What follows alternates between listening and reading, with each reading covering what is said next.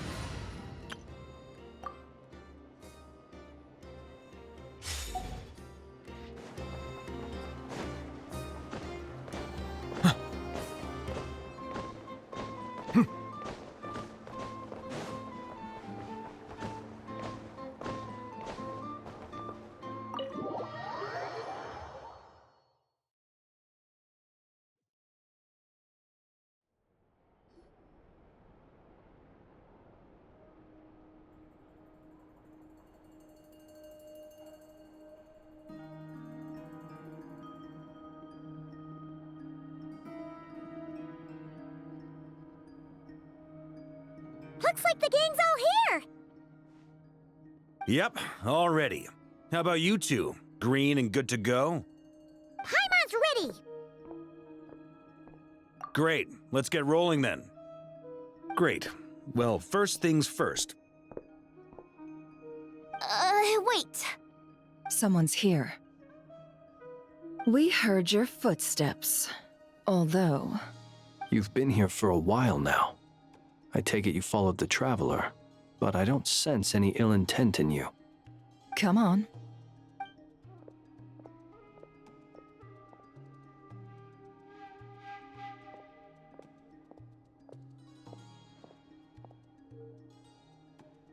I figured it wouldn't take you long to notice me. I come bearing news from my lady, the Knave.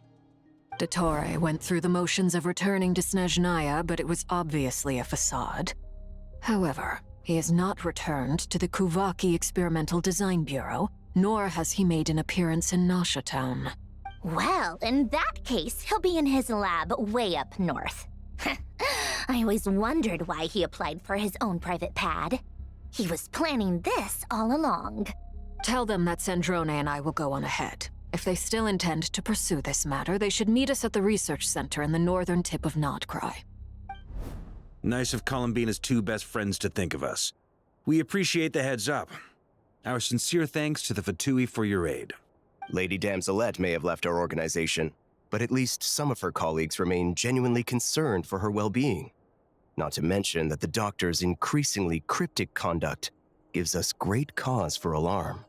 We have crossed swords many times before, but it's not personal. We're just on different sides.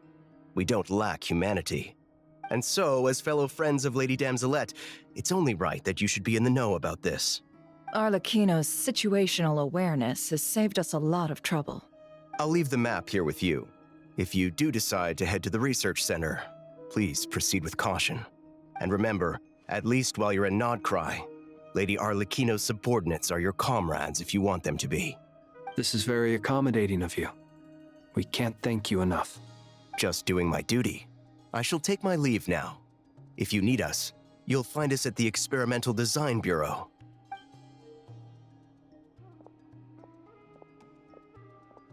So, the Doctors left the Experimental Design Bureau and headed to some research center up north. Marionette seems to think he's been planning this for a long time. But when did it start? Before he even arrived in Nodcry? It seems his loyalty to the Tsaritsa is lip service at most. Behind the scenes, he may even be working against her. Whatever his motives, we know that he's decisive and incredibly ruthless. Facing him unprepared would be a recipe for disaster. At this stage, it's difficult to predict his next steps. I suggest we split into two groups. We need some people to stay behind and guard Nasha Town.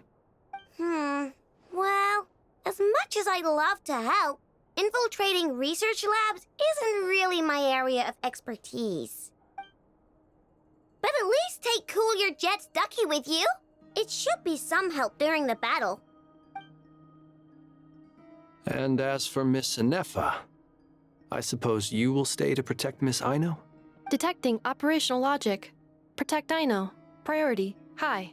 Just in case, Servarka, I think it would be best if you stayed behind as well. You can leave the research center to us.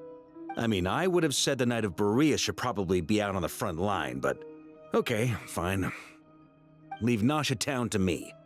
Be careful out there, okay? If things get out of hand, fall back right away. Yehoda will be on hand to assist you. In my absence, she can handle any intel gathering work. You got it, boss.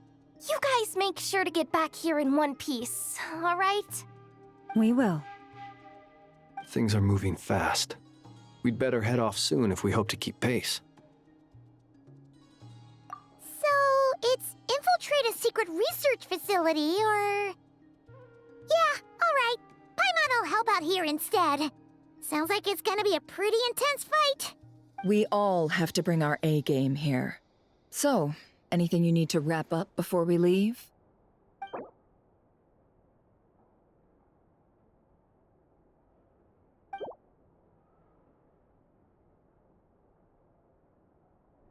Then you'd better get going.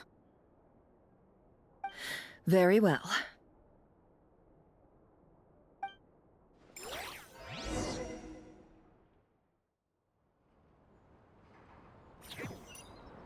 All these broken machines on the ground. Someone got here before us. Could it be Arlecchino and Sandrone?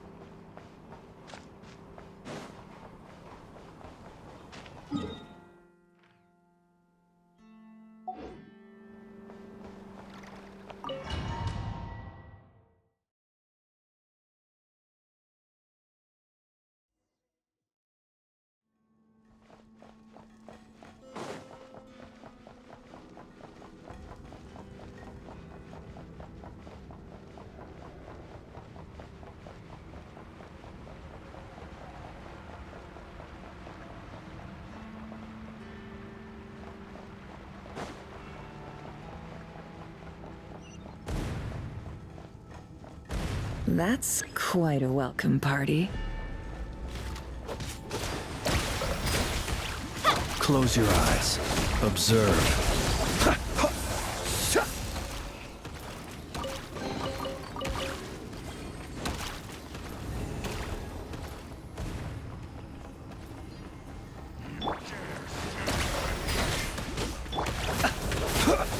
Be silent.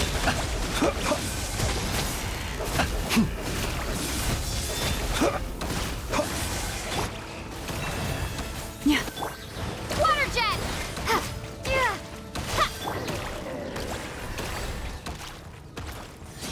Get back! I said get back! Do you hear me? Why isn't it working? No! Don't come any closer! Don't!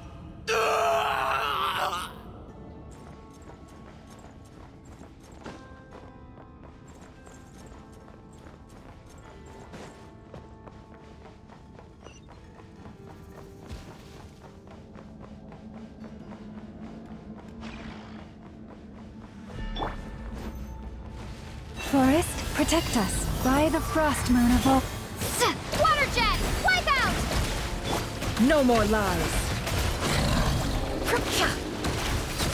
You poor souls. May your spirits find peace. Grab that key on the ground. We'll probably need it at some point.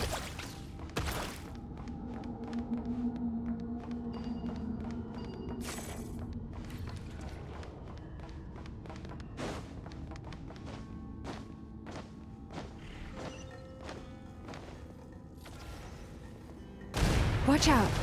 Ugh, there's no way through. Let's go around.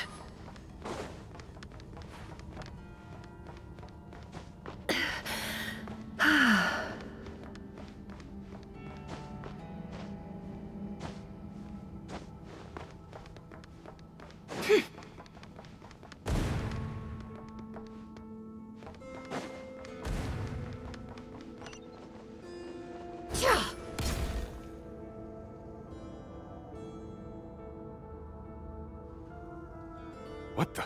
Trespassers? Here? What's wrong with you people? We're looking for the doctor, and we understand he might be here. I see you're fleeing the facility. You looking to settle a score with the doctor?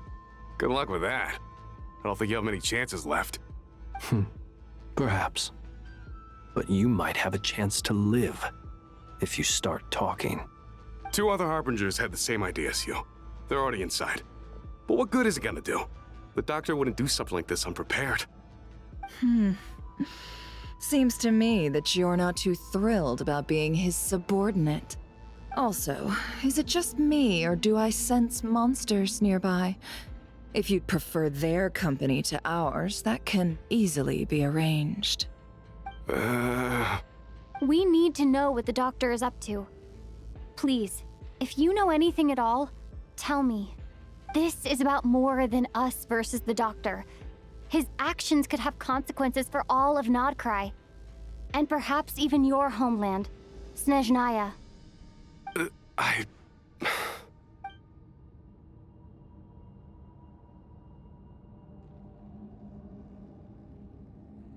He's building something. Ambitious doesn't even begin to describe it. Feels like this could be the big one. God knows how long he's been planning it. A while back, he told us he'd be returning to Snezhnaya. We weren't expecting him back so soon. This time he brought some gemstones with him, or something. 2 of them. The moon marrow spheres.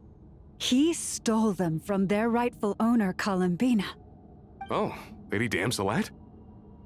Last I heard, she left the VIII. Before she went, she told us she'd finished what Her Majesty asked of her, and wished to focus on some personal matters. I remember thinking that leaving us might not be the best choice. I mean, I always looked up to the captain the most, and... Back when this all started, the higher-ups dispatched 3 units to Nodcry to execute their plan. They were led by the Doctor, Marionette, and the Damselet, respectively. I was a part of the Damselet's unit to begin with. She never really interacted with us much. In fact, she seemed sort of detached from everything. Not because she was distracted, just felt like she was indifferent to the world around her. Like she had no stake in anything that happened. She always seemed like she was staring off into the distance. Almost as if she didn't see anything worth living for in the present, so she had to look further afield. That's right. She always used to stare up at the sky. The Doctor used to stand nearby and watch her. Apparently they got along well at first, but somewhere along the way, she grew wary of him, started avoiding him as much as possible. After she left, everyone in our unit merged with the Doctor's. He's similarly indifferent to the world, except when it comes to the moons. He seems to have big plans for them. Right now, obtaining the 3 moons is his #1 priority. He even said if he can only get his hands on 2 of them, he'll create a 3rd one himself. How would he create an artificial moon marrow? Maybe the knowledge he gained from the Hyperborean phantoms has something to do with it. Thank you for cooperating. We appreciate the level of detail. I get the sense that you'd serve under Columbina again if you had the chance. Would that be fair? No, she's no longer a Harbinger. As a member of the VIII, my loyalty will always belong to the Tsaritsa. I'm only telling you all this because I don't completely trust the Doctor. His actions do not align with the goals that first brought us to Nodcry. I understand. We'll do everything within our power to stop him. The Knaves unit is based at the Kuvaki Experimental Design Bureau. Maybe you can seek refuge with them. Well, now we know what's going on here. Artificial moon marrow. He's likely well on the way to completing it. Dottore's technological capabilities are far more advanced than I thought. I fear this could get ugly. Everyone, prepare yourselves.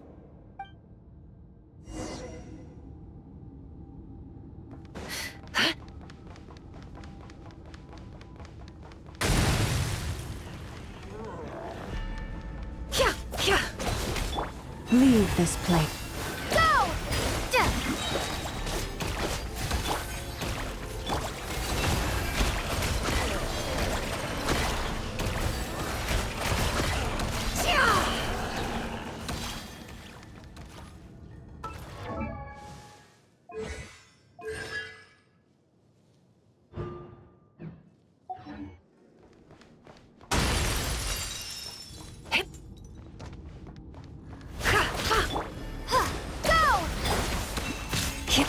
hide the truth. Time to come clean.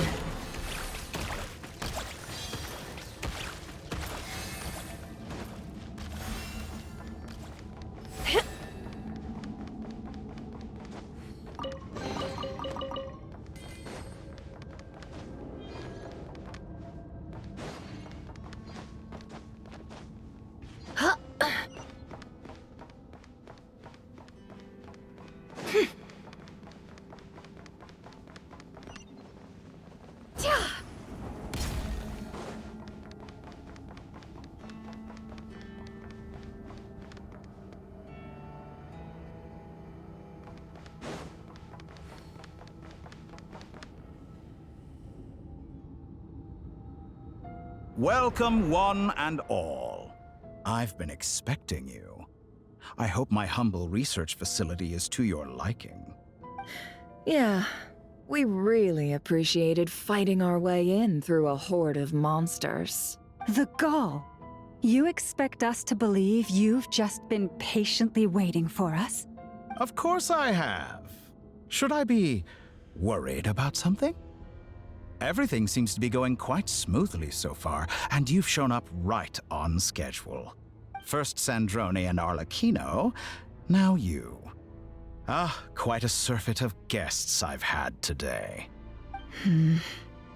If you were looking for them, I should probably mention that Arlecchino disappeared as soon as she entered the facility. As for Sandrone, why, she stood right here only moments ago demanding answers from me at the top of her voice. Hardly out of character. She never was one for basic courtesy.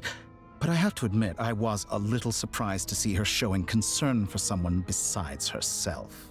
Does everyone you associate with undergo such a change in temperament? Speaking as a researcher, I have to say, it is not a change for the better. It threatens one's ability to remain objective. Well, since you ask... So you've got your hands on the moon marrow, and now you're claiming godhood. Don't you think that's a bit of a stretch, Dottore? I must protest what you are insinuating with that phrase, claiming godhood. I am not claiming anything. I am stating a fact. You're a researcher. I'm sure you appreciate the distinction between the two. Huh? Wait, you really think you're all that? You'll excuse me if I'm not being a polite little lady for you. We're colleagues. We both know what kind of person you are. By the same token, I knew you'd respond along those lines. You and I both understand that facts speak louder than words. To that end, I've had my people send you a small gift. It should go some way toward helping you understand my present position. What gift? Where have all your troops gone? Who knows? Perhaps they are already marching toward a new world, following in the footsteps of an unknown god. As vulgar and arrogant as you may be, dear Sandrone, I have no intention of taking out my displeasure on your subordinates. They will enjoy equal rights to my own. You sent your people to the Experimental Design Bureau? That's the Tsaritsa's property. Yes, and I am very mindful of Her Majesty's instructions. But you know full well that they do not conflict with my present goals. In which case, all I'm doing is conducting another one of my experiments. Is there a problem with that? Now then, you have a judgment call to make. Am I simply lying to stall you? Or is it possible that every word I am saying is the truth? In which case, your subordinates really are in danger. So now you've turned on fellow Fatui soldiers. You're completely insane. I have set a new rule for myself. Each person gets one chance. Naturally, that includes you, Sandrone. If you wish to leave, I won't stop you. We are colleagues, after all. Scumbag!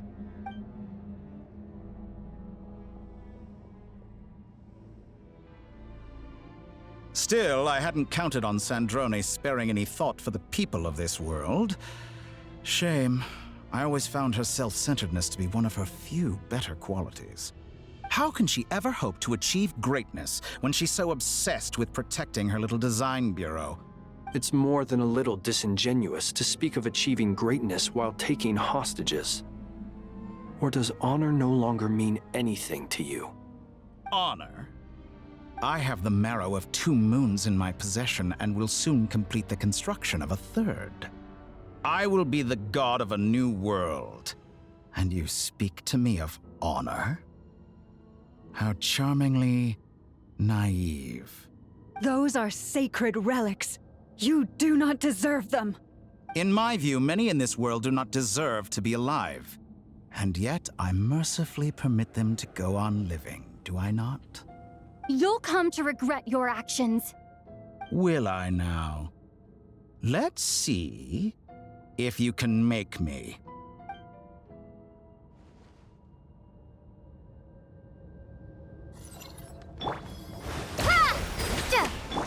Forest, protect us. With one heart, The deception ends here. Let's see what you're made of. Close your eyes. Bombs away! Go! Beware the creatures of the night. Keep your distance.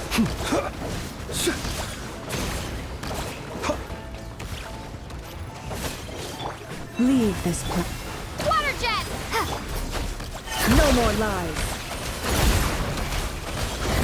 Let's see what you're made of. Is this all it takes to retire? Observe. Be silent. To dust. Observe. Arlecchino. Thanks for the assistance. Arlecchino? They see you as an ally? What a farce. You're clearly here to destroy my research, not me. I'd say your research is more valuable than your life. Am I wrong?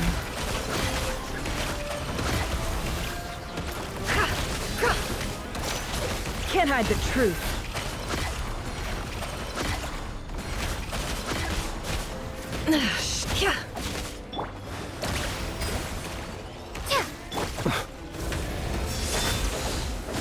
Night falls. Close your eyes. Do you fear the dark? Forest, protect us. Water jet! It all adds up. Can't hide the truth. Get lost. Let's see what you're made of. Seek within. An exact crack. Be silent. Observe. Night falls. Leave this place. Go!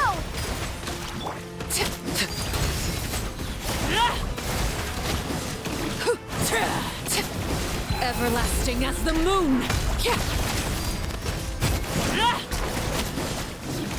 Your actions betray your fear of me.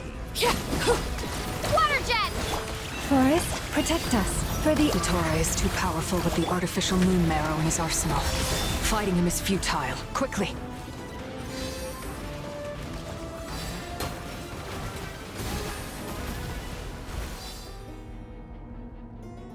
Let's go. I've always thought it is wiser to flee than surrender.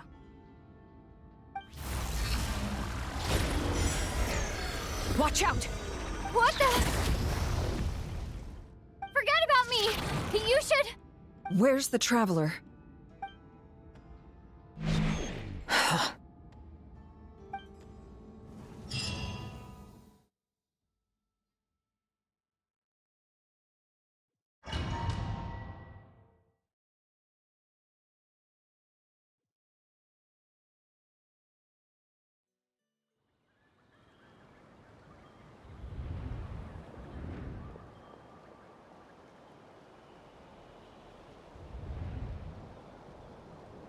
What just happened?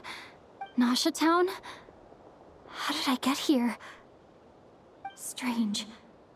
I remember being trapped by Dottore during the battle, and now, all of a sudden, I'm here. Something weird is going on. I guess I'll start by exploring the area. Huh? Traveler? What brings you here at this hour? Huh? What are you in the mood for today? A hot dog? Or something else? We've got some special discounts at the moment. Want to see the menu? Sorry, I'm not hungry right now. Ah. Well, feel free to take a seat for now. Let me know if you change your mind. Everyone seems to be acting normal. Am I just overthinking? Oh, darling, look who it is. One of our regular customers. Get the traveler something to eat, would you, dear? Wait. Why is he talking like that? Well, I'd love to, but can't serve a customer unless they order something. Anyway, I take it your business is wrapped up? Yes, thankfully. It was a long trip, and it's left me feeling pretty exhausted. But the upshot is, I won't have to leave again for a good while. We can have some quality time to ourselves. Wait. These two are a couple? I see some kids around too. I didn't know they had a family. Hey there! I haven't seen you in ages! What's keeping you so busy? I've been looking forward to playing with you again. You forgot already? You're silly. Daddy brought you over to our house recently. We had some snacks together. What is she talking about?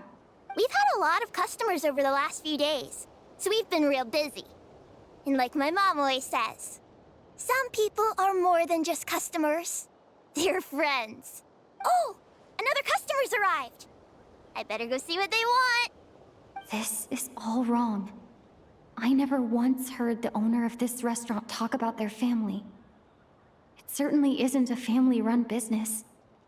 And that child, I don't recognize her at all. Could this be a false memory? Very good. I knew you had it in you. Aren't you going to try the house special? When did he show up? No, none of this is real. You don't seem to like it here. That's fine. We can change venues.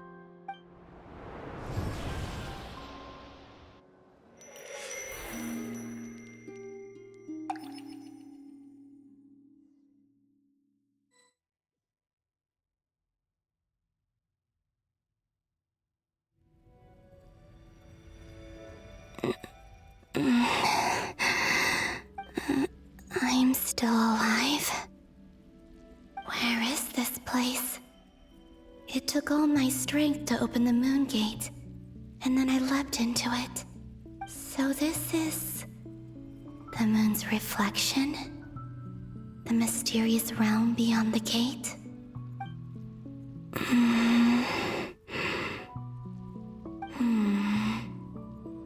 I can't sense anything. I guess I could try opening the gate once more. No response. Maybe this space can't be opened from inside. If this was the space that killed both Revier and his lover, then why am I unscathed? Or... no, I'm not unscathed. Even the air here feels frozen in place. There is nothing here with which I can restore my power. I should conserve my strength and proceed with caution.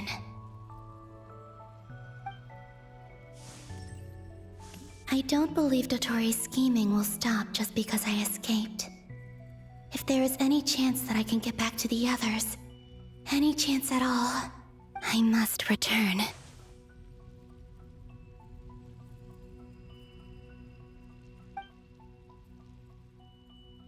Emptiness, silence. What is this place? Or maybe the real question is, what is it for? What's this? Looks like it responds to my power. Golden. Like Kuvaki. Is it some sort of guide? And why does it feel so familiar? I might as well follow it.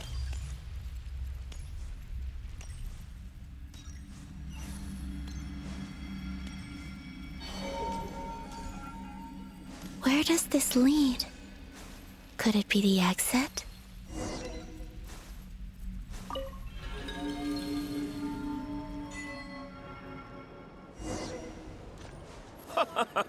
Welcome home, Moon Goddess. Is this Nasha Town? But isn't Moon Prayer Night over already?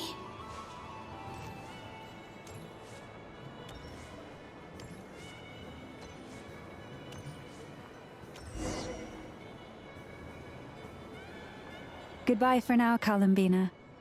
I hope you have a wonderful night. I will. Llama, everyone else, and me? Are these my memories?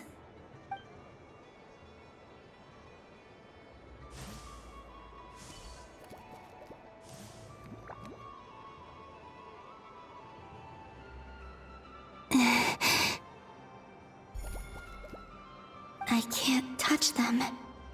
It's as if we're separated by some impenetrable power.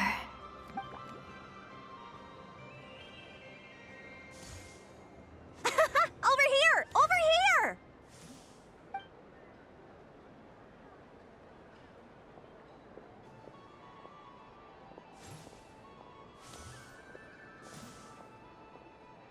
But the people in these memories pass right through me. Just like when I disappeared. If only I had known what would come to pass after that. Even so, I should still take a look around. Just being back here. It gives me the strength to keep going.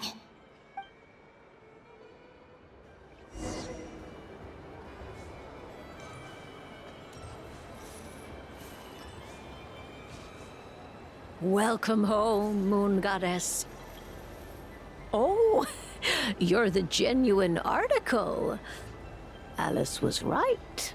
This Moon Prayer Night was worth watching after all. Oh, yes. That was the fortune-telling stall run by Barbaloth from the Hexen Circle.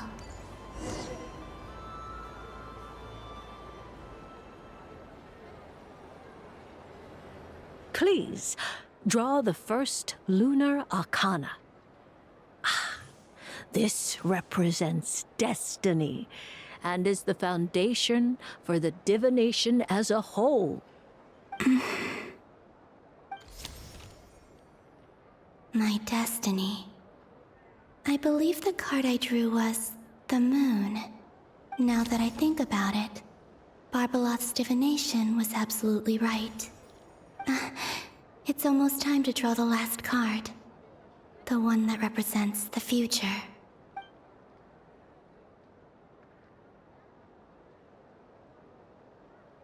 That was the card that popped out on its own. From here, I think.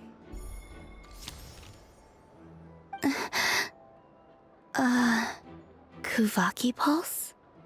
What? Fascinating. I've never encountered this before in my role as a diviner. What's going on? Did that card leave the deck? Because of my influence? All I did was try to touch it, and then... Maybe this memory space is not untouchable after all. Are there weak points in the barrier? Or... is it possible that there's more to this space than my memories alone? This card is death.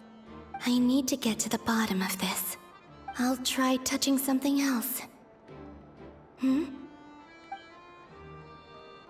Is this... the wind? No, it's gravity. It's pulling me outwards. No, Traveler!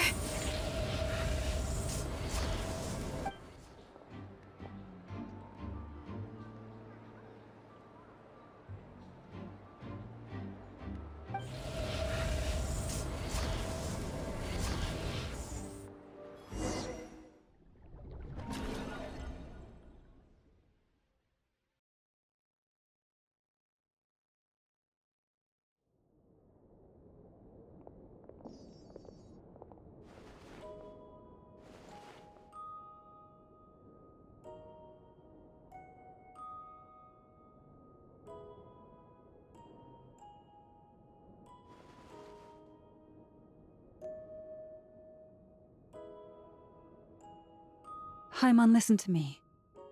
From the bottom of our hearts, we are so sorry. We completely understand how you must feel.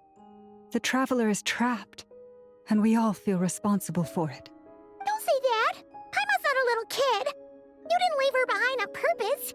There was nothing you could do! But... she's all alone in there! What if something happens to her? What are we gonna do then? We've barely spent any time apart since we met. Is she gonna... die? We must find a way to rescue her. We were all involved in the operation where she was captured, and we do not abandon our comrades.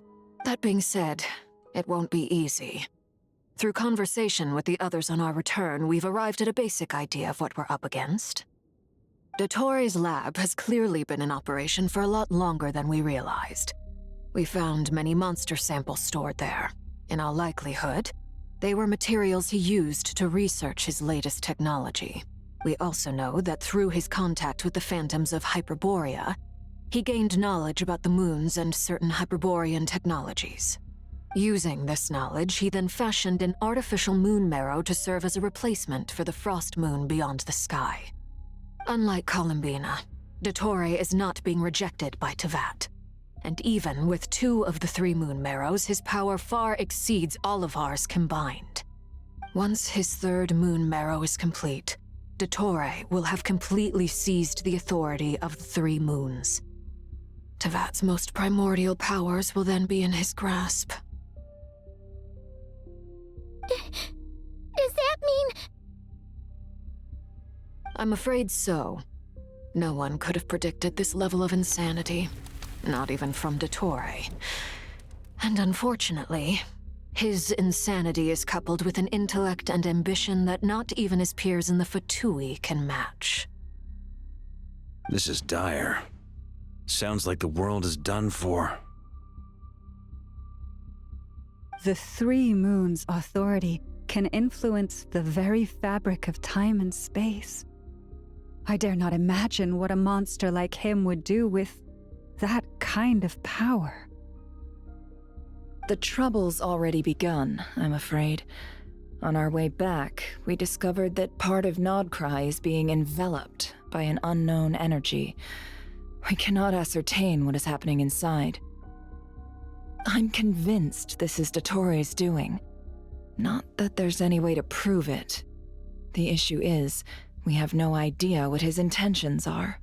The only thing more frustrating than facing down evil is knowing that it will surely come, but not knowing when. The Doctor is guilty of numerous crimes in Mondstadt as well. One of our knights, well, former knights. His father was murdered by Dottore.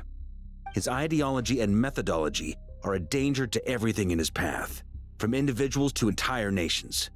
He does not feel guilt, even when he acts against his own people.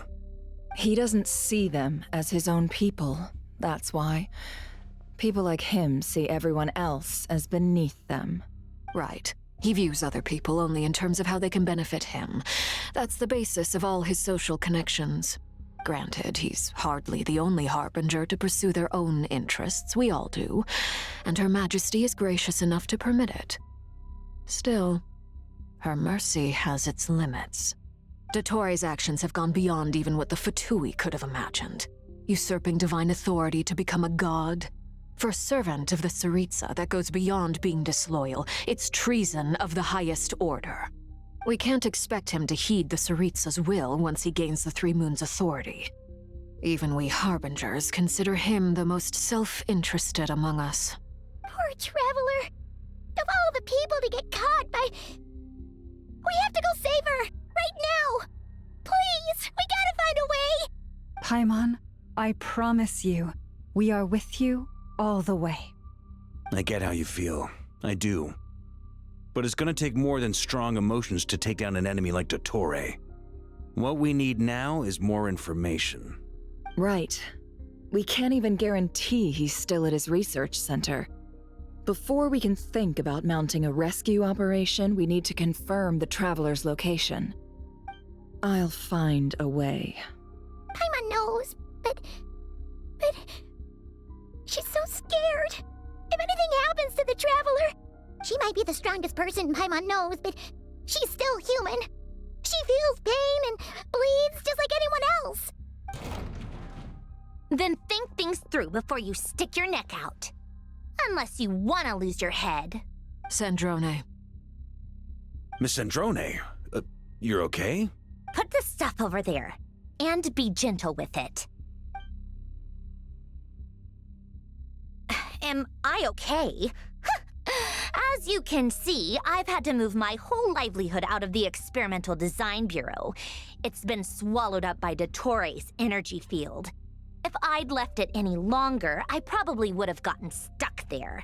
Ugh, Dottore always goes a little loco when he finds a shiny new toy. Not that he'd ever admit that.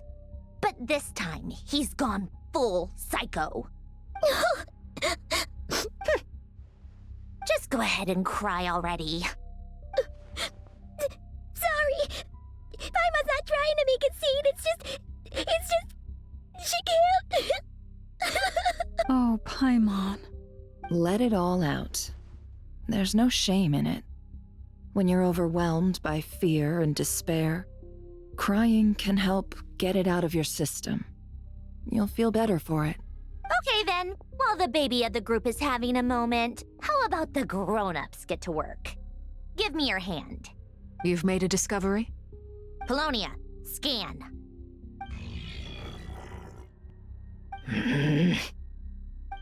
You, hand, now. Oh, I thought you'd never ask, my lady. Curses! You're next, then you.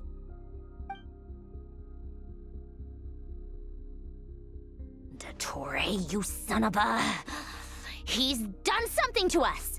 Everyone who entered his research center has been implanted with some sort of curse. I don't feel anything unusual at the moment. Does that mean it hasn't activated yet?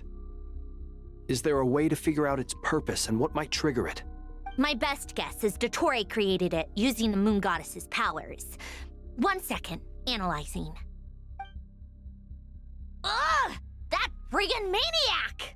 So, what twisted game is he playing this time? The moment I analyzed the energy composition, some encrypted text appeared in my mind's eye. And when I deciphered it according to the VIII standard encryption protocol, I got the following message.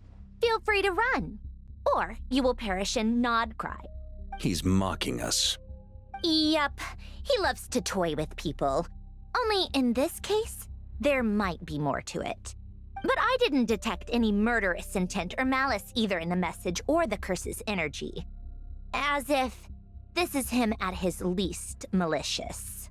Or perhaps all people are cowards in his eyes.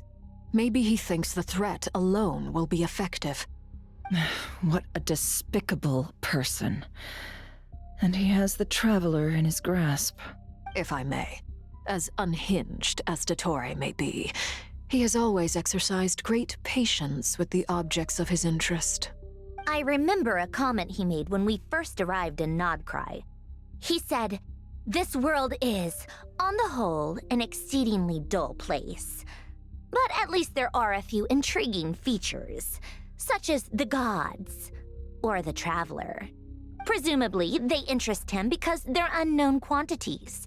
He wants to understand as much as he can about them." Agreed. The Traveler is Tevat's fourth descender. All Harbingers are aware of this. Since Dottore took such pains to capture the Traveler, he is unlikely to kill her right away. Okay, but we still have to do that rescue operation. Of course. I also think we need to read between the lines with Dottori's message. If he's encouraging us to run, that means we mustn't leave Nodcry under any circumstances. My guess is, his curse will only trigger if we leave.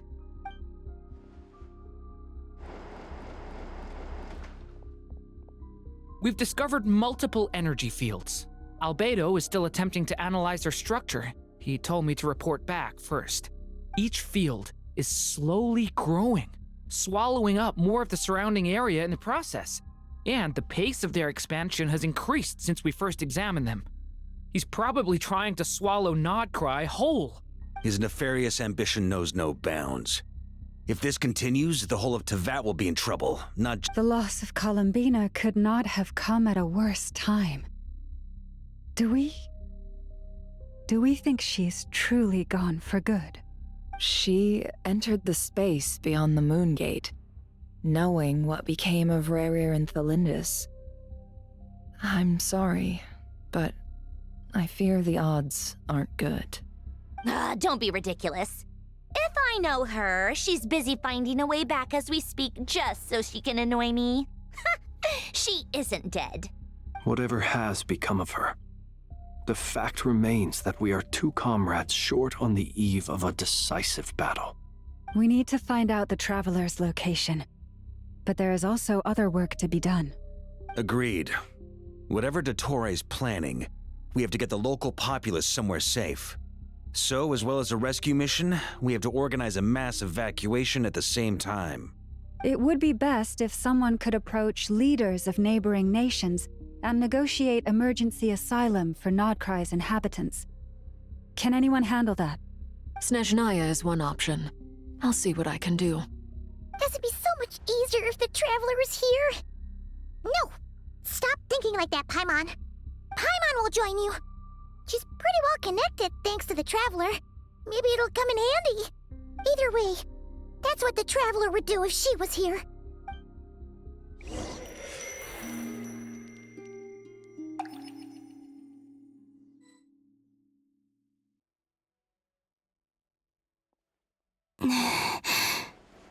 Back here again. That gravitational force that pulled me back.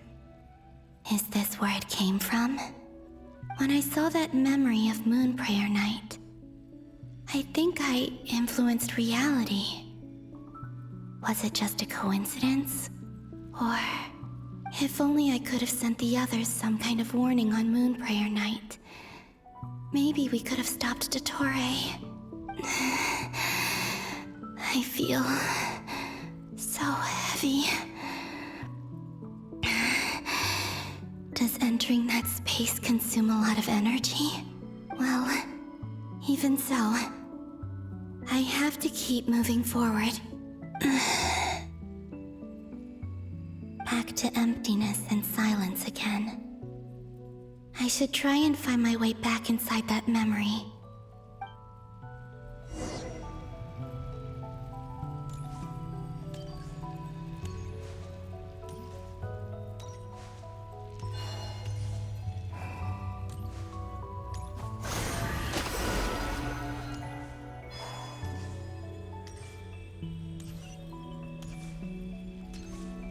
The entrance from last time isn't showing up. What am I missing? Looks like I need to gather these scattered fragments.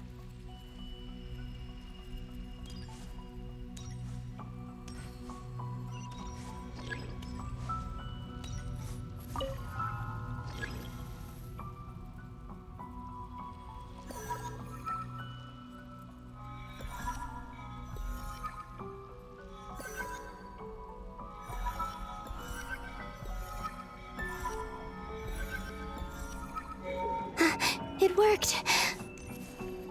Hopefully I can stay inside for a bit longer this time.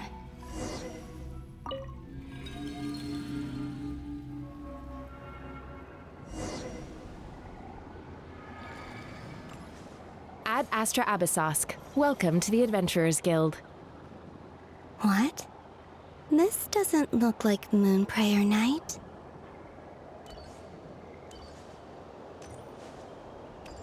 Extra, extra! Latest issue of the Nasha Express! I don't think I've ever been here. Maybe this space isn't comprised of my memories after all. There aren't any festive decorations around.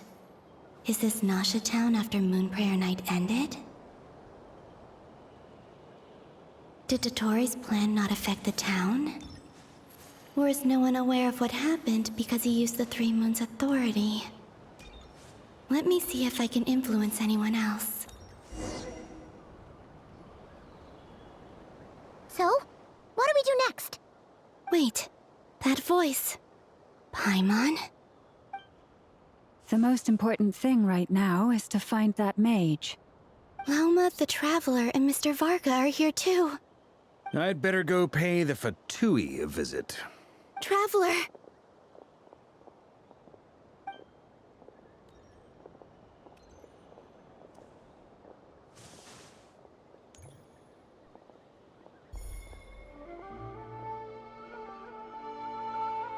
Huh? Columbina? I made contact. It's me, Columbina. Huh?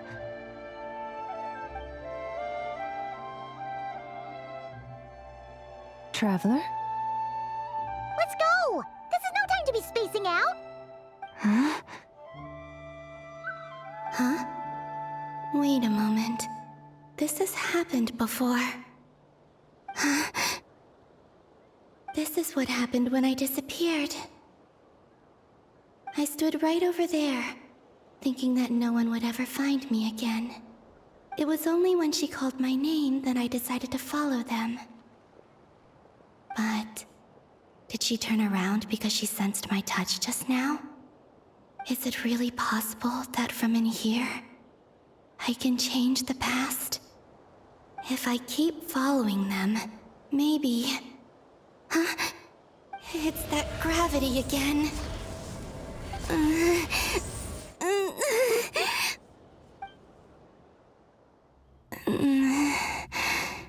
Every time I influence reality within that space, this force intervenes and pulls me back. It's as if it's trying to stop me from leaving. I'm getting weaker and weaker. I'll just have to try another approach next time. Come on, Columbina. Keep going. You have to tell everyone what happened.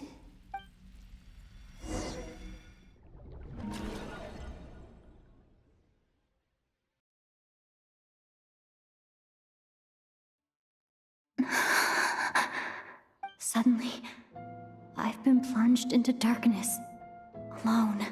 It feels strange, as if something has grabbed hold of me.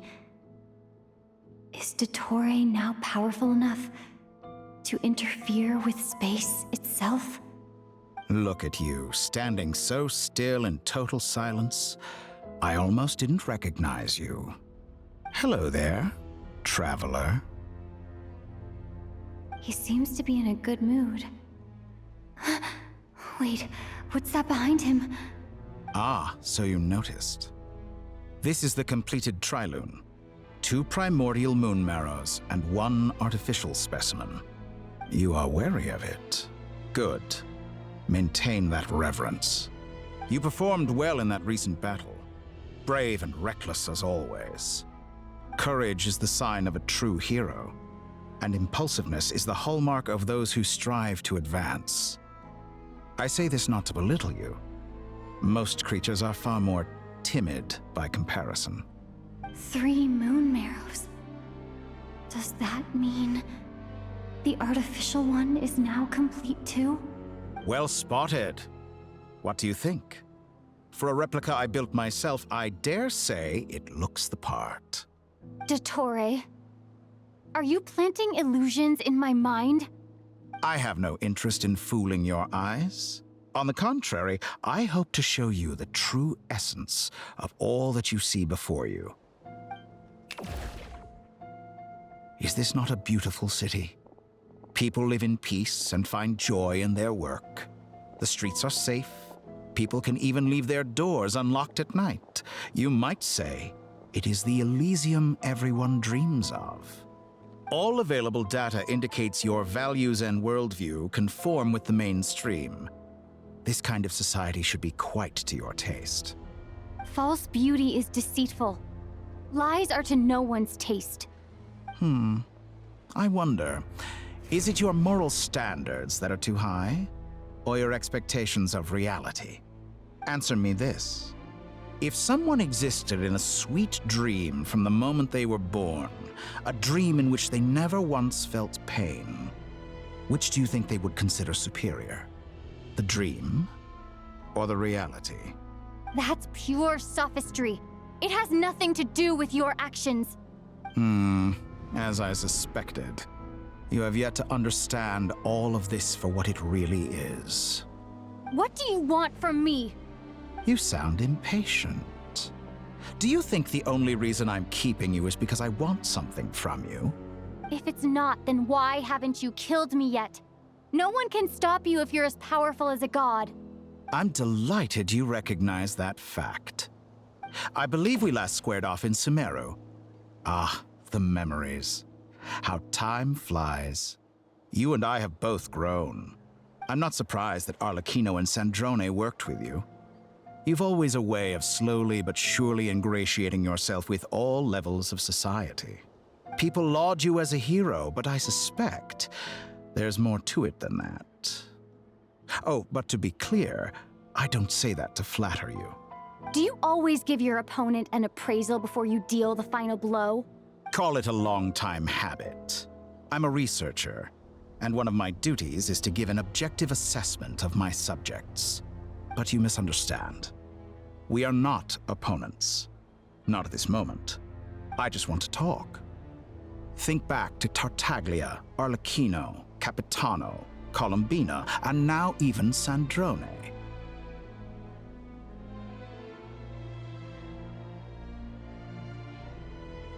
You've worked with each of them in the past. I believe you can work with me as well. What makes you so sure? Well, why not? Should the good associate only with the good and the bad befriend only the bad? I like to think we could have a more mature relationship than that. Surely you don't think all your relationships are grounded in friendship or shared ideals. People come together because it benefits them to do so.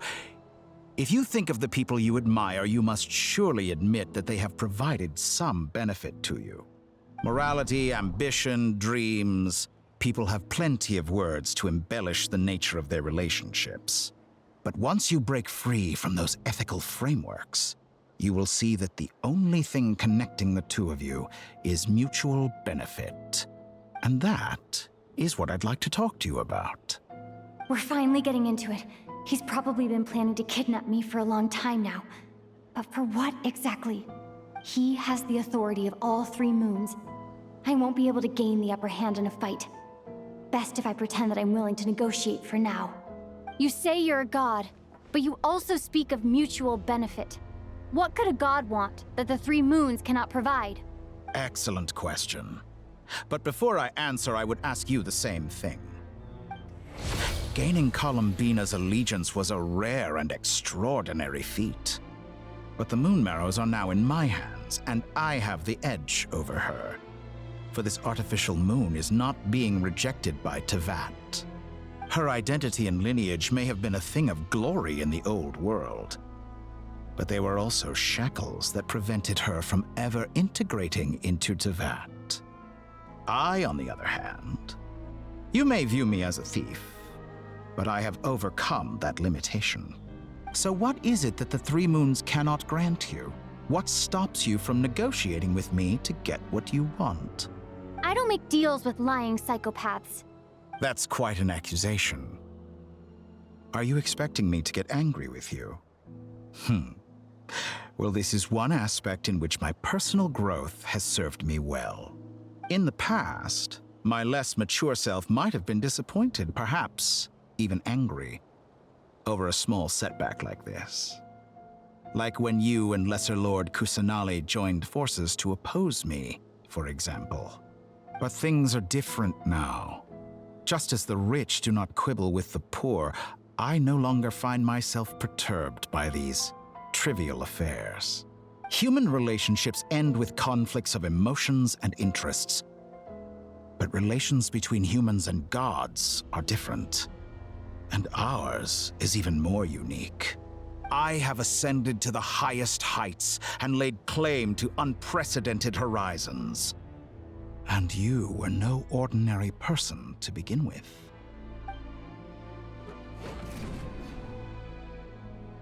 Allow me to show you the world, Descender.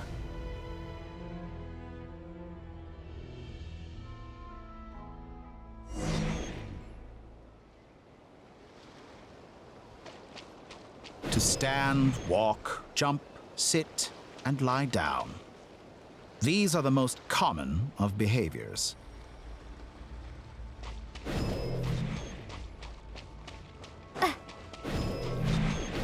Have you ever wondered why we were born following such laws? Who stipulated that we could not fly instead of walk?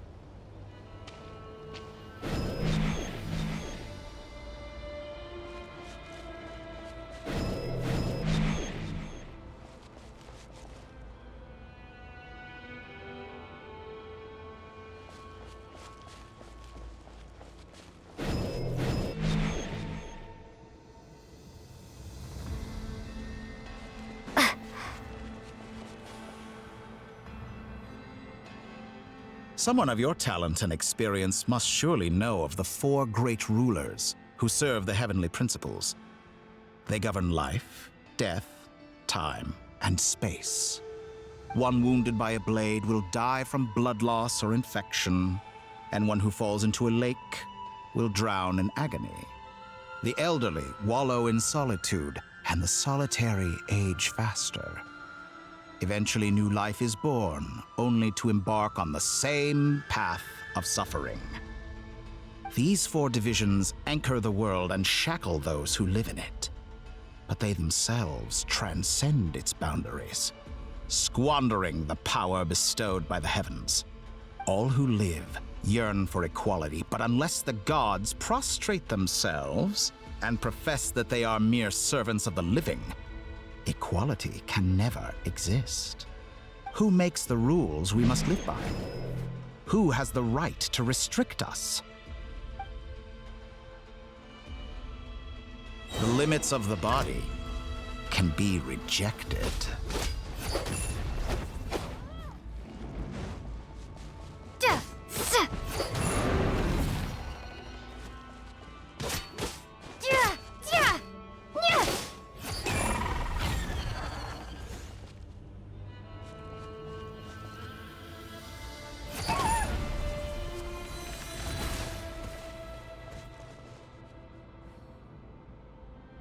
How does it feel to be among those with absolute power? You cannot conceive the extent to which your flesh hinders your mind and spirit.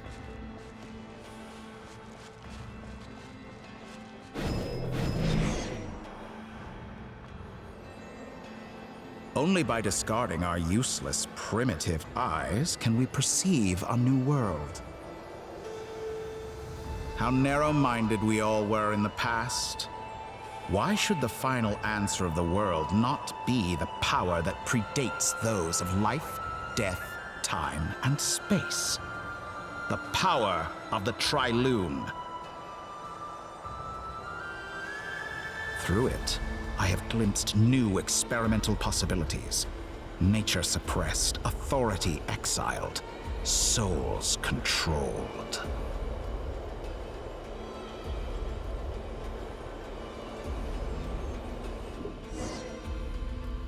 You know, I heard recently that a group of critics reviewed countless stories and drew an interesting conclusion. They found that it is more often than not the villains who strive tirelessly to push the boundaries of progress. In fact, long before this, someone voiced a similar idea in an academia editorial. I felt a great affinity with this perspective.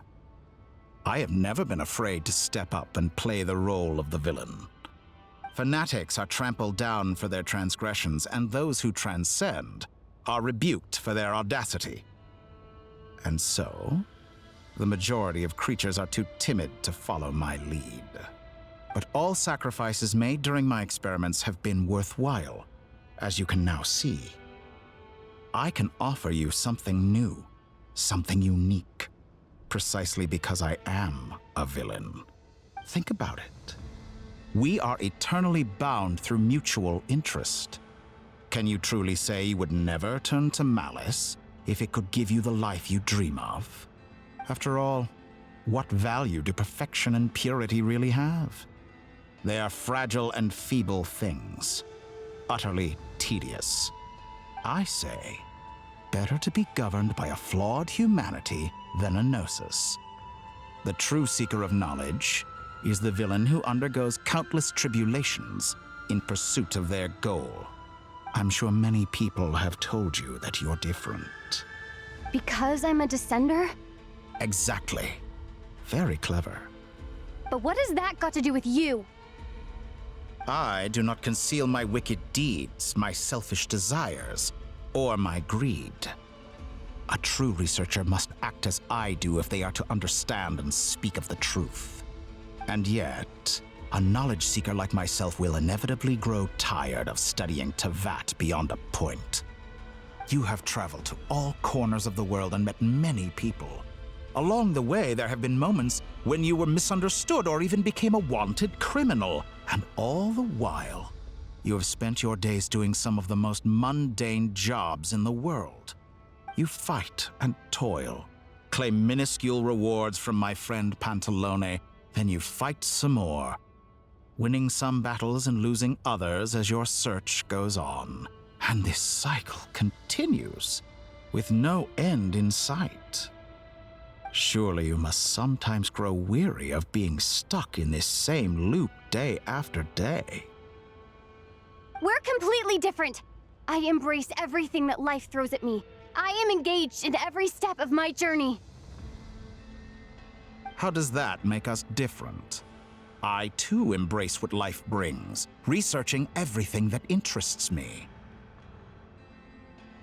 Think of all the novel things I've managed to create, like the artificial moon marrow. Don't you see? As unique a specimen as she was, even Columbina is not irreplaceable. Take that back! She's gone because of your actions! I didn't say that to anger you. Though admittedly, I don't see what there is to be angry about. Anything Columbina could do for you, I can do better. I know what your ultimate goal is. You wish to walk the path your brother walked and seek answers from him at the end of that journey, don't you? Someone like you could never understand what it feels like to care about another person the way I care about him. Perhaps not. But that doesn't mean I can't help. I could find your brother right now, bring him before you, and make him give you the answers you seek. Don't be so presumptuous. You'll never begin to understand the situation between us. Oh, no. This is no presumption. I'm only offering what I know is possible with the power of the Trilune. But it seems like you would sooner continue with your journey through this world. Why? Do you truly desire this journey? Or is it simply a necessary process from which you cannot escape? Think of all the time and energy you have spent, everything you've had to endure just to make it this far. Is this really what you want? Or has your hand been forced by the promise of that final answer? Yes, you have made many friends. But do they ever spare a thought for the void in your heart and what it yearns for? What you want is not friends. It is family. But do they know this? I, on the other hand, am far more considerate. Join my experiment, and in return, I will bring your meaningless journey and all its struggles to an end. This is a malicious attempt to manipulate me. But at the same time, he's stating some very human truths. Of course, he's right about my predicament. How can I deny it? I have faced ungrateful strangers, never-ending troubles, an endless quest for answers. I want to see him. After everything I've been through, words can't describe how much I miss him, how much I want to be reunited with him. Wherever you are right now, do you miss me too?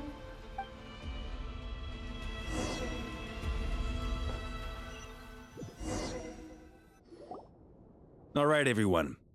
Our next mission is clear. We need to contact all the major organizations, explain the situation to the public, and then begin the evacuation. The residents of Notcry are quite dispersed. The two most populated areas are the Southern Isles and Pyramida. Miss Lauma, I will leave Hisi Island and Nasha Town in your hands. I will liaise with the Fatui and Pyramida. Agreed. We will reach out to Natlan and Snezhnaya. Anyone found north of the Experimental Design Bureau should follow the Fatui to Snezhnaya. As for those dwelling south of that line, I will ask the Voynich Guild to help persuade them to leave. Then I, Mr. Varka, and the Frostmoon Scions will escort them to Natlan.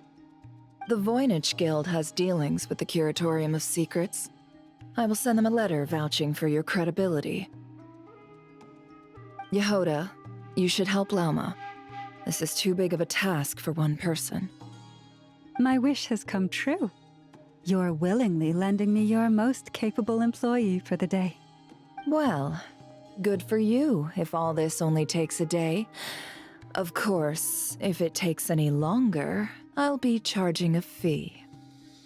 Boss, wait! Don't I get a say in this? Oh, I'm sorry. Something to add, Yehoda? Well, no one's more important to me than you, boss. And remember how Lauma healed your eyes after that big battle? I think that's worth at least 2 or 3 days' work for the Frostmoon Scions. Are you completely incapable of acting in your own self-interest? Or do you simply devalue your own labor? Are you sure you don't want to come with us? Who will see to our other work if we're all busy evacuating residents? Sandrone insists that Columbina is still alive, and we have a traveler to rescue. There's much to be done. But boss, I'm just worried that... Well, Nefer, I'll link up with you once my tasks are complete. What makes you think I'd need you to do that? I'll need it. And considering the way you approach certain matters, I think you'll be better off with me present. That's quite enough. Just focus on your work first. I bet we're in for an uphill battle here. But we can help out too. Inefa and I are gonna help Nasha Town's residents carry their stuff. Loading schedule. Store essential local research data and technology samples, then escort the people to Natlan. Understood. I will execute this to the best of my abilities. Great stuff. Thank you, ladies. I've contacted the Lightkeepers. A colleague of mine will join us shortly. I will persuade them to conduct a thorough search of the region to ensure that no civilians get left behind. As for me, I guess I'll be making an early return to Sumeru. I think it's important that someone informs the Dendro Archon of what's going on in Notcry. Roger that. Someone should inform Mondstadt, too. Mr. Duran, can I trust you to handle that? I think you fly faster than any of us can run. As an added incentive, get there fast enough and I'll see about getting your gliding exam waived. Really? Ha! Mission accepted, sir. I intend to stay behind and help Miss Sandrone with her research. She has some alchemy-related questions that she'd like me to explore. She recognizes your expertise, then. I wish you a fruitful collaboration. Thank you. In truth, I was surprised to hear her express an interest in subject matter outside of machines. I believe she has been investigating some Fontanian technology recently. She made a point of bringing the relevant materials with her when she left the Experimental Design Bureau. She's sorting through everything in her room as we speak. I should mention that we have one other friend who isn't present. He hasn't made his position in all of this clear. But if we know anything about him, he's likely investigating on his own. Paimon's been very quiet today. But I know how close she and the Traveler are with the Natlanese. She should come with us to the border. Okay. Paimon will do her best. Make sure to heed Sandrone's warning. Many of us have been cursed by Dottore. As such, under no circumstances should anyone cross national borders. Remain within Notcry. That aside, personally, I have faith in Columbina. Things look grim, sure, but who knows how it'll play out. Same goes for rescuing the Traveler. Both of them are important allies and friends. We'll be counting on you to gather intel on them, Miss Nefer. Oh, Wonderful. You're all here. That voice again! Nicole? Whoa, that was loud! And it came out of nowhere. So mysterious. Sorry, this is the only way I can speak to you all right now. Please accept my apology. Anyway, time is short. I'll cut to the chase. We're still facing quite a catastrophe here at the world's borders. Alice has roped in every Hexen Circle member she can get a hold of, except for me. She told me I had to come and help you all out as a matter of urgency. I quote, "You love talking, don't you?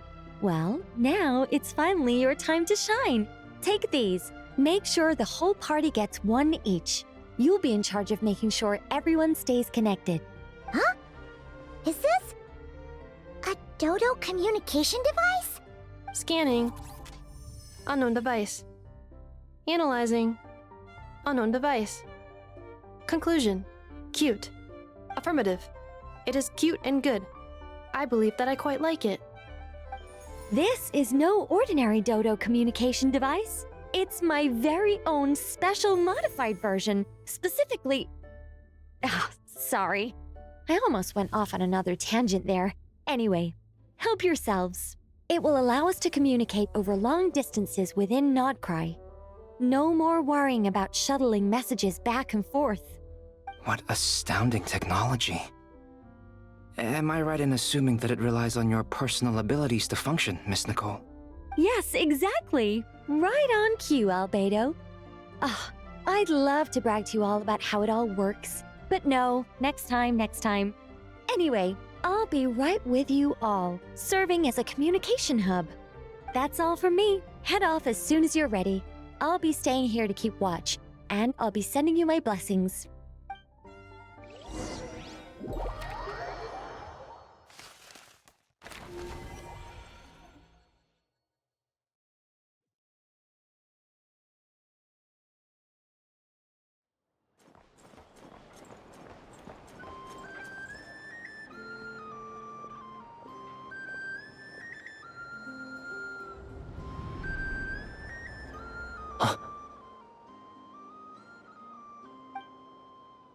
Sir Flint. Perfect timing. I just arrived myself. You are most considerate, Master Ilua. But in fact, I know you have been sitting here for quite some time. If you saw me, why didn't you say something? I was curious to see how long you could sit still for. Also, shouldn't you have managed to sense me approaching? That would be a first. You always seem to appear out of thin air without making a peep. Also, how many times do I have to tell you not to address me as master? I don't qualify. I beg to differ. Why should a young man so well versed in social graces as yourself not be worthy of that title? Please, Lord Flint's... Sir Flint's.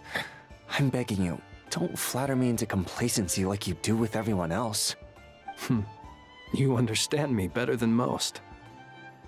My newest acquaintances tell me I love complimenting others. What do you think? I think they don't understand why you do it. You just love puffing people up till they're a big, happy ball of hot air that floats away into the sky. In all sincerity, I can only hope that they bring good tidings when they come back down to Earth. Is the situation that bad? We just held a strategy meeting. Let me fill you in.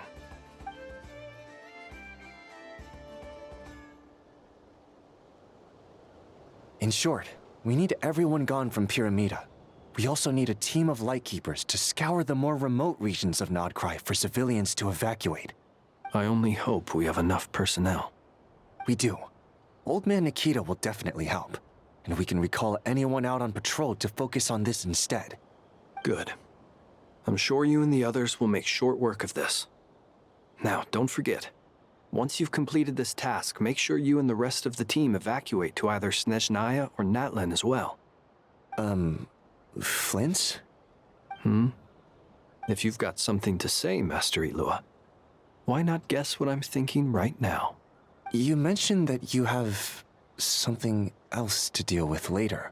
How difficult is it going to be? I doubt it will be easy. I know you're a Lightkeeper, and it's your duty to protect others in times of crisis. But I have a feeling that you'll be walking into grave danger. However bad things have gotten in the past, Nodcry has never faced a mass evacuation before. But from the sounds of it, you don't intend to come with us. I don't mean to pry, and it's probably none of my business. But whatever it is you're intending, you don't have to go through with it, you know. I've been afflicted with some sort of curse, and I'm told it may well trigger if I set foot outside of Nodcry. As such, I cannot leave. I have to act, if for no other reason than to fight this curse. What? No. Why? Why would anyone want to curse you? There are plenty of people out there willing to trample over others in pursuit of their own goals. Frankly, Sir Flint, I am furious. You're making light of what is an incredibly serious situation. Indeed I am. And? And what? I told you, I'm furious about this. Nothing I can do about it, I'm afraid. Things happen, and we just have to deal with them. If you find yourself feeling angry, perhaps start by drinking a big glass of water.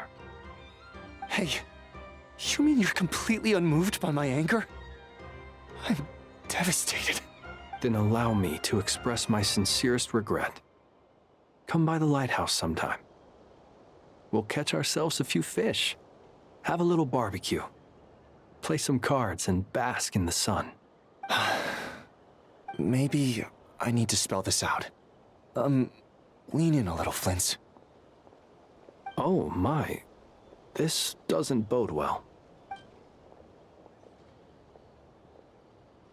Word is that you were caught up in a real horror show recently. People were amazed that you returned safe and sound. They've been debating whether you're even human. I've returned safe and sound from plenty of crises. When you say people, do you mean other people? Or do you just mean you? Fine. I'll be frank. You're not human, are you? Heavens. Now that's a horrifying thought. You know what? Forget it. We'll revisit this once it's all over. A sound plan. Albeit a little ominous sounding. Just promise me you'll come back in one piece, all right? For you, Master Ilua. How could I refuse? Also, please pass my regards on to our colleagues. Tell them, thank you all for your assistance. Please put safety first as you proceed with the operation.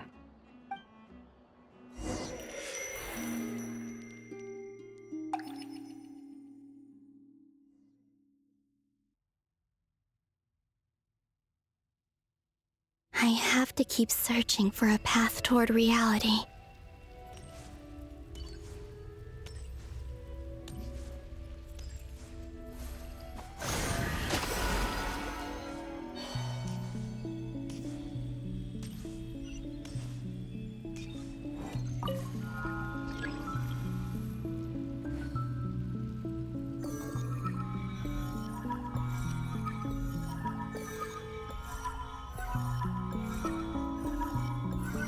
This should do it.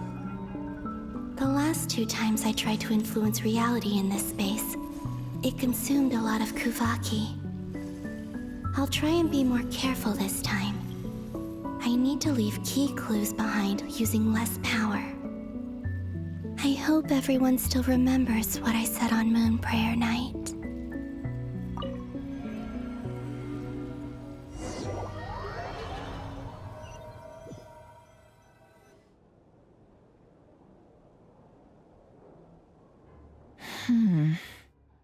Nothing here either.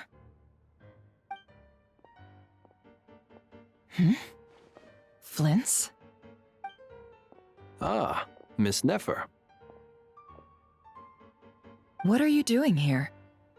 Unless... I just spoke with Itlua about arrangements for the search and came for a walk nearby. As for you, why would... Huh.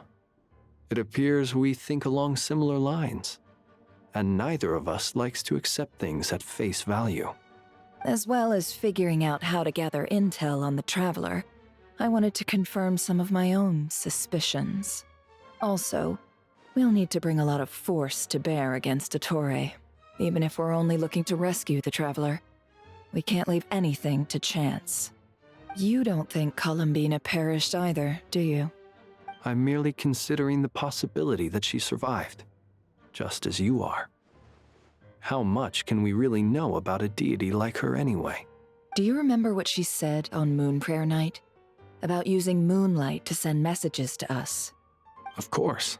I think that's why we're both here. Where have you checked so far? I've been focusing on the outdoors. Anywhere the moonlight shines. I checked most of Nasha Town, but didn't find anything. I checked the Curatorium of Secrets, and a few rooms where I thought I might find some leads. But no luck here either. The only places I haven't looked yet are the rooms in the flagship. But process of elimination isn't the only thing that brought me here. Oh, really? What's your other reason? After all that build-up, our mystery ally never showed up even once! Huh? Am I imagining things?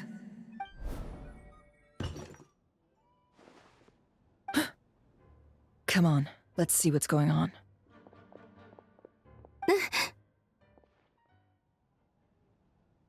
Oh no. I knocked over a vase as soon as I came in. It must have been caused by a Kuvaki fluctuation when I entered the space. Although, it seems like I'm not about to be pulled away this time. It looks like as long as I'm careful with my actions, it doesn't count as influencing reality.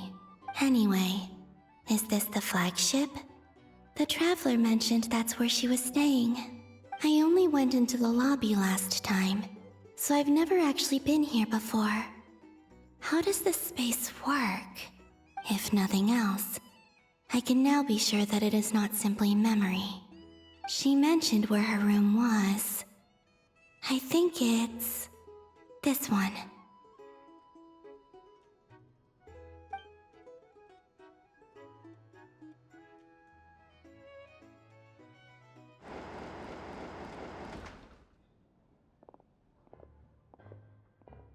The door is closed. But if this is anything like when I disappeared, then maybe...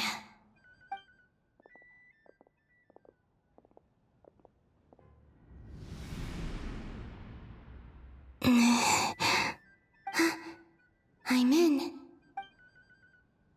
She and Paimon aren't here at the moment. I hope she's okay. I wonder what happened to her after that battle with Ettore. Best not to dwell on that for now. I need to try and leave them some clues. Please, Traveler. I really hope you find this.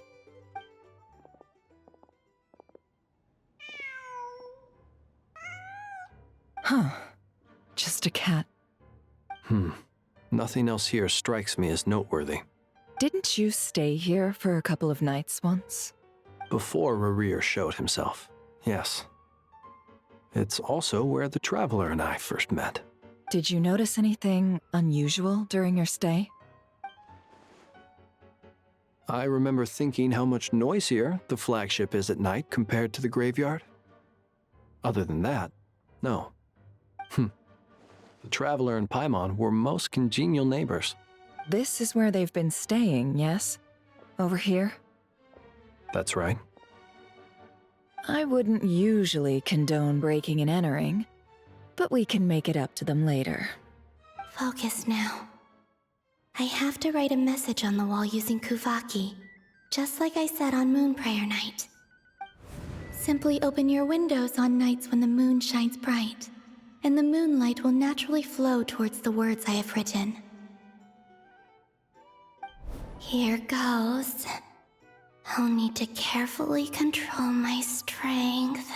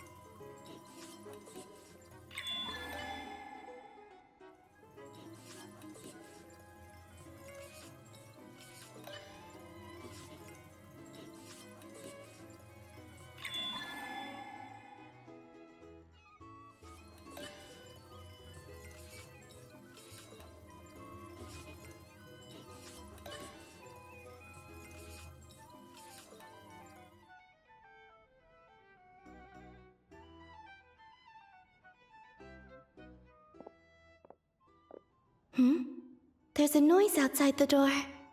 Is she back? Please, you have to see these words.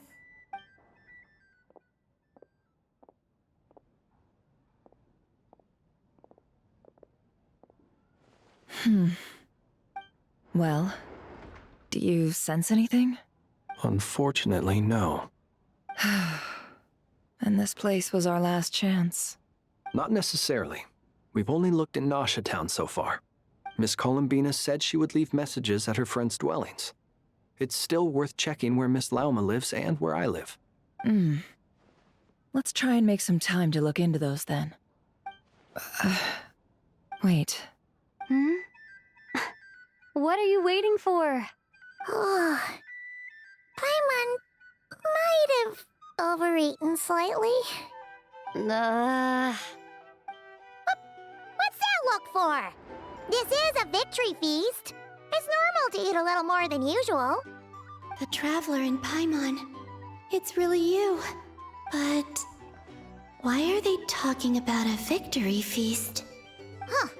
You worried Paimon sick while you were out there fighting Rerir. So this is your chance to make it up to her, alright? Wait. So this is the night after the battle against Rerir. How did I end up here? That's quite a long time ago now. Wait. Time. That's it. Every time I've entered reality within this space, it's been at an earlier point in time. Every one of those points has been before I fell into the moon's reflection. And everything I've done to affect reality really did happen in the past. Does this mean that within the moon's reflection, time flows backwards? Starting from the moment I fell in? Not long till Moon Prayer Night now. It's gonna be even livelier than tonight. Although, it's gonna be sad saying goodbye to the damselette. She seems like a really nice person. Paimon. No, I can't. Even if I make contact, they probably won't understand what's going on. And in any case, I'll likely get pulled away again if I do. Instead, I have to find a way to get them to notice what I've written using the moonlight. Wait, even I hadn't thought of doing that before Moon Prayer Night. They'd never conceive of that possibility. Is there truly no other way? Don't lose heart. We'll find a way somehow. Huh? Oh, you say that, but the Frost Moon is beyond the fall sky. If we wanted to go visit her, how would we make it through to the other side? We might not have all the answers now, but I'm sure we'll find a way one day. Huh. Guess someone's gotta be the optimist. The present. The future. That's right. There are still things I can do. What's your plan? Flint's, when you were staying next door, did you ever open the window? No. The rooms here are dark and damp. And there's such a buildup of dust on the windows that the moonlight can't even get in. I didn't think it was worth the trouble. The moonlight? I think I see where you're going. One moment. I'll see if the owner is available. Don't bother. Time is of the essence.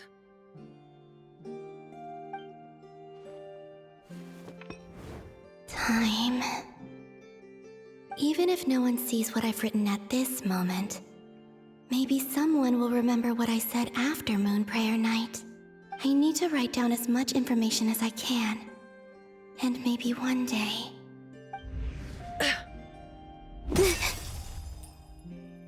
Huh? What's up with you? You can't even hold your cup steady. Are you getting tired? A little. Well, you should probably hit the hay then. You've had a really tough couple of days for you.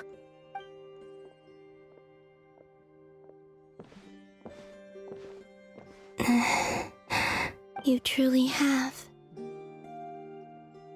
You helped defeat Rerir, helped me reclaim my name, and you helped the others organize Moon Prayer Night.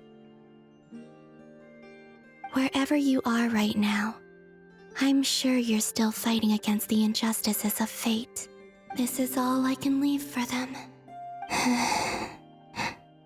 How I wish I could stay here. But it's time for me to go. I hope to see you again in the next time, and if the opportunity presents itself. I will surely return to your side. Huh. Columbina. She's alive. Not only that, but she's left us an entire wall's worth of clues. She even wrote down what would happen on Moon Prayer Night. It's just a shame we found it too late. I am here. Time in this place flows backwards. I am constantly moving forward. It sounds like she's found a way to influence the past using Kuvaki. But her future is our past. So, these words have been here ever since we defeated the Ray Hero Solnari. We just never discovered them. Which came first, the chicken or the egg? Do you ever mull over questions like that? Only when I'm in a good mood and at leisure. Well, I never do. Everything that has happened already belongs to the realm of fact. As a business person, and especially an intel broker, what I do is extrapolate from those facts to try and read the future. An admirable philosophy. It's a means of survival. Let's go. We have a wall's worth of clues to share with the others.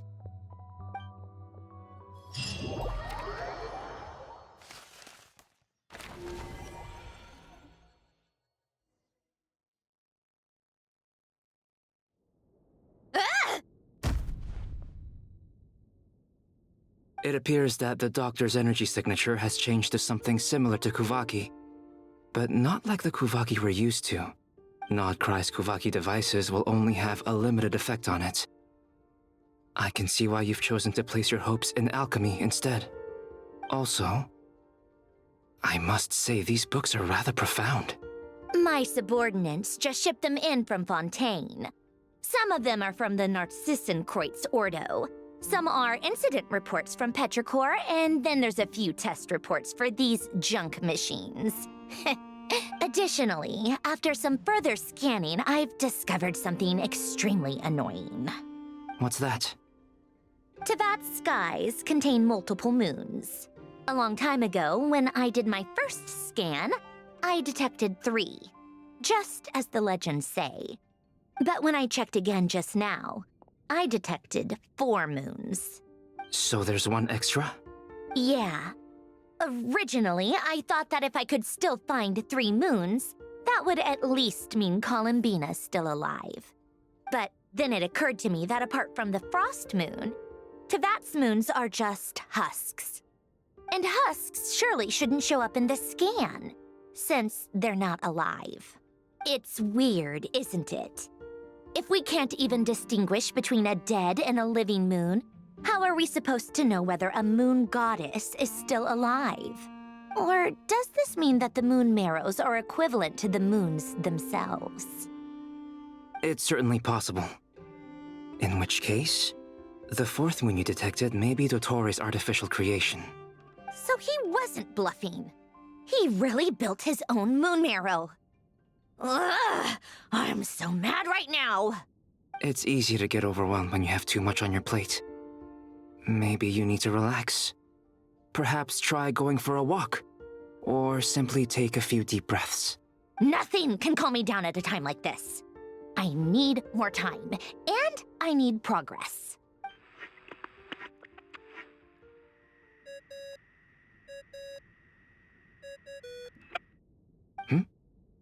It's Mr. Flynn's.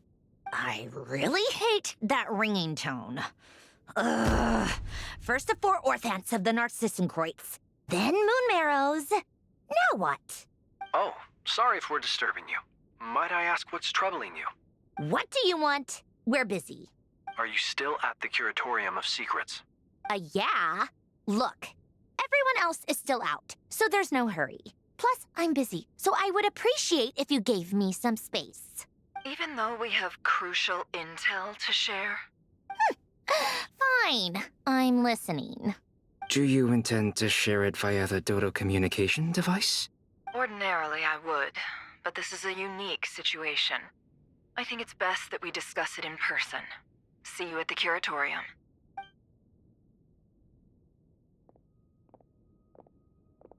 All right then. So, what's the situation? The rest of the team is still out working on their missions and evacuations, but we've decided to fill you in on the most crucial information first. Sandrone, you were right. Columbina is most likely still alive. That's the best news we've received in a while, by a long way.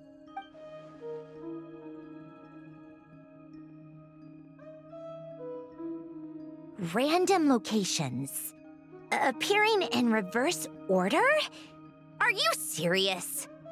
So not dying isn't enough for the moon goddess, huh? She has to show off too. Anyway, does this mean we can deduce her condition from the moon marrows? Miss Sandrone, there's nothing wrong with simply admitting that you're happy to hear the good news.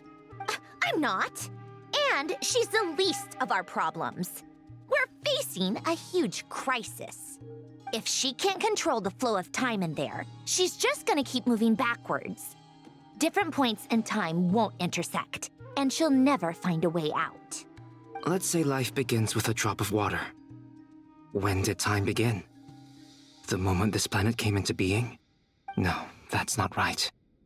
Her final destination would be the moment at which the space she is in was created. But it doesn't seem like we can influence that space from the outside world.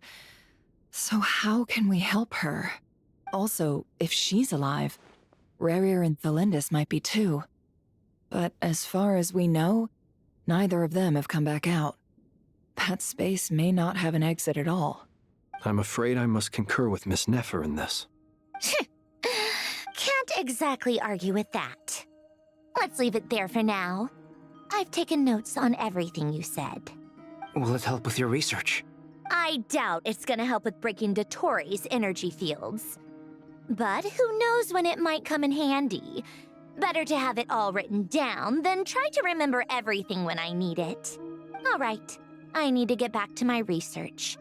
Mr. Albedo has made a lot of suggestions that will require my undivided attention.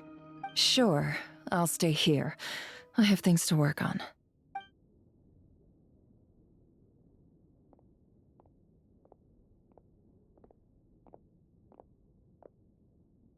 Paimon, are you there?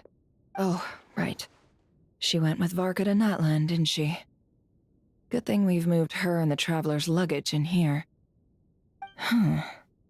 Speaking of the Traveler, where could they be?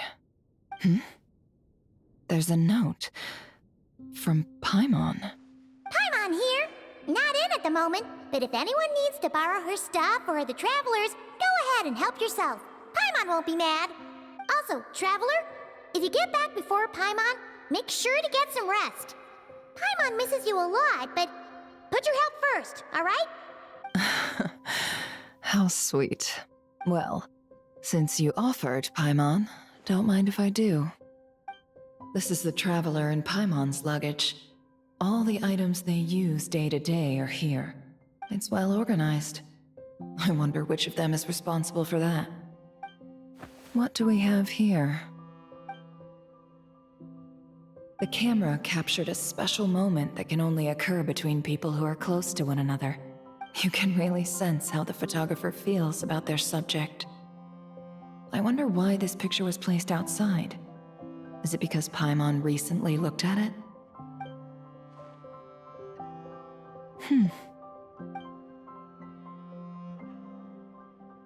This must belong to the Traveler. Perfect. I'll use this. Hang in there. We'll find you.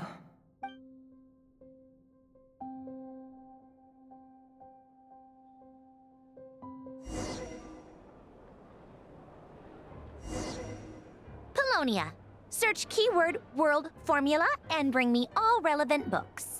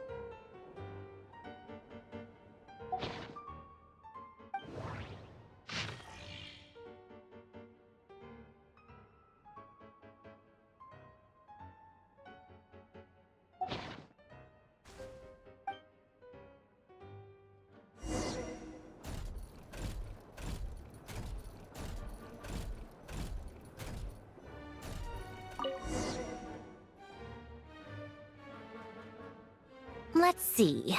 This one is on Tonki's sermon dictation concerning the apocalypse. I believe that the correct term for this is Fortuna. This was an ancient Romorian technology, a wisdom unparalleled. I never imagined that Romorian ideas would be so similar to the diagram I have named, the world formula. This is strong evidence that human civilization should gradually shed possibilities as it continues to explore and evolve. The end of humankind may well be upon us right now. The sparks of civilization shall run out, unless we consider introducing variables from outside the system. Variables. Surely that can only mean one thing. Descenders? Dottore likely captured the Traveler because of her descender status. But the Three Moons' authority comes from the world itself. Why would Dottore need anything beyond that? Where does this variable factor in? The world formula calculates the fate of an entire world. Introducing a variable would therefore give us...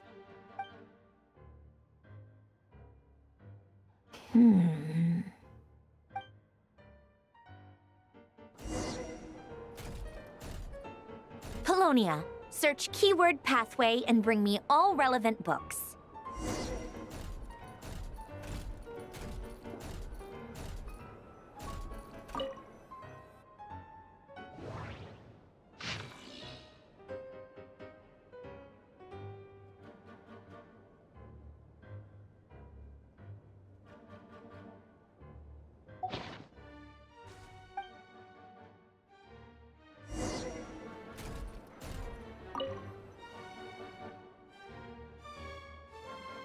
Otonki Sermon Dictation.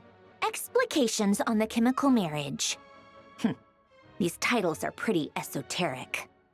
Observe and compute the pathway displayed in the guidance diagram. Deconstructing and reversing its effects could generate potential ideas. So, it's one of Renee's draft lectures. Deconstructing the pathway. I suppose that could lead to a breakthrough.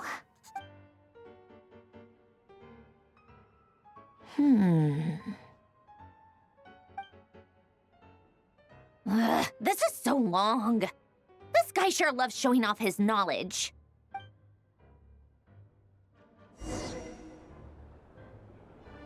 Polonia, search keyword tree model and bring me all relevant books.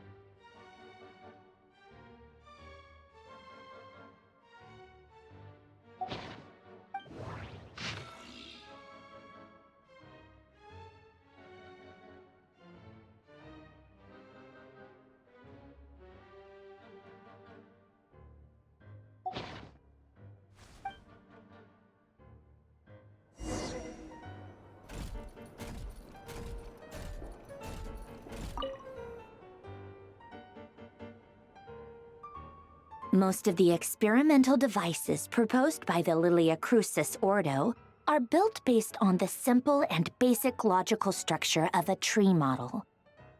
Lilia Crucis. Guess they were trying to cover up the name of the Nautitzenkreuz Ordo? When Duke St. Germanus departed, he said, "It seems that there's no going back." Alas, he is only a genius when it comes to machines. In all other things, he is but ordinary. Excuse me? I'm sorry. That's just ridiculous. What kind of book is this? Great Detective Herlock, the Alchemist and the Clockwork Saint? Isn't this a novel? Come on. Still, the author swears that they knew Renee well. Whatever. I guess it's not beyond the realms of possibility that Renee would say nonsense like that on occasion. Memory, wishes, souls, and persona. Frankly, this sounds more like occultism, but if Albedo vouches for it, I suppose there must be some alchemical basis to these techniques. The way Alain Guillotin saw it, the world was comprised of machines. The universe needed machines, and thus his technologies were created. That's why I was born. René, his full name was René de Petrichor, if I recall correctly. Sounds like he and the town must be intricately connected. That place was also the source of most of our information regarding Remurian civilization. Seems like some of his projects were based on their technology. The cutting of souls and storing them in vessels. These seemingly unrelated techniques underpinned René's research. Assuming that the four orthants correspond to alchemical categories. The chemical marriage model? Alain would have scoffed at that. He never would have let those theories or parameters anywhere near his mathematical formulas.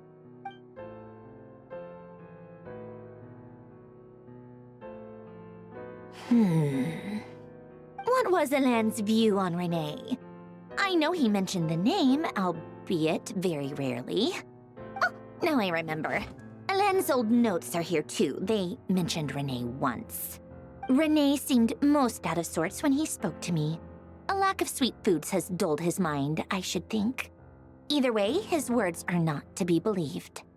Yep, that sounds like Alain. My subordinates actually did a half-decent job digging out all these materials. Makes a change. Good for them. Some of Alain's old files are completely consistent with these records. He must have gotten them from the Tower of Gestalt. I never knew he got his hands on René's records that early. He may have kept them, but he never even attempted to use them. Didn't believe a word they said. Come to think of it, René's world formula was filled with calculations of constants. That shows he believed that the fate of the world to be predetermined. As for Alain... it's been too long. I forget what he said. What would he have said? A guy like him, fervent believer in machines, but not headstrong enough. The world can be changed. It is worth persevering. Yes, that's how he used to think at least. He created that procedure to save this world. Yet the scale of the world's fate proved too enormous. The result was beyond his ability to calculate. He died having never seen the outcome. And there I was, left behind in the ashes of his dreams. Did you really never take a close look at René's research? Or did you read it but deem his philosophy incompatible with your model? The very thought of trying to incorporate his ideas probably made you feel sick to the stomach. Well, don't worry, because there's a whole new category of lunatic in town. Next to Dottore, every other madman looks sane. You once asked me what I wished for. Should have asked him instead. He's the one pining for things you'd sooner die than witness.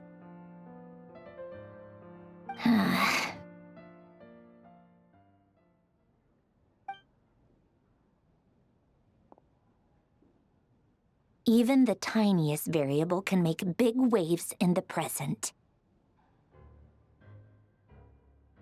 Now then, allow me to put these incompatible fragments together in your stead. First, establish and verify the existence of the Great Circle. Absolute nihil on one end, absolute reality on the other. Now, search between these two extremes. Then, the construction criteria. Variables. The sparks of civilization shall run out unless we consider introducing variables from outside the system. Input variables. Traverse the world, space-time, and civilization. Then extract the essential nodes from the records to determine which variables they point to. The primordial power that differentiated itself from the void. The power of light.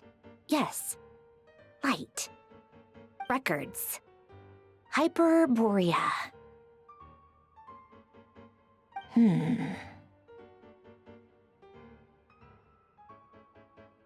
This is horrendously complicated.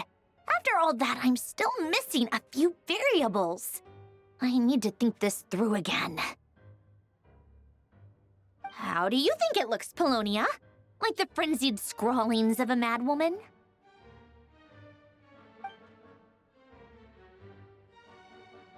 Fine, keep it to yourself. It's not like you can talk anyway. I'll assume you gave it a passing grade. I jest. But true madness does often start with trying to save the world. What would Arlecchino and Columbina think if they saw this incomprehensible hen scratch? They'd probably have me institutionalized. So would Rosaline. She's been dead for a while now. When I close my eyes and think back, I can still see her face. And that enormous dress she used to wear. Such a bizarre choice. What possessed her? Oh, and the clack-clack of those heels used to drive me insane. No one's asking me, obviously, but I hope you all know that I never wanted to save the world. I'm not crazy. I don't have delusional ambitions, and that's a clinical fact. The world needs a solution, but I don't need the world's validation.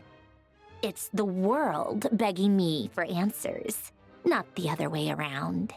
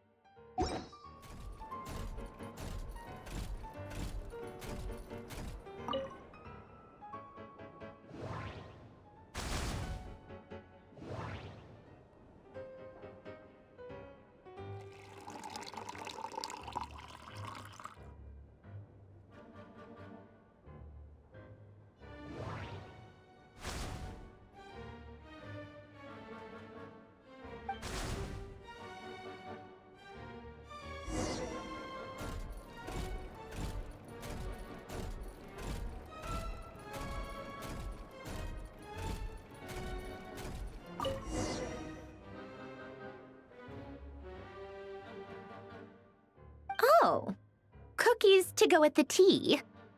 Let's see. They must be from that person who brought those documents. I see they're from Hotel de Boer. Something's written on the box. We are proud to present this homage to the Fortress of Meropede's fun-filled mill collection system. Fortune cookies. Have a lucky start to your day. Sounds like a dumb gimmick to me. Be early to bed and early to rise. Get plenty of sun and drink plenty of water. Then things will surely go well for you. What? Are you kidding me? Somehow I doubt that an early night and a glass of water is magically gonna save a world on the brink of existential peril.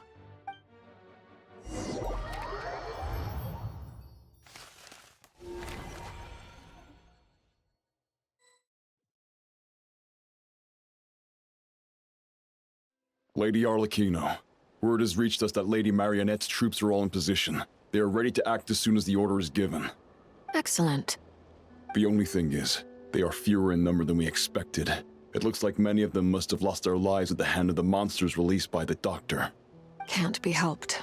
Allow them to join our ranks and keep in contact. As you wish.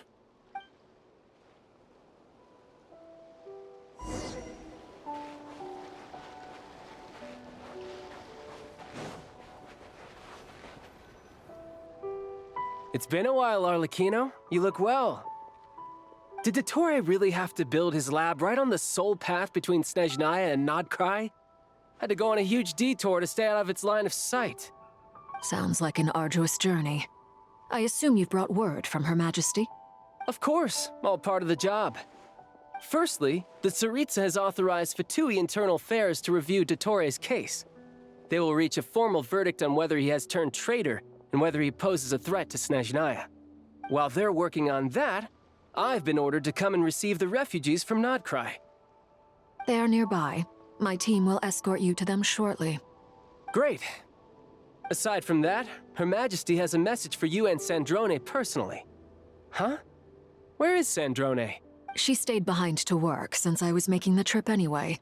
It seemed sensible to have one person on standby at base while the other came out to meet you. All right, guess that's just how she rolls. In that case, tell her that the Tsaritsa's decree this time is pretty awesome sounding. I think she'll like this one. Still, I wonder what... Wait, what's that? Did one of our troops turn into a monster? Take him out.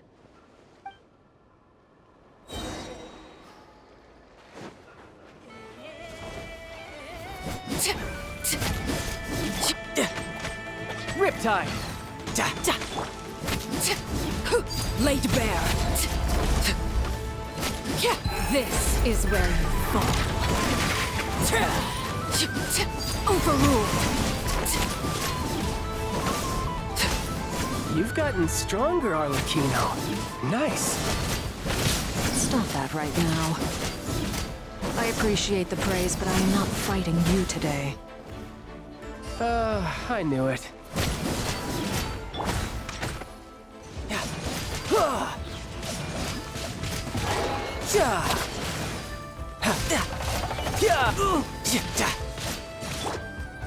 Transfixed!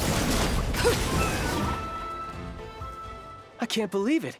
He was a living, breathing human one moment, and the next? Another fine piece of work by our dear colleague, I'm afraid. What in the world has been going on in Nodcry? A lot. But long story short, Dottore stole 2 moon marrows that should have belonged to Columbina, then built a 3rd moon marrow of his own to concentrate the Trilunar Authority in his hands. What? What do you mean he built a moon marrow? People build roads and houses, not moon marrows. What's his next DIY project? He's gonna build a god? You could stand to be less surprised. We are harbingers. The work we are engaged in makes the creation of gods seem mundane by comparison. I tell everyone who asks that you once crossed swords with Rex Lapis while serving as a key supporter for Rosaline's plan. But right now, you're acting like a common adventurer. Thanks for speaking up for me. Those 2 really took me for a ride back then. Then again, surely no common adventurer would manage to get tangled up with them the way I did. That's gotta count in my favor, right? It almost sounds like you wish to repeat the experience. I might have to lower my opinion of you. No. I'll stop talking. Please, go on. Dottore is currently still experimenting with his newfound power in ways that continue to corrode the outside world. As for the human mutation, I believe this is simply a consequence of his experiments, and not a strategic move. That radiant beast was once a subordinate of Sandrone's. I suspect he was only allowed to live so that he could become an experimental subject. Also, those of us who fought Dottore have been afflicted with a curse. As such, I cannot leave Nodcry. This is so much worse than I thought. No wonder Her Majesty's decree is so extreme. While these exceptional circumstances persist, the Harbingers are hereby authorized to use unilateral executive powers. Should Dottore pose a threat, Arlecchino and Sandrone are permitted to eliminate him. My thanks to Her Majesty. I will pass these good tidings on to Sandrone. Her Majesty has also declared that she will refrain from launching an attack on the now evacuated Nodcry due to the presence of unretrieved research material. A wise decision. By the way, how's my old partner doing? I'm assuming they're with you? Partner? You mean the Traveler? I'm afraid I have bad news. She was captured after our failed assault on Dottore's lab. Her whereabouts are currently unknown. What? Why? Since when does Dottore have a bone to pick with her? That is indeed the question. I'm not sure he does. He must have some other goal in mind. This won't do. I have to rescue her. You can't. We have no idea where the Traveler is. What am I supposed to do then? Stand here twiddling my thumbs? Sandrone is working on it. The best thing you can do right now is complete your mission. Fine. I guess I'll leave this to you then. One last thing. Tell the Rooster to get the message out to the gods and citizens of every nation in Teyvat. Beware. An uncontrollable pollution is spreading forth from Nodcry. The source of that pollution is a madman drunk on the success of his experiments. The Fatui and our allies will endeavor to contain the threat. However, if Nodcry falls, things are likely to escalate. Considering Dottore is one of our own, all Fatui stationed in Nodcry consider it our duty to stay and fight him to the bitter end. Whatever the cost. Hey, don't be too pessimistic. If it comes to it, I'm sure Her Majesty won't stand by and do nothing. I hope you're right.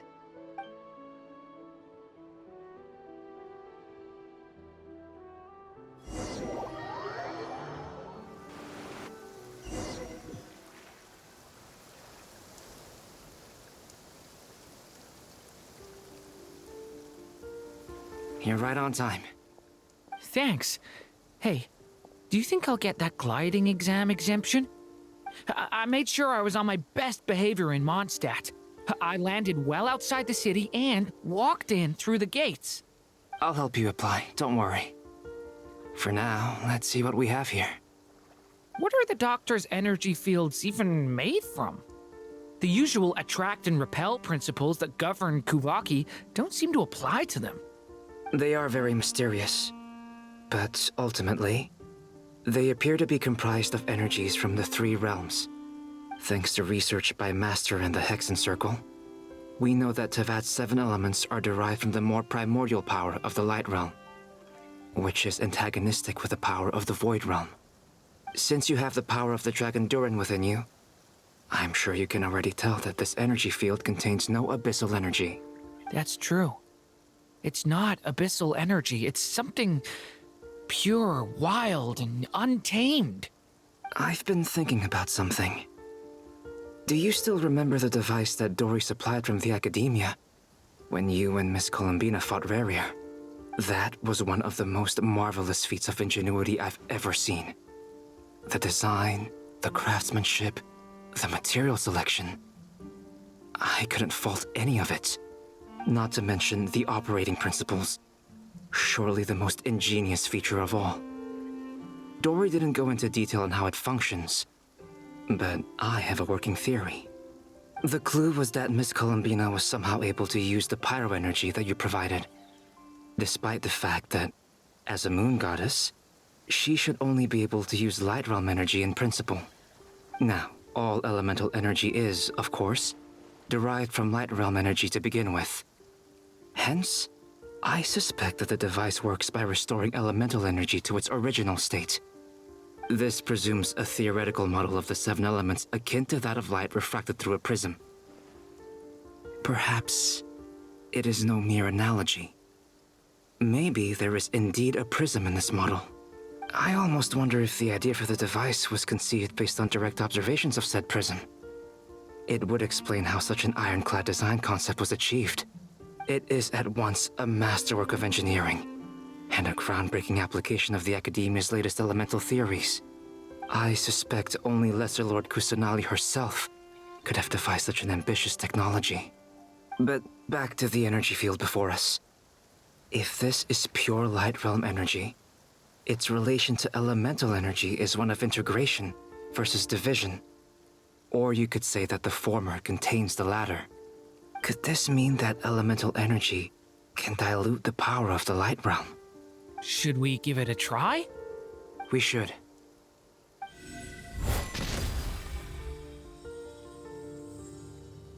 Ha! It works! Clear signs of disruption were detected at the periphery of the energy field. This indicates that elemental energy can disturb or even negate the field. Now you try. All right, here goes. It's working! Switch to abyssal energy and attack again. No surprises there. Abyssal power drains the energy field to a significantly greater extent. I now feel confident in asserting that the energy field is indeed pure light realm energy, and that elemental energy can dilute it. But the energy field is huge. How much elemental energy will it take to neutralize it? We don't have to neutralize it completely. We can try other approaches. That's all for theory. Would you like to continue watching? So you knew I was here? Huh? When did you get here? A while ago. But Albedo sounded like he was working on his thesis defense back there. Back in Sumeru. You can end a person's whole career by interrupting them mid-speech. Very thoughtful of you. I'm truly touched. Could I ask you to lend me a hand? With what? A little test. Try using Animo to unleash a concentrated assault with circular blades, with the goal of breaking through at a singular point.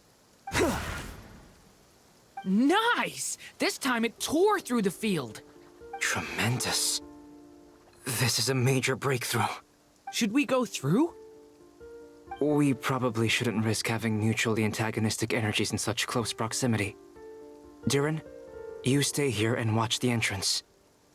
Hat Guy and I will go in to investigate. Sounds sensible to me. Keep your eyes peeled, Durin. Don't worry, I got this. You two be careful in there. Just give me the signal if you need help, and I'll dive right in. What do you mean, signal? It's based on a new alchemical concoction I developed last month. When 2 bottles of it are smashed on the ground together, they emit a blinding burst of light. If it comes to that, remember to shield your eyes with your hat. Glad I asked. Thanks for the heads up.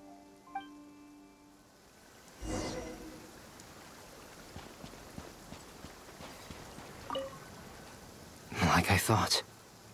Beyond a certain distance, we can't see the opening where we came in. Maybe that's to prevent people from escaping. Sounds like Dottore style to me. Not much has changed. Things are basically the same here as they were before the energy field appeared.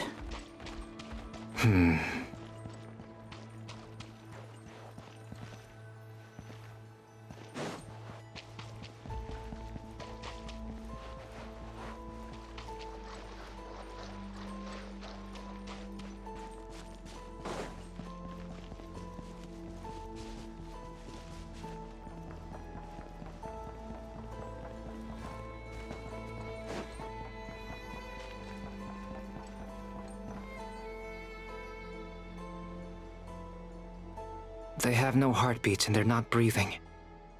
We can only assume they're dead. But there are no visible wounds. Also, there's an animal squatting next to each body. It's watching us. That's not an animal's gaze. What are you trying to tell us? Doesn't seem eager to talk. I guess maybe it's just an animal after all. Let's keep looking around.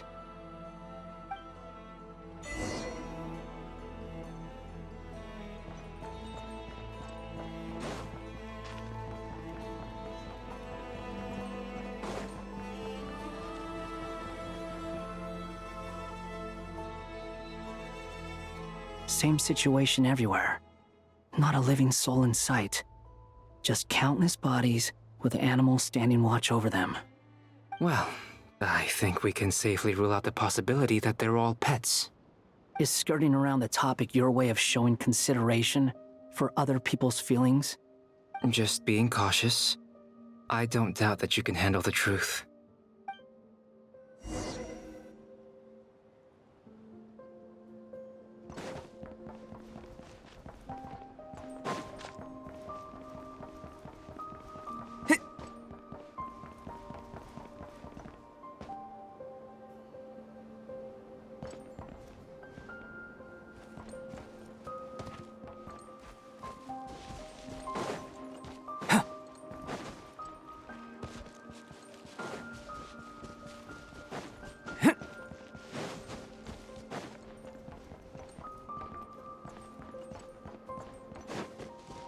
careful.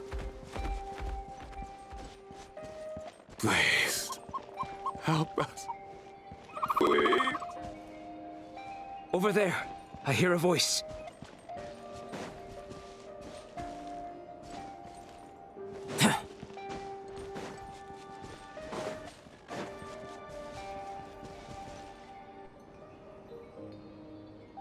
Please, help us. What happened here? I don't know. Suddenly, everyone collapsed. Then my line of sight got lower. I still have some of my senses left. I gotta get out of here.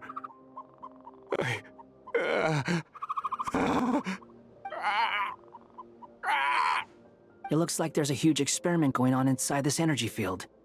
Maybe each energy field is its own giant experiment. Vile. He's swapping human minds with those of animals. Even without the other circumstances, this would be an extremely radical experiment. Those people may have lost their sense of selves, but they are not fully animals either. If they were, they would have left. But instead, their instincts are driving them to remain by their dead bodies. We should go. No sense in sticking around here longer than we need to. Agreed.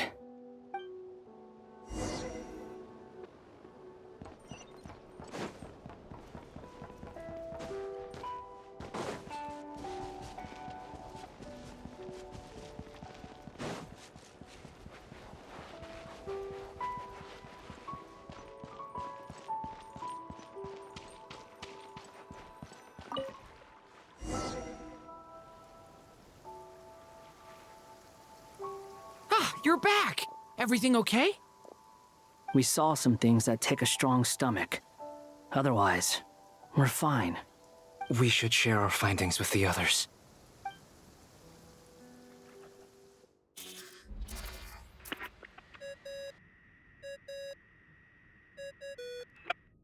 Yes? Who is it?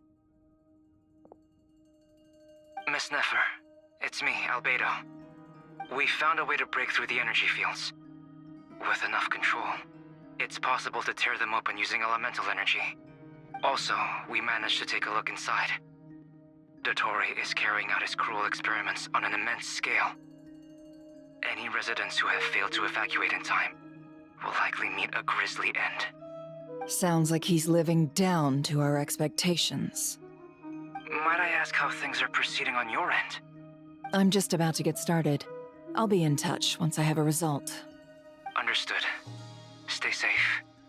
I will.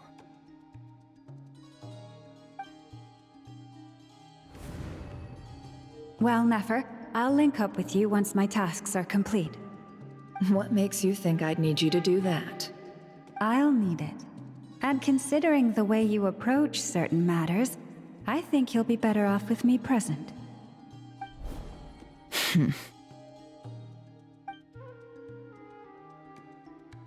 Let's begin. Entering simulation mode.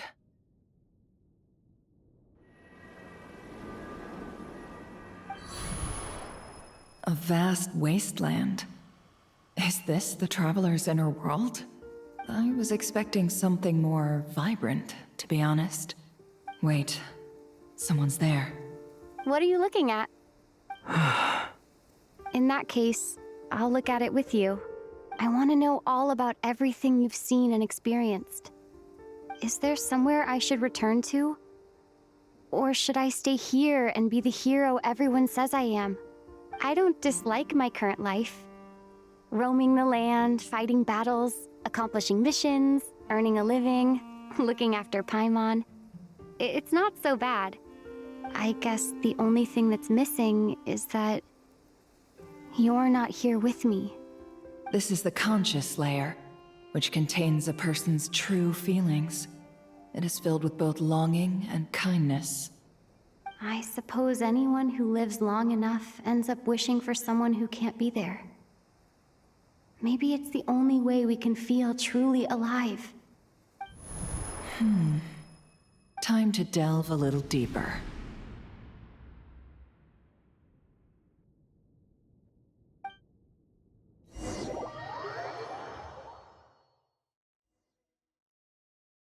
Nasha Town is hardly the optimal choice for a place to live, but it has character and a reasonable population density. What are you trying to say? Oh, don't be nervous. I was just thinking where might make a good starting point for your journey. Perhaps I should send you further afield. Conria, perhaps. Conria ceased to exist long ago. Once again, you fail to understand the possibilities that the Tri-Lune creates. Anything that has existed in the past, I can now recreate. You simply do not wish to see that happen. That might be because you miss your sibling and fear getting answers that you are not ready to learn. But this is not for me to judge. If we are to collaborate, we need to maintain an amicable relationship. In a moment, you will be able to... Oh no. What are you...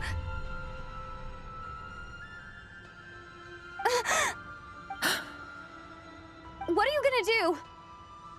Don't move. Something unwanted has crept into... Oh? Gone as quickly as it came.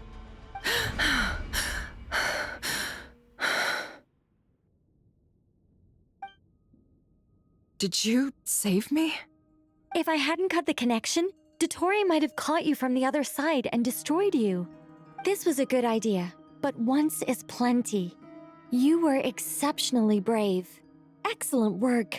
Thanks, but now's not the time for that.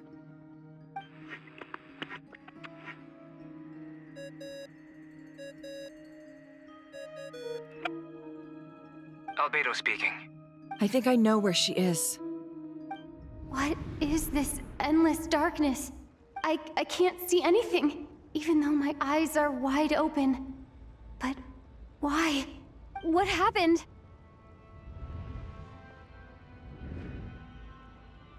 Ah, sorry about that. I take it you didn't notice. Just now, a friend of yours took a little peek into your mind. Could it be Nefer? How did she do it? Did she use something as a medium to connect to me? Do you think she's aware of your current circumstances? Oh dear. Have I stunned you into silence? I only wanted to slow down your time a little so I could stop your intruder in her tracks. It would have been nice to capture the spy. I must say, I'm finding the ability to adjust the flow of time rather intriguing. The moment you closed your eyes, time seemed to grow impossibly viscous, didn't it? A whole month passed before you opened your eyes again, but only for you. No one else was affected. I dare say this is something only a god can achieve. Point taken. You've proven once again that you have god-tier powers. Oh, you misunderstand. This wasn't about proving a point. I was testing things out. I find I learn best by doing, and I have to admit, time is not the easiest dimension to control. I only wanted to make you sleep for a short while, but it ended up lasting a whole month. Clearly some finesse is required to wield the authority over time as I wish. I hope you're not angry with me. It was only a month's discrepancy, nothing too serious. Had I been off by a year, a decade, or even a century, that would have been quite a different story. You could have frozen me for millions of years. So much for collaboration. You aren't showing much sincerity. Millions of years? To what end? I wonder if you don't understand humans all that well. They are very pragmatic creatures who understand only that which they can perceive with their senses. If I had you sit here for a week, I imagine people might sympathize. But if I left you here for 100, 1,000, or 10,000 years, the sheer size of that number would cause it to lose all meaning to them. They would not have the capacity to comprehend your suffering, and thus they could not empathize. Unfortunately, while gods do exist in Teyvat, it is ordinary humans that account for most of the population. Their lifespans are so limited, their bodies so fragile. Did you ever really hope that they could begin to understand someone like you? Your long life and unique origins make you fundamentally different from them. How long will it be before they start to treat you like the alien you are? Before you are ostracized, outcast? Alien. Even I feel bad for you sometimes. This world has made you into a slave. So many times you have served its will, and not once have the powers that be ever thought to grant you the one simple thing you wish for. You have been treated most unfairly. I can change that. I will grant you special privileges and give you back the status you rightly deserve as a descender.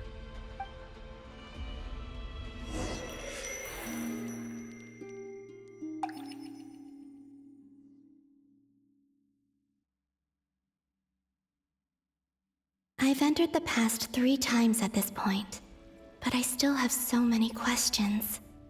For instance, beyond each point being further back in time than the last, what determines the specific locations at which I can make entry? So far, the common thread linking all 3 scenarios is that the Traveler has been present. But it's more than that.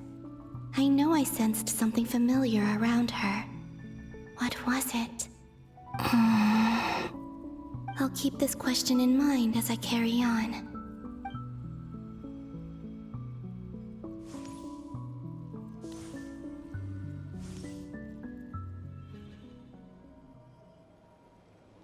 Humans, you never change.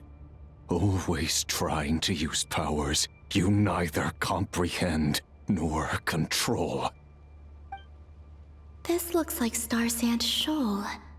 Was this before Rerir regained his physical form? You've messed with the cannon again, huh? Sorry, but this round's not gonna go your way. The cannon. That's right. I was at Silver Moon Hall and I sensed an abnormal Kuvaki fluctuation coming from Nasha Town. And right after that, came an ominous power emanating from Star Sand Shoal. My body was once torn into countless pieces and hurled into the swirling chaos of time itself. But even so, my life and will were not extinguished. I wonder if I could try to prevent his resurrection. But how would I do it? What can I do, here and now? Traveler! Behind you! Look at that light! No, I won't make it in time. She's using the Kuvaki shield like I taught her. Is she gonna use it to block the cannon's beam? She's strong. I'm sure she can manage. But the force released when the beam impacts the shield might lead to collateral damage. Easy Island. The Frost Moon Scions will be exposed to lethal levels of Kuvaki. A question, if I may. Kind Miss Columbina. When the cannon's Kuvaki beam was deflected earlier, I saw several bolts of energy streak toward Hisi Island, only to be blocked. Did you also have a hand in that? Maybe that really was me after all. Well, future me. But I don't know if I have enough power left. Sigi sato pasa sais, niti ipotovtos. There's no time. Osestikos paratin tiram to risuiku, to pirto aithion veraton. I have to make it. Oh, Frost Moon. Oh, great land. Oh, slumbering moonlight of Nodcry. If you can hear me, if you can sense my call, then please, heed me once more!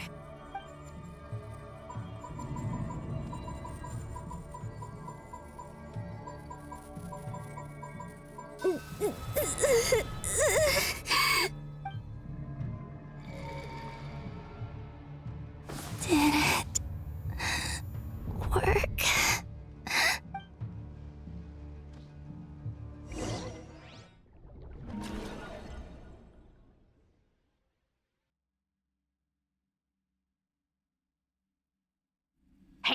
wake up. Hey, did you hear me? Columbina, I said wake up, now! Oh, good morning, Sandrone. It's 3 in the afternoon, actually. And could you kindly not use my quarters as your personal nap room next time? But I feel so safe here. And your coffee, right? It's so bitter, but it smells lovely. It's like you were raised by wolves in a forest or something. What did you drink growing up? Grass tea? The Frost Moon Scions certainly led a more frugal existence than the Fatui.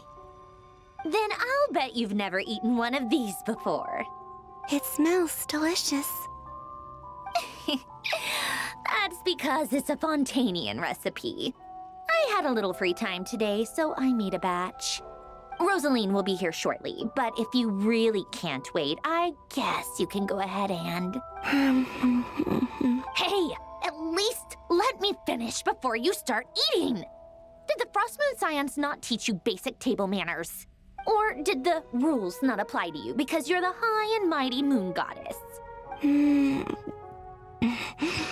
These are so tasty. Of course they are. I made them. I was worried they might contain traces of machine oil. What? You know, there's something I've always wanted to ask you. Why did you leave your old home and join the Fatui? I mean, I'm sure their food was awful. But there's gotta be more to it than that. Well, life there didn't go quite how I imagined. What were you expecting? You're a god. Your followers are gonna make some demands of you, right?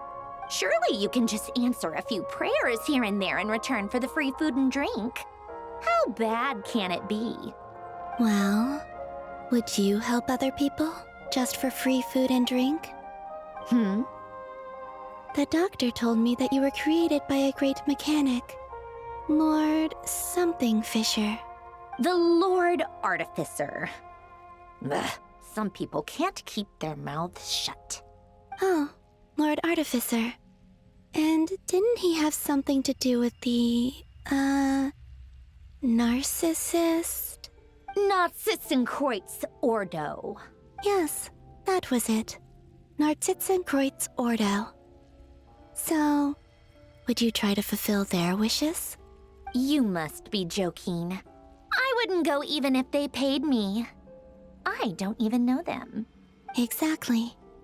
Well, I felt the same way. I did not know the people who made demands of me. Huh. What do you know? We're on the same page for once. In his later years, Alain did ask me if there was anything I wanted to do. If I had any wishes of my own. Well, I don't. And I'm not in any mood to fulfill someone else's either. Who's Alain? He was the... You know what? Never mind. You're not gonna remember. Anyway, the point I'm trying to make is, neither of us is the self-sacrificing type. Let me ask you this. What sort of place would you like to live in, if you could choose? A place where people don't ask me for things I cannot give them. Where they don't worship me, or fear me, but just want to chat with me like a normal person. I'd also like the freedom to come and go as I please. And ideally, it would be somewhere with the smell of coffee and snacks. Not to burst your bubble, but no such place exists in the world. Now, take your snacks and scram.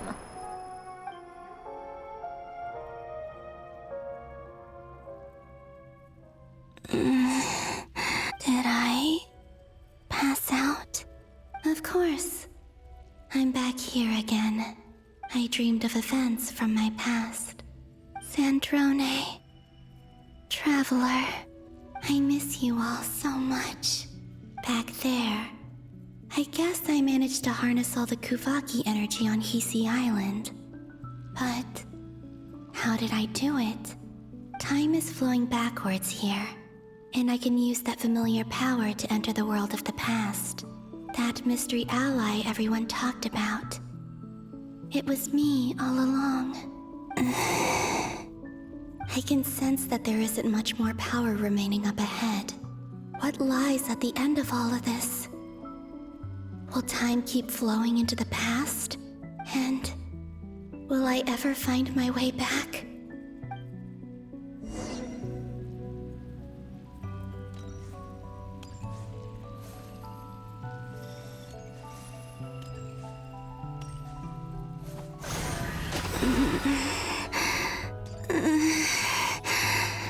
It's getting harder and harder to use my power.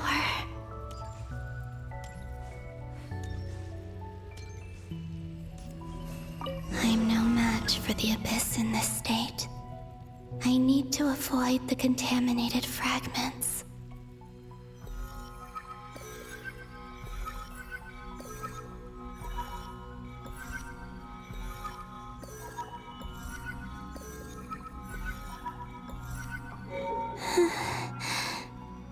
Time to go. I wonder where I'll find myself this time.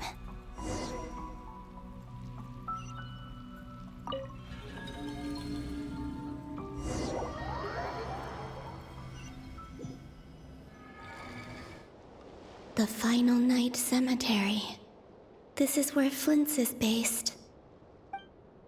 Or not! How are we supposed to read through this many files? Difficult, yes, but it is also our most efficient option.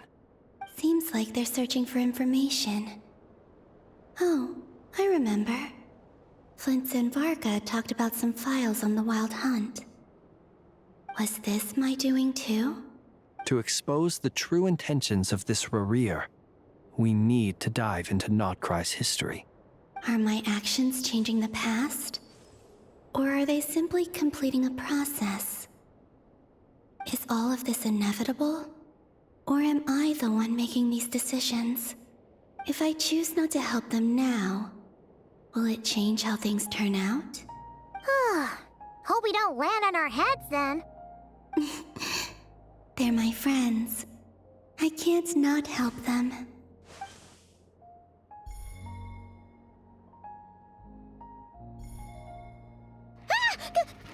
Ghost! And the other one was... here. Hey!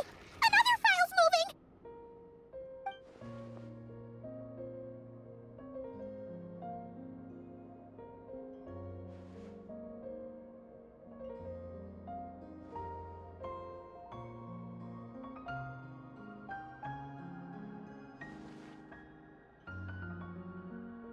That should do it. Luanatar? You can sense my presence? Wait!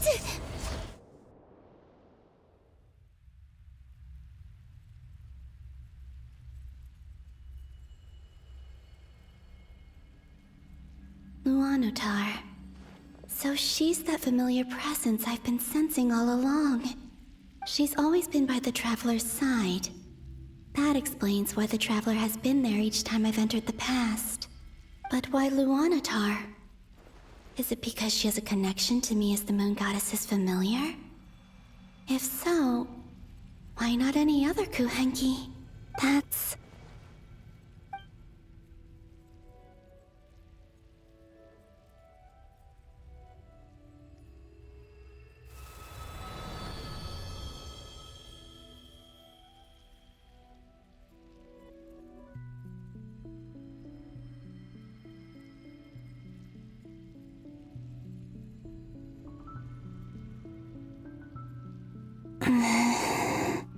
I cannot sense any power up ahead. Just a void, stretching out into infinity. This is likely my final chance to enter the past. It's now or never.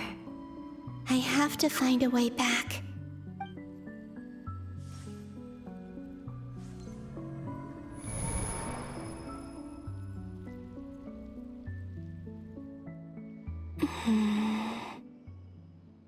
Easy Island? How far back in time is this? Where's Luanatar? I can't sense her presence this time. Oh, seeing Anafa and Aino reunited like that sure was heartwarming. Traveler, Paimon. No, stay calm. I don't have much power left to change things. I don't even have that much time left here. Think, Columbina. How do I find a way back? A way back... to where? Do I go back to Moonprayer Night? Or to the future that followed? And if I return in my current state, what will become of me then? Dottoro's actions that day proved that he'd been planning that for a long time. He had already seized the power of 2 moon marrows before capturing me. Even if I managed to get back, how can I fight against him when he wields the Tri-Lune Authority? I can't. If I go back like this, I'll be playing right into his hands. I have to find some way of rivaling the power he has usurped. Wait. Time flowing backwards. The Tri-Lune Authority. Does that mean... I think I know what the final destination of this lunar reflection might be. I know what I must do. Speaking of homes, we must already be close to where the Frost Moon Scions live. The vibe here feels different, just like the scenery. But how do I communicate my plan to my friends? Should I write it down here? No. Someone else will see it. I need something with a close connection to me. Something I can use as a medium to tell them what's happened to me in here. Now it makes sense.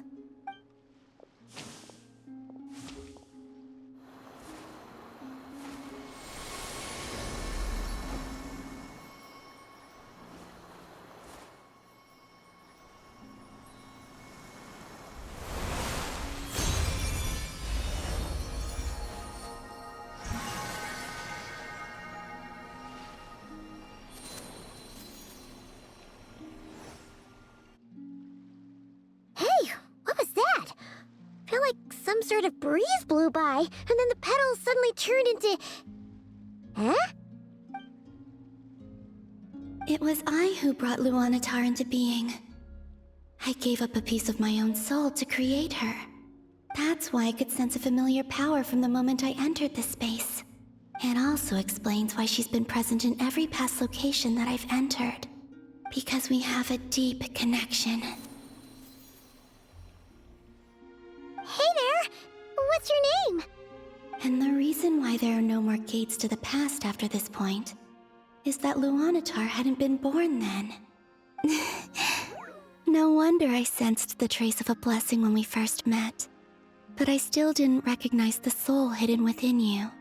Back then, I was just a little lost dove. I had yet to become Columbina Hyposelenia. Go on now. We've got stuff to do. Best you find someone else to hang out with. Hey, you scared it off. I'll be counting on you. Remember to stay by the traveler's side, guide her, and help her in my stead. Oh, and bring her to the garden where the Moonprayer blossoms grow.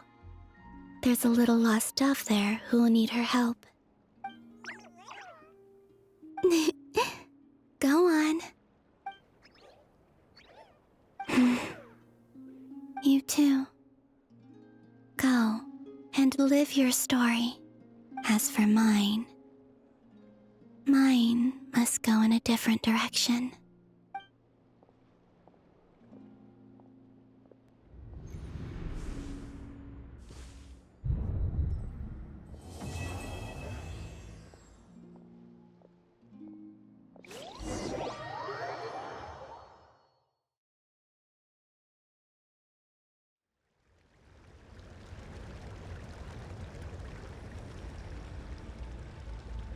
How would you like to experience the thrill of never being held accountable for your actions?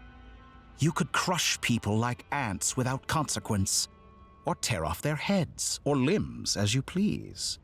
Believe me, such a life is but one small step away. What point is he trying to make? Freedom? But the freedom to kill? To do evil and get away with it? Why would you offer me that? The creation of a world is the ultimate scientific experiment. I have taken my research to the highest level, where I shall be not just a god, but also a servant to many sacred spirits. I shall heed the truth and perform holy deeds. A god's laboratory is the perfect playground. But it needs the right occupant to explore its full potential. Mortals are found everywhere one looks. Not so with Descenders. I'd prefer my first guest to be a distinguished individual such as yourself. And I know you could make the most of the opportunities it offers. So the condition for entering the new world is to take innocent lives. The same dilemma that Rerir once faced. Could I really bring myself to kill others for my own benefit? Rerir did. And look where it got him. Have you made up your mind? I can't do it. Your playground is no place for me. You're putting your hopes in the wrong person. But we both know I'm not quite the hero you say I am either.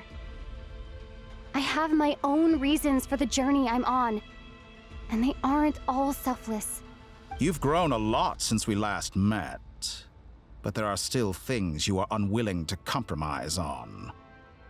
This will only hinder you. Why don't I lower my requirements a little as a gesture of goodwill?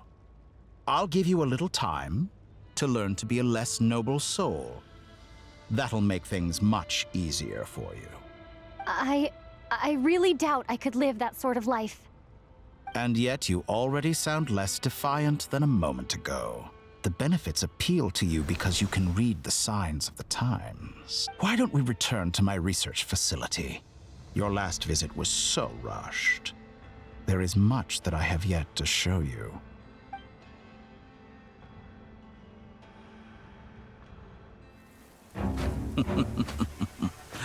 Now to that question, Heroes don't attack from behind. Guess I'm no hero. This is most disappointing.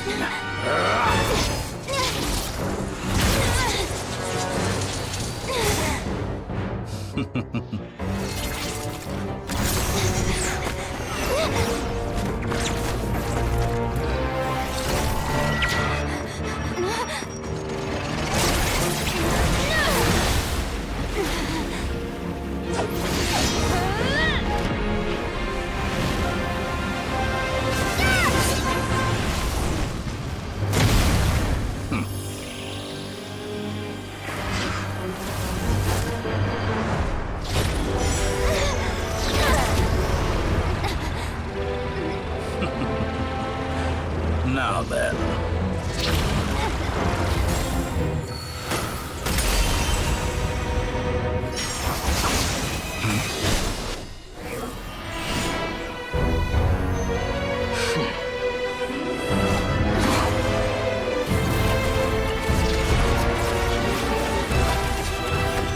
A new face. Interesting.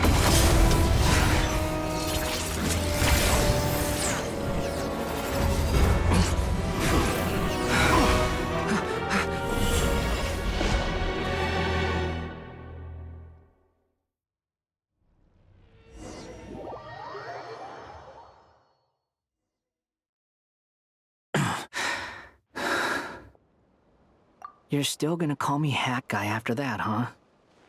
I didn't see anyone else in there who needed saving. It's nothing. I'll be fine. Why are you looking at me like that? Is it that shocking that I'd come to your rescue? I owed you a favor back in Sumeru. Now we're even. Distracting Dottore was tough. I won't lie. He's not gonna fall for the same trick twice. That was my one shot. I'd hoped to use it to take him out. Ugh. I never wanted to obliterate someone more than I do right now. Dottore doesn't recognize me. But his segments were originally made based on an analysis of my operational principles. I expect it's only a matter of time before he figures out what I am. So Dottore doesn't recognize Wanderer because he deleted himself from Irminsul. Did he really miss his only chance for revenge by saving me? Why the long face? Hey, I'm not blaming you, okay? And I'm not complaining either. Rescuing you and killing Dottore are equally important goals. Everyone would be pretty stuck without you. It's best you live to fight another day. How are you holding up? Are you all right? Hat Guy said to put safety first, so we agreed to run as far away as we could after leaving the energy field and only meet up once it was safe. You don't look injured. It seems that Dottore didn't do anything to you. All right. Rescue operation complete. Let's head back. There's a lot more work to be done before this is over.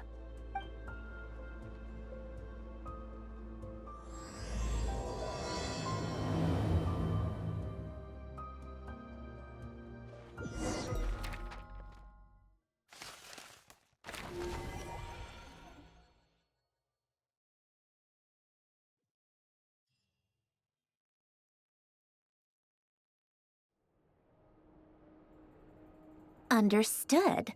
I will bear the Tsaritsa's decree in mind. I don't see what's so awesome about it, though. Does he really think everyone else is as immature as him? I'm not stooping to Tartaglia's level. I thought you might say that. How's your progress? Quite promising, actually. That alchemist Albedo gave me a few ideas. Remember how I asked you to look up some files for me? That stuff on the Nachtschitzenkreuz Institute. René de Petrichor and Jakob Ingold. Alain Guillotin despised René's theories and methods, but he never managed to come up with better alternatives either. So I adopted some of René's ideas. I thought Alain was like a father to you. He and René were mortal enemies, were they not? And what would you say if Lenny and his friends one day learned something useful from someone you utterly detested? I would applaud them for it. That would mean that they have surpassed me. For all we know, Alain Guillotin might have thought the same thing. Not that it matters, though. He's dead, and I'm alive. So it's my call to make. Once you die, it doesn't matter how great you were in life. Only the living get to decide what happens next. Hey, come on out. They're back. Huh?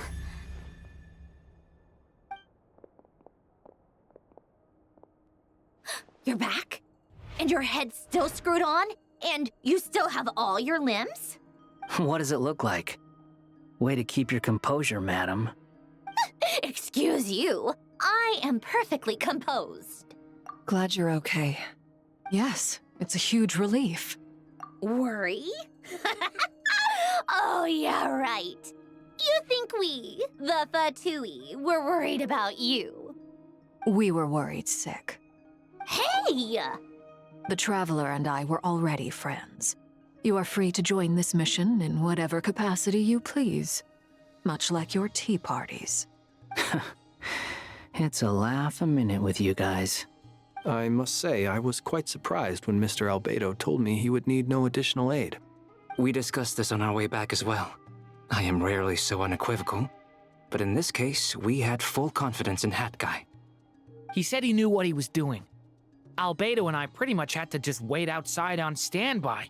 Meanwhile, Hat Guy broke into the energy field and rescued the Traveler solo. You didn't have to mention that. Well, I'm thoroughly impressed. You are a force to be reckoned with, Hat Guy. Is she back? Is she really back? Traveler! It's really you! Oh, thank goodness!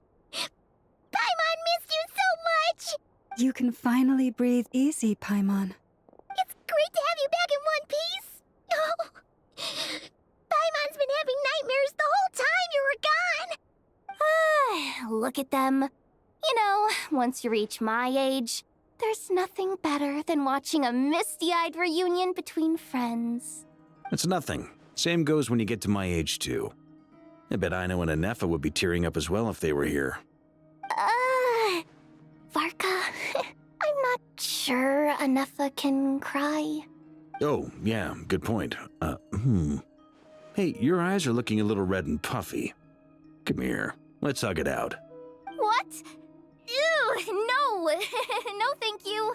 You're not my dad, okay? Knock it off! Everyone, I'm sorry for all the trouble I caused you. But the silver lining is, I didn't come away from this ordeal empty-handed. While I was being held captive, I learned a lot about Dottoro's current capabilities and what he plans to do with them. Allow me to explain.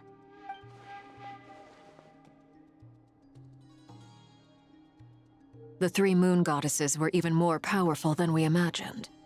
No wonder Dottore believes himself to be equal to the gods, maybe even superior. Utter blasphemy. While everyone was gone, Nefer and I made an interesting discovery, and I believe Miss Sandrone has something to share too. Ma'am, perhaps you could do the honors?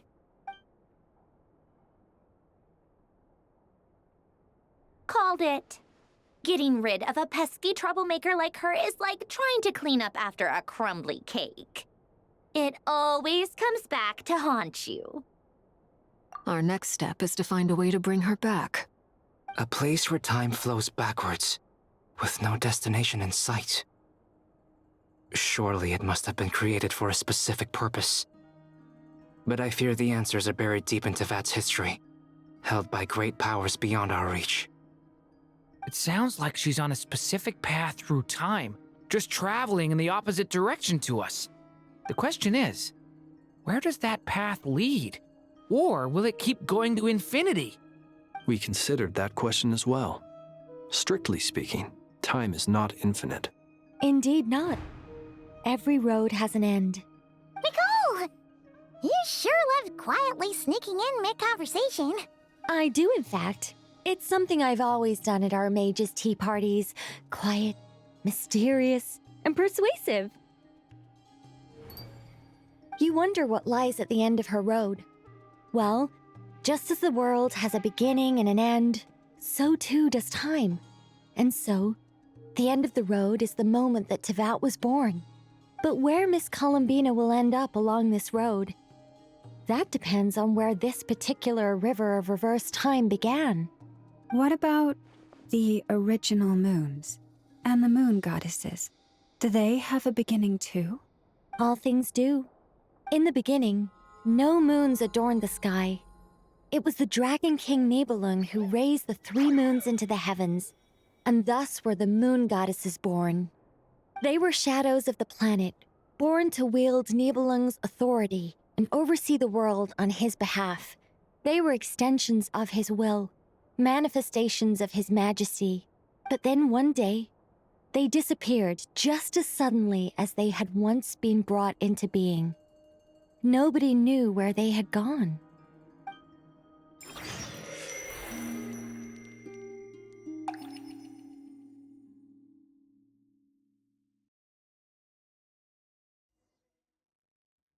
Like I thought, no more paths back to reality have emerged since.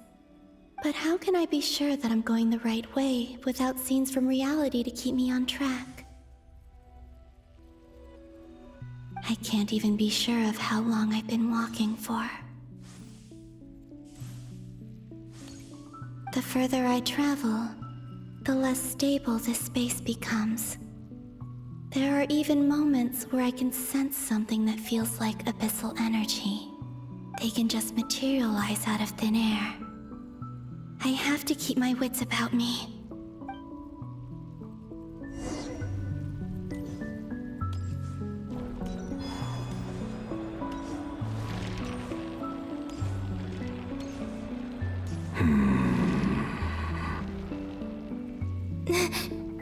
Is that the ray here of Solnari?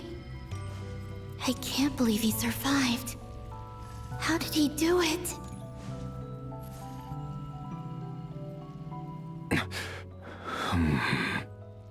You are the moon goddess. But how? Please, there's no need. I'm not interested in fighting anymore. I find that a little difficult to believe. Yeah. Honestly, so do I. The way you used my own power against me was... It was a brilliant strategy. And then, in the final moment before I was thrown into this space, I got to see an old friend. Mr. Dainsleif. Right. It was so long ago now. But we were friends once. And when I first got here, I was filled with hatred, remorse, and rage.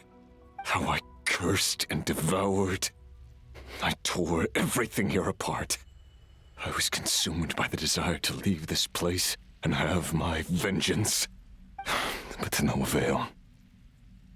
This is a place with no exit.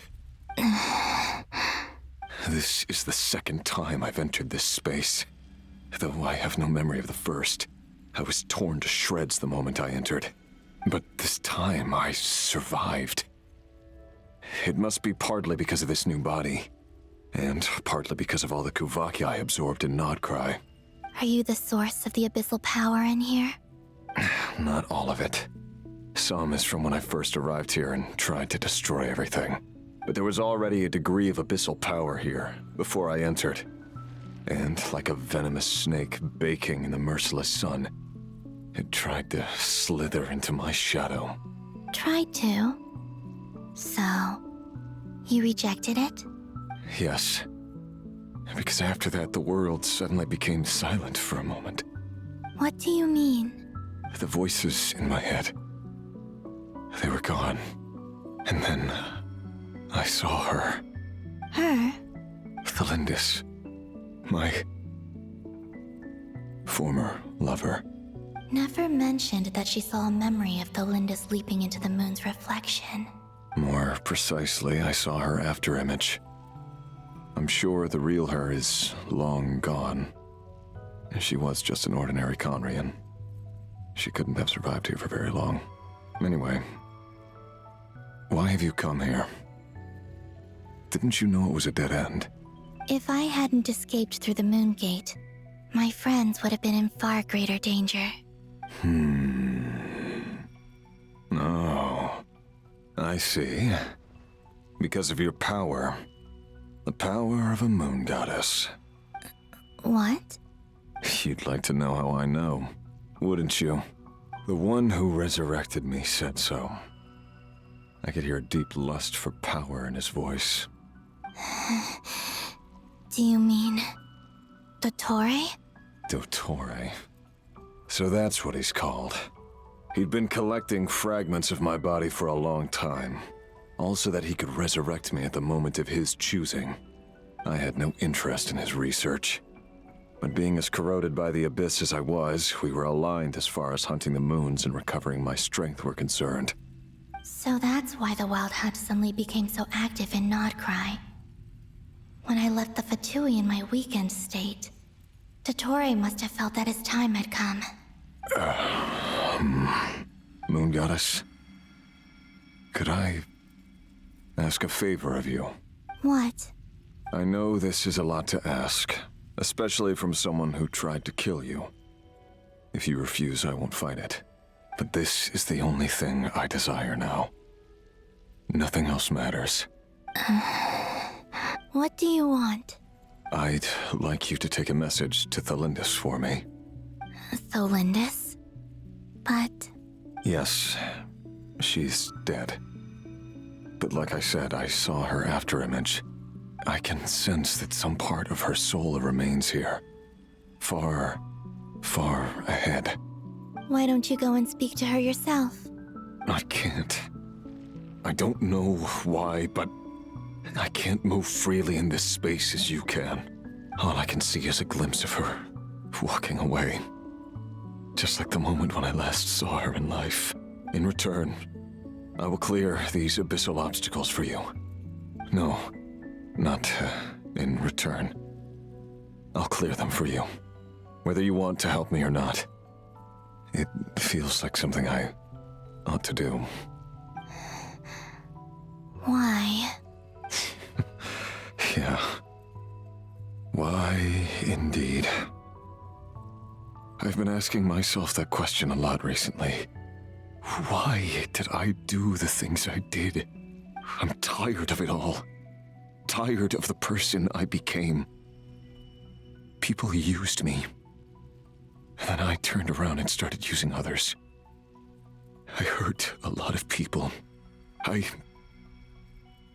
think I grew tired of it long ago. But I wouldn't admit it to myself. And ultimately, that's how I ended up here. What do you wish to tell her? All of it. My past. My mistakes. Everything that happened after we were separated. Is it okay if I give her the abridged version? Yeah, I'm sure there's plenty you can skip over. Just tell her the important parts. Whatever you think that means. Like the part where you relentlessly tried to kill us? It's up to you. Love demands honesty. But my relationship with Thelindis was built on lies. We hid too much from each other. But after living my whole life in the shadows, I don't want to hide anything anymore. I will do my best. There.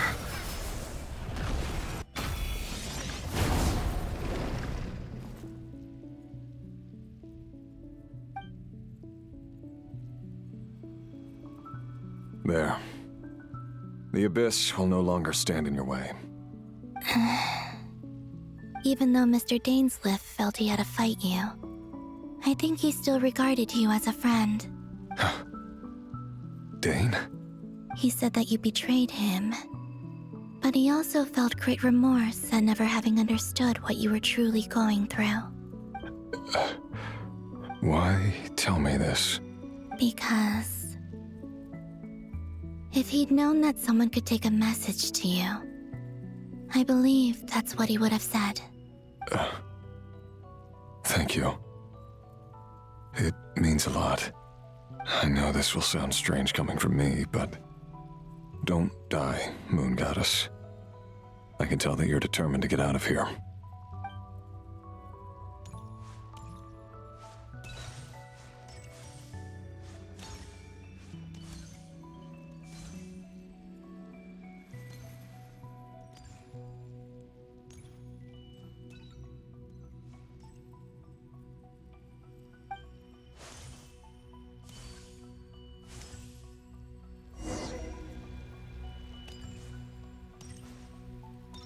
He kept his word.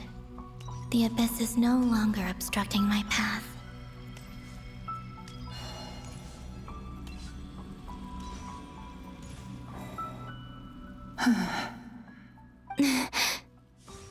Is that the Lindis? She wasn't far off at all. And yet, they can never meet. Hello, Miss Thelindis. Who are you? How do you know my name? I've never seen anyone else here before. You can call me Columbina. I promised Rerir that I'd bring a message to you. Rerir? My Rerir? Is he well? He's doing better than he was. Better than he was, huh? Sounds like he's had a pretty rough time. Others have had a rough time on his account too. In many cases, their time ran out because of him. And I'm not just talking about the children of the Crimson Moon. So, things got worse before they got better. Could you tell me what happened, Miss Columbina? Are you sure you wish to know? Yes. This is my opportunity to learn the truth. No matter how hard it is to hear, I have to know. I admire your courage. However, time is short. I cannot stay here for long.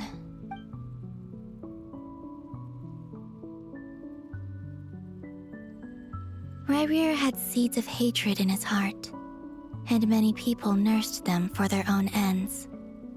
On some level, everything he did was to try and find a way to see you again. But in the end, he came to regret his mistakes. He wanted to apologize for hiding his past from you. Beyond that, he did not say specifically what it was he wished to convey to you, but I'm sure that you've always been on his mind. You are what has kept him going over all these years. I'm sorry, Miss Columbina. This is so upsetting. I'm not sure how to put my feelings into words. It's all right. I understand. Well, that's everything from me. So, I guess I'll be... Wait. One moment. Time flows backwards here. The road ahead only leads further and further into the past. I know. I intend to reach the end of that road. Without a moon marrow, without the 3 moons' power, you won't make it far. Wait, unless... Are you one of the moon goddesses? You could say that. I see. I often think to myself, if life is like a train ride, why haven't I reached the terminus? Where am I even going? And it's not just me, it's this whole place. Wherever it is, it seems like it's existed forever. It's such a mystery. Where is it going? I must seem so ridiculous. I can't answer these basic questions, and yet I jumped right in here without hesitating, only to be torn apart the moment I entered by powerful energy currents. Only my soul remains now. Thinking back, I was suddenly overcome with fear and terror in that moment. Perhaps I too became bewitched by the abyss. I may have been the leverage it needed to control Rayrir. I used to be a researcher at the Universitas Magistrorum in Conria, researching the iridescent moon's marrow. Eventually, I came to the conclusion that time in here flows in reverse. Rayrir was one of the Finster King's retainers. With me, he was in an impossible position. It plagued him constantly. I wanted to help him escape his lot in life. I wanted him to be happy, so I thought I'd use this place to return to the past. At the time, I thought I could just go back to the day that the Finster King first found the prince. It was only after meeting the prince that the Finster King started going too far with his research into the abyss. That was the day all of our woes began. I thought I could stop the king from ever meeting him and solve everything. I couldn't kill the Finster King himself, so I had to find another way to save Rayrir. That's why I wanted to go back, to kill the person who had brought new possibilities to our realm. I'm sure it was a futile endeavor, but the abyss probably enhances the basest human desires. So I naively hoped I could change everything, but I was simply too weak. Like a speck of dust against the whole universe. Look at me. I didn't even survive the journey here. Not physically, at least. I know I'm never getting out of here. But you're different. You can make it, and I want to help you. I owe you that much. How do you plan to help me? Have you noticed the golden energy that exists here? Based on my past research and my observations since coming here, I believe they carry you forward faster. I can share what I've learned, and help you understand the pattern in which this energy appears.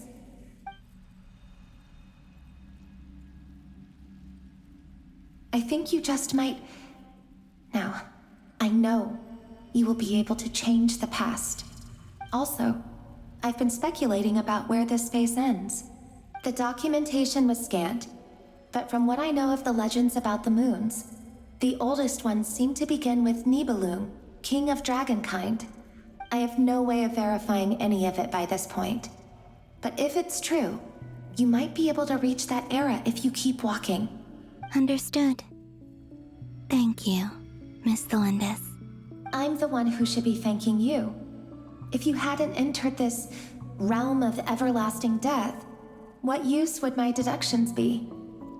Thanks to you, they have some meaning. About Rayrir, I'm so sorry. For everything. It wasn't your fault. That's not true. Because we both feared bringing trouble upon each other, neither of us ever told the truth. And that dishonesty sealed our fates. But enough about that. I wish you a safe journey, Miss Columbina.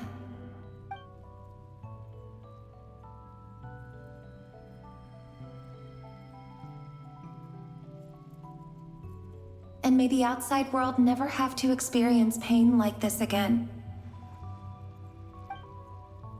Rayrir, you're there, aren't you?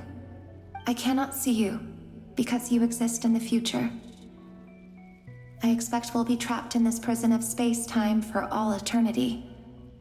But please, gaze upon the past, and then sit for a while.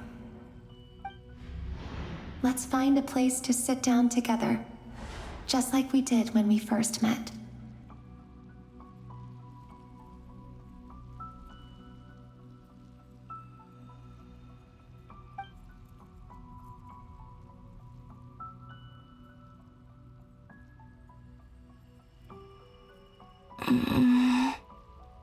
How long have I been walking?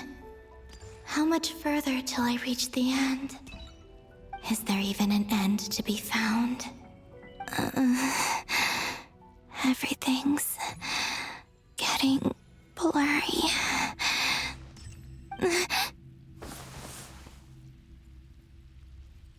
Huh? Are you all right, little sister? Have you come from the distant future?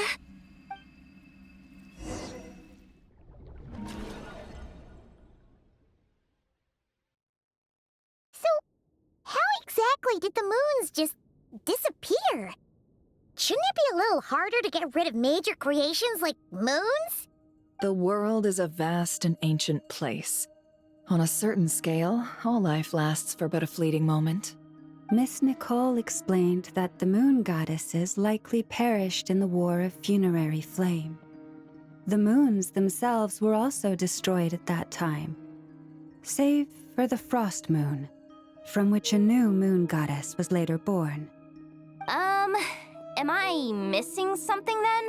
'Cause the stories say that the moon goddesses were born on the moon, but doesn't Columbina say she was born in Nodcry? Huh, you're right! Why do their birthplaces differ? What's the difference between the two generations of moon goddesses? Also, remember what Sandrone said? Her scans detected 4 moons. In other words, 4 moon marrows. Technically, the result of the scan means that 4 moon marrows were detected and positively identified as moons in that moment. In other words, this piece of information alone isn't enough for us to know how Miss Columbina is doing right now.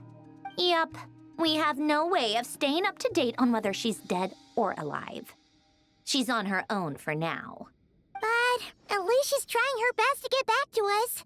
Yeah, she's a tough cookie, and a sore loser too. We have to trust that she'll find a way, because we really need her power. As much as it pains me to say it, we've got no chance of beating Dottore in a straight-up fight. He's much too powerful. It wouldn't even be close. That maniac is going to devour everything in his path until he reaches us. We need to find someone or something that can stop him before he does anything worse. I'll be frank.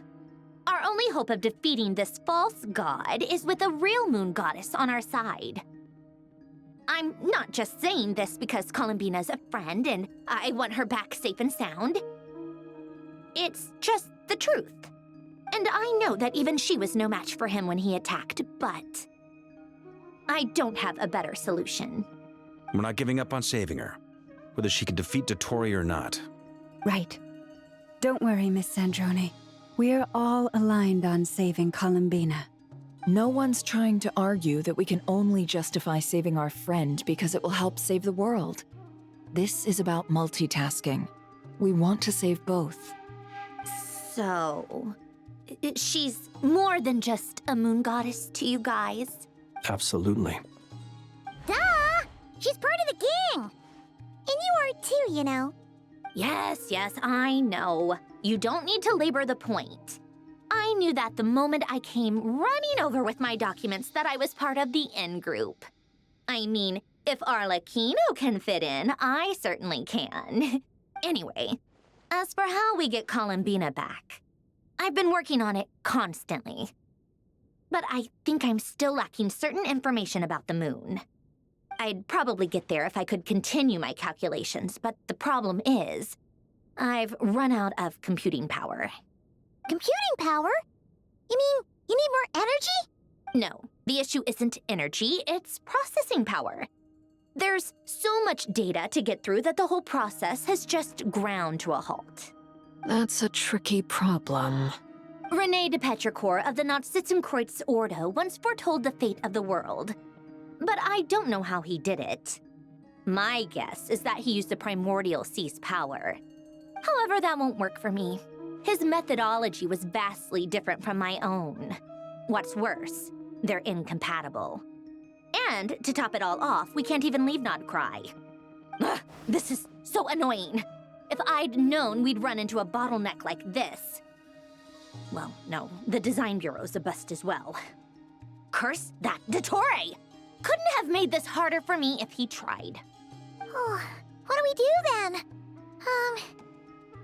How about we grab a bite to eat and take a break? Maybe something will come to mind after you've cleared your head.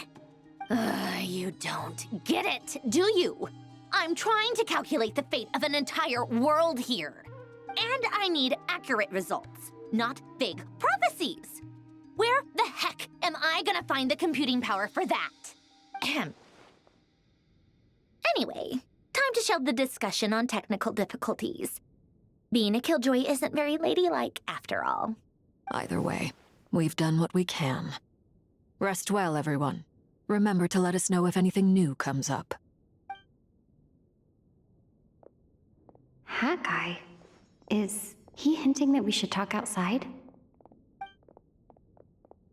Let's go somewhere a little more private.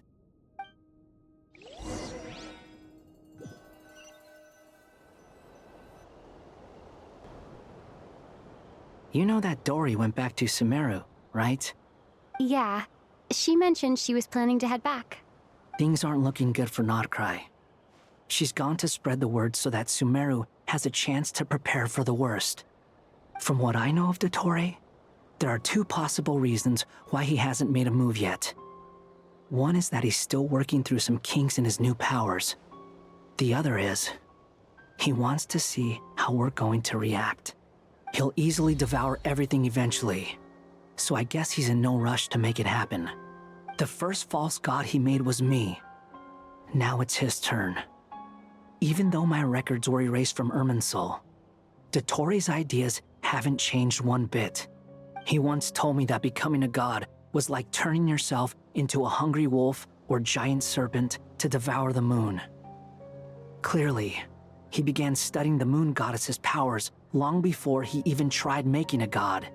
He's always wanted to get his greedy hands on divine authority one way or another. And in the end, he devoured the moon where I failed. In the desert of Sumeru, there is a chessboard built by King Deshret, also known as Al-Ahmar. I don't know if it was a real game, or if he was just trying to challenge his servants and citizens in some way. But creating games and setting rules, gods do that as a matter of course. That's the kind of power Dottore craves. Now he has the Trilunar Authority. His power is leagues beyond the common people. I don't think there's any point in other nations rushing to the front line. They're better off focusing on defense and hoping they can fend off any threats that spill out from Nodcry. Either way, Dori will inform Lesser Lord Kusanali, and she will contact the other gods in turn. The Seven will have some recourse available. If nothing else, their protection should keep the rest of the world from descending into chaos as quickly as Nodcry has. So on the bright side, even if Nodcry is doomed, your friends in other nations won't be in any immediate peril. That's good to know. But I'm not ready to give up on Nodcry yet. There's a word for people who refuse to let anything go. It's called being greedy.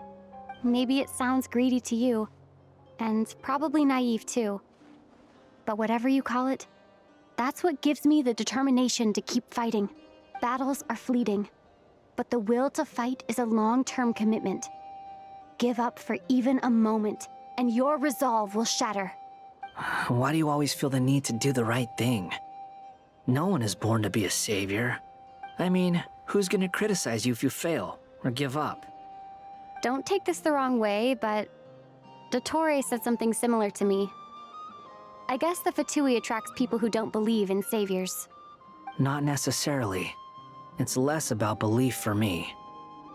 I just want to know how determined you really are. After all, I don't owe anything to anyone else here. Only you. You look kinda worried. If your arch-nemesis was about to achieve their ultimate goal, I think you might feel a little worried too. That's true. Dottore is about to become an omniscient, omnipotent deity. That's gotta be a bitter pill to swallow. Still, you're calmer than I expected. Obviously. I have to admit that my past self was a reckless fool who misunderstood not only the point of revenge, but how to achieve it. And as much as I want my vengeance, I know I'm not gonna get it by acting alone. If the world's taught me anything, it's to think before I act. Too bad it never taught me any other virtues, though. So, I am going to destroy Dottore, no matter what it takes. So, what's your plan? I'll get to that. First, tell me, what do you think of Sandrone? Just like Paimon said, she's a friend, part of the gang. How much do you trust her? This is a serious question. Think carefully before you answer. Although she's with the VIII, she has her own values, and she's helped us a lot. If nothing else, she's clearly going the extra mile for Columbina. I see no reason not to trust her. If you say so. In that case, the three of us need to talk. I have some thoughts about her computing problem. It can be solved, but it will come with a cost. How much? If I can afford it, I'll cover it.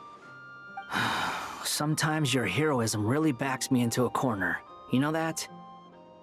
Come on, let's go talk to her.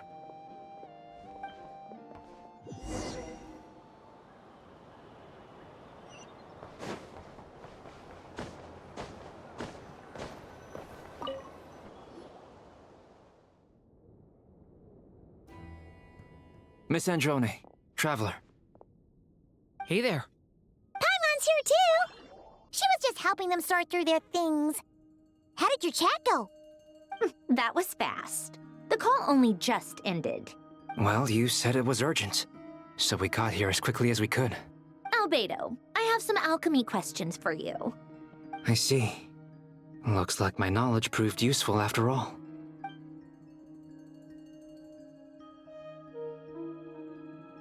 If I might ask, what is the end goal for the modified formula you'll be using?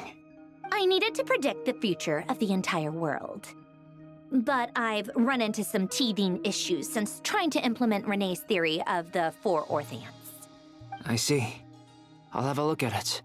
Still, computing power is the real issue here. How do you plan to solve it? About that, it's been sorted. Oh, with the Traveler's help? Actually, you're not wrong. She found the person with the solution. Was it Hat Guy? Yeah, it was him. Wow! Go Hat Guy! Seems like all that time studying at the academia is paying off big time. But where is he? Wasn't he the one who asked Albedo and I to come here? Come with me.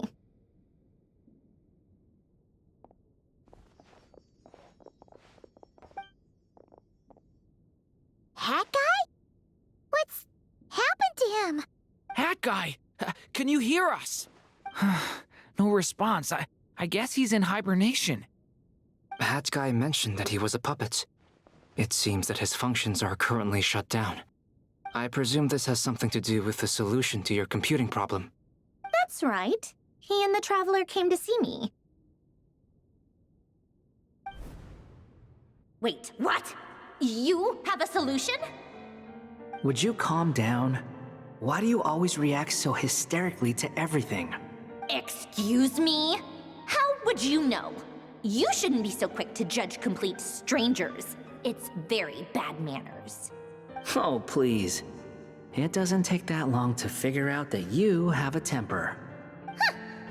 Where does a mere student get that kind of confidence? I've actually published more papers than you. Not that status counts for much.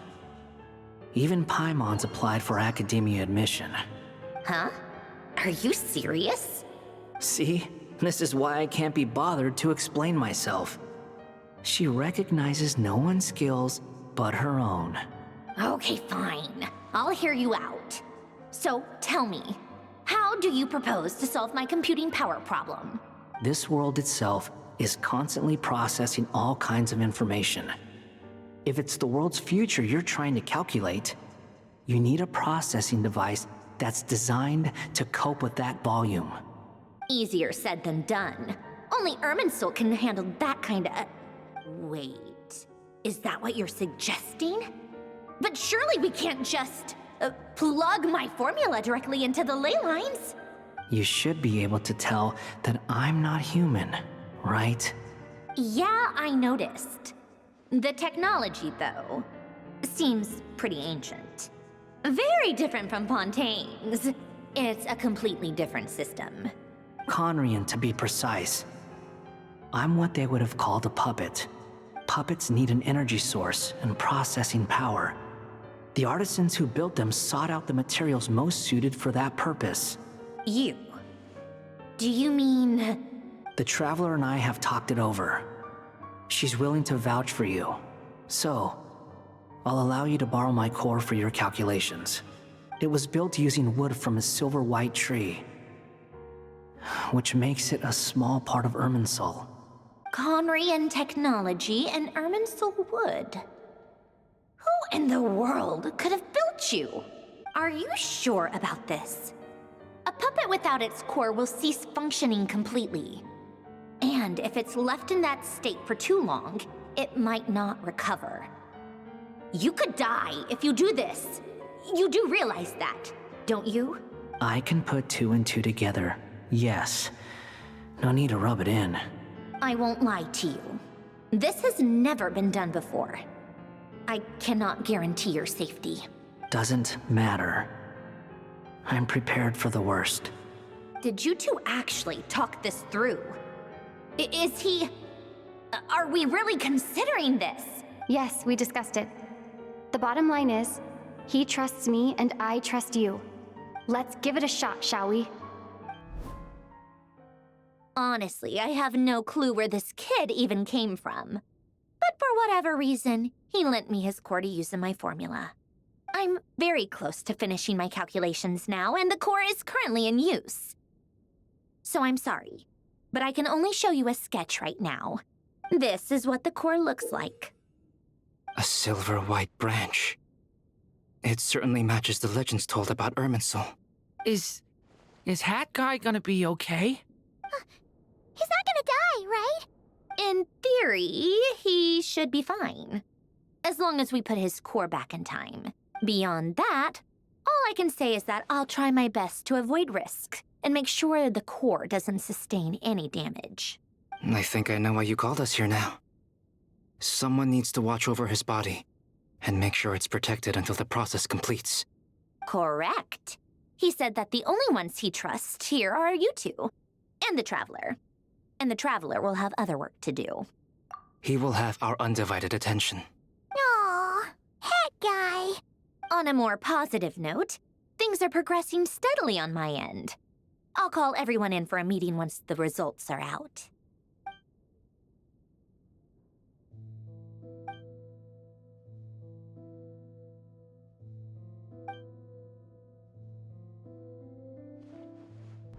The worst case scenario with the core removal is either a system reset or a total loss of function.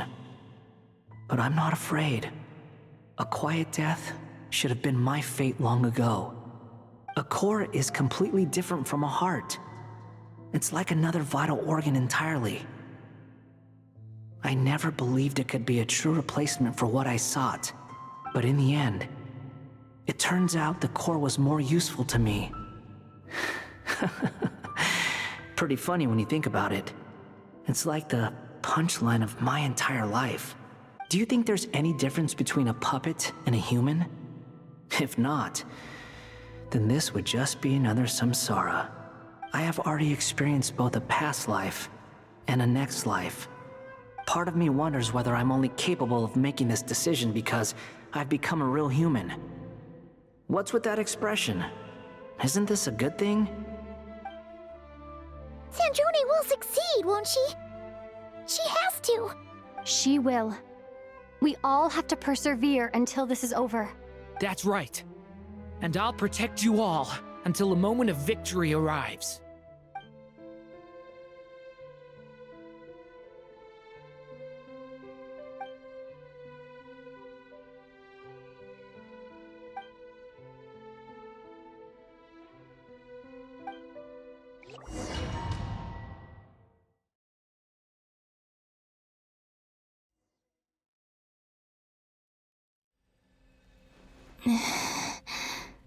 Who are you?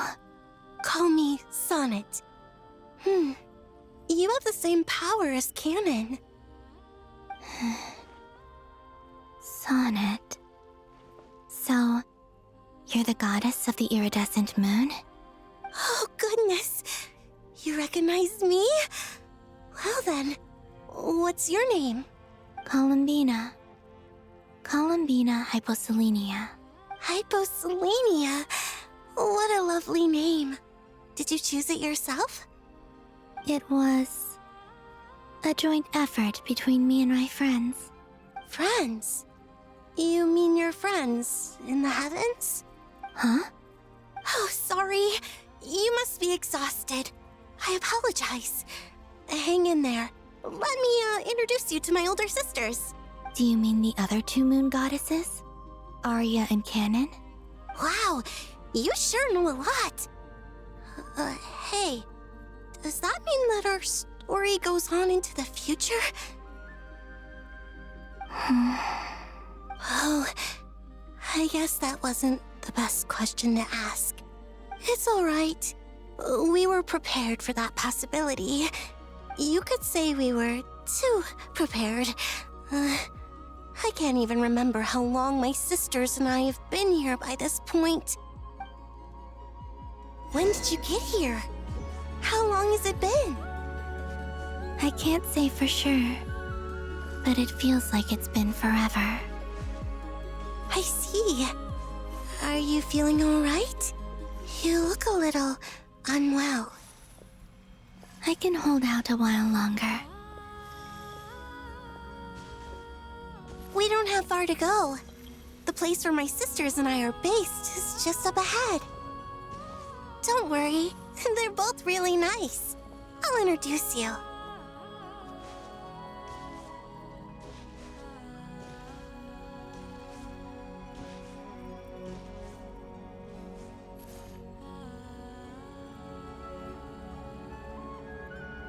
Sisters! I'm back! And look who I've brought with me.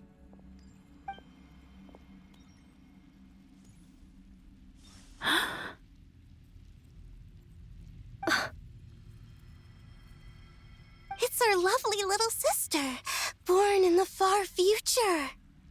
The pleasure is all mine.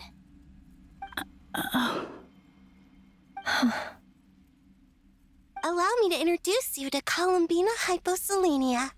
This is Arya, the goddess of the eternal moon. And this is Canon, goddess of the frost moon. Canon, don't you think Hyposelenia's power is similar to yours? Hello, Columbina. I apologize for our startled reaction just now. And please, forgive our little sister if she's been annoying you. She tends to talk a lot. It's fine. You seem shy. Don't worry, Columbina Hyposelenia. No one can hurt you here.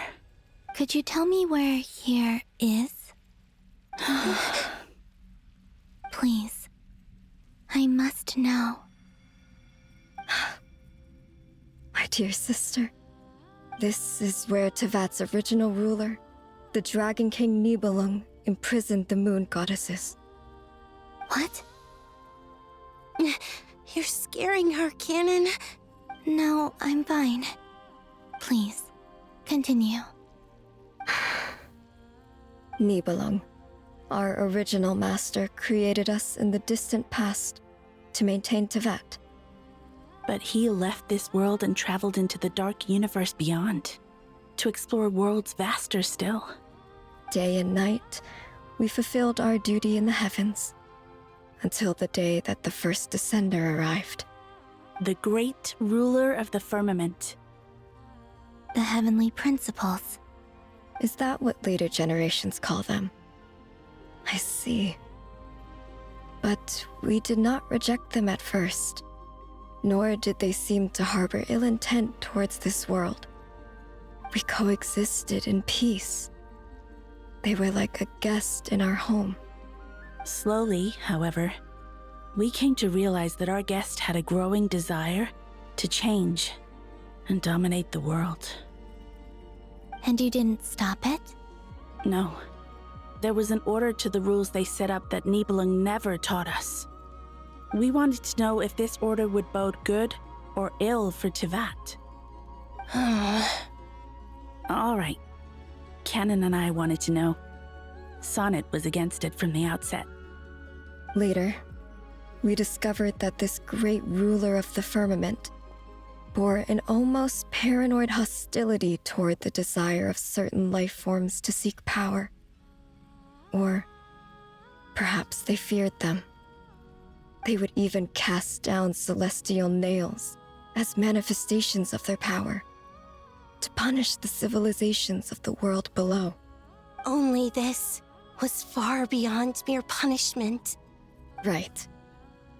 Their rules brought order, but the price people paid for merely testing the limits of those rules was far too great. I did everything in my power to help the punished escape catastrophe, but still, too many lives were lost. The ancestors of the Frost Moon Scions were some of the ones you helped. But just when we had decided to take countermeasures, the Dragon King, Nibelung, returned. And so began the War of Funerary Flame. So, that's the name the world gave that war in the future. Well, who won in the end? As far as I know, the Heavenly Principles won, although it came at a great cost. They remained in Tevat, where they continue to rule to this day. And the world's original master, the Dragon King Nibelung, was destroyed. And what of the moons? Are there still 3 moons in Tevat's skies? You can tell us the truth, Columbina. We know we are but remnants of a bygone age. We are prepared for the answer. Only the Frost Moon remains. But it has been cast beyond the false firmament by the Heavenly Principles. The eternal and iridescent moons were both shattered during the war. So death finally came for us in the end. Sonnet. But you're still here, aren't you? A moon goddess cannot live without her moon, Columbina.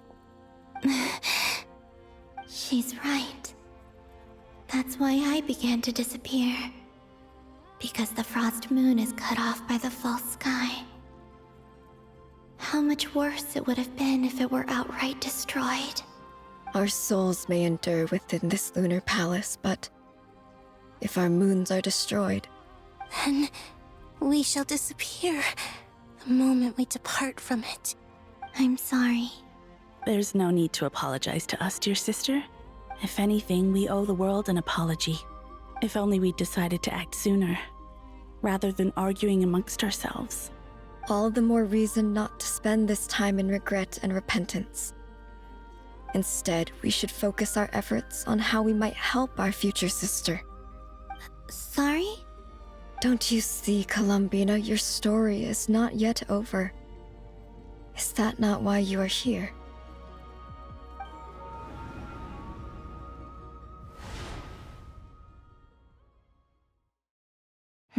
It's done.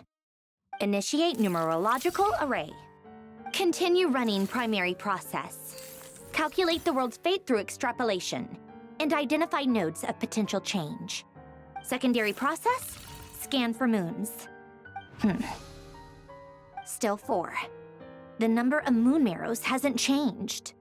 Wait, let me think.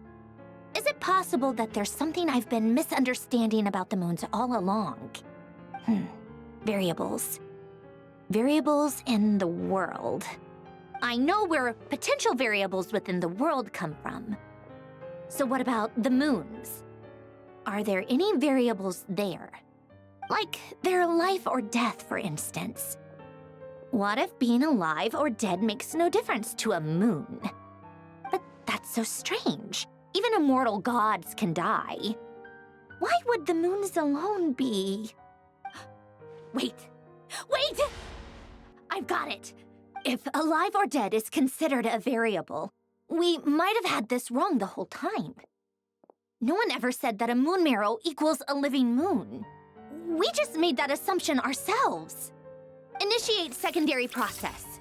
Scan again, this time filtering out interfering perimeter, moon marrow.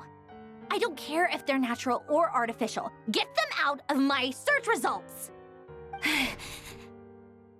Why? It says 3 moons still exist into that, even after excluding the moon marrows. But we know for a fact that 2 of them are dead. Redo the scan. Narrow the results to living moons and real moons. No, scrap that. Narrow it down to moons that have lunar authority and remain alive. Why? Why is it still 3? What is this, Columbina? Has the world lied to us? Or are you the one pulling the wool over our eyes?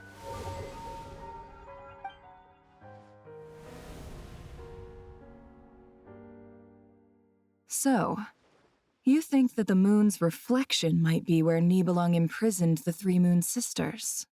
Yes, it would explain a lot, such as why that space would respond to a moon goddess's power, opening the moon gate at her command.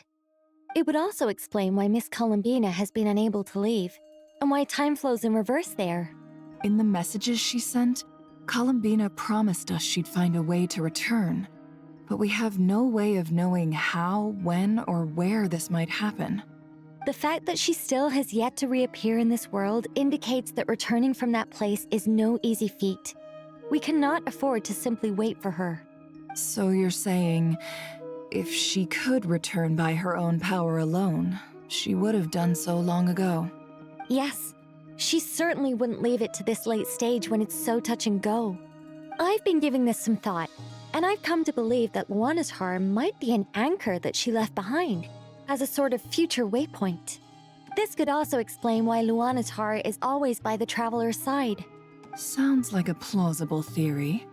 If that's the case, there must be some criteria we need to fulfill to allow Columbina to return to the present. The question is, what could they be? Hello? Listen up! This is extremely important!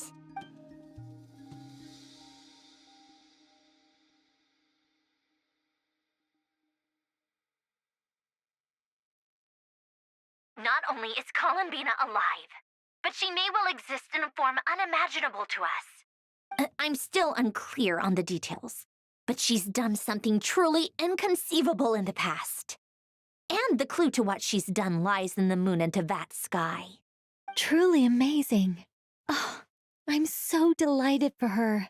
I'm sure we all feel the same. And I'm sure Columbina is ready to get back here and fight by our side. I'll keep my calculations going and try to find some way of coordinating with her. But that's not an excuse for everyone else to slack off, okay?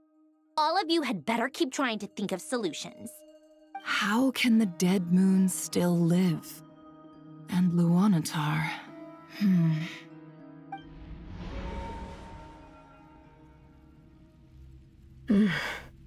It's hard to believe that's what will happen in the distant future. Our authority is linked to the most fundamental rules of Tevat.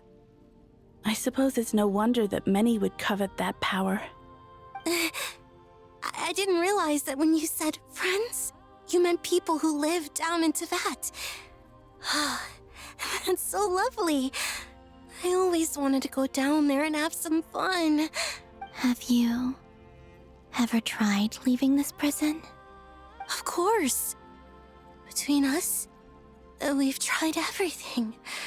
But no matter where we go, this space will eventually bring us back here. It's like the center of a whirlpool. Everything ultimately converges here, at the moment when Nibelung imprisoned us.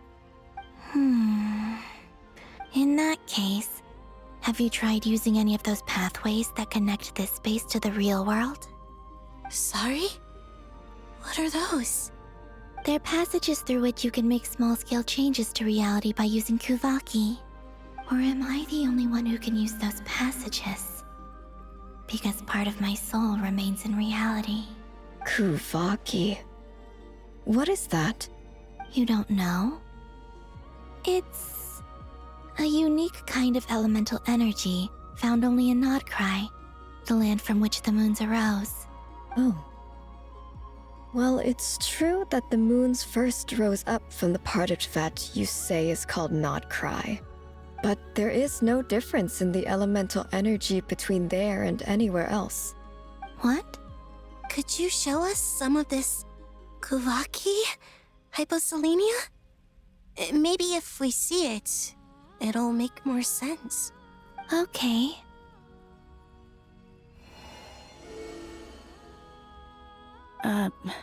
Isn't that just your power? What? But it's everywhere in Nodcry. In the air, in the land. Even the creatures who live there have adapted to its influence. How curious. This Kuvaki certainly did not exist anywhere in the world before we were imprisoned. Let alone influence living creatures. So, how exactly does it affect them anyway? Can they float in the air like us? This is so strange. Why would their reality differ so much from mine? Columbina, you're looking for more than just a way out of here, aren't you? Yes. If I am to help my friends, I will need trilunar authority on par with that of our foe. You mean... you'll need our power? This sounds extremely risky. The Three Moons' powers are not mutually compatible. Concentrating them into one goddess will be a very painful process. And if anything goes wrong, it could tear you to pieces. I know. But I'm willing to take that risk.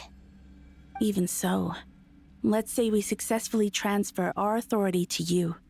How will you take it outside this prison? Nibelung constructed this realm specifically to prevent us from using our powers to interfere in his war. No moon goddess can leave this place alive. What if I don't leave alive?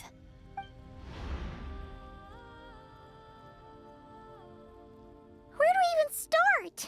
How are we supposed to figure out what we're meant to do to help Columbina?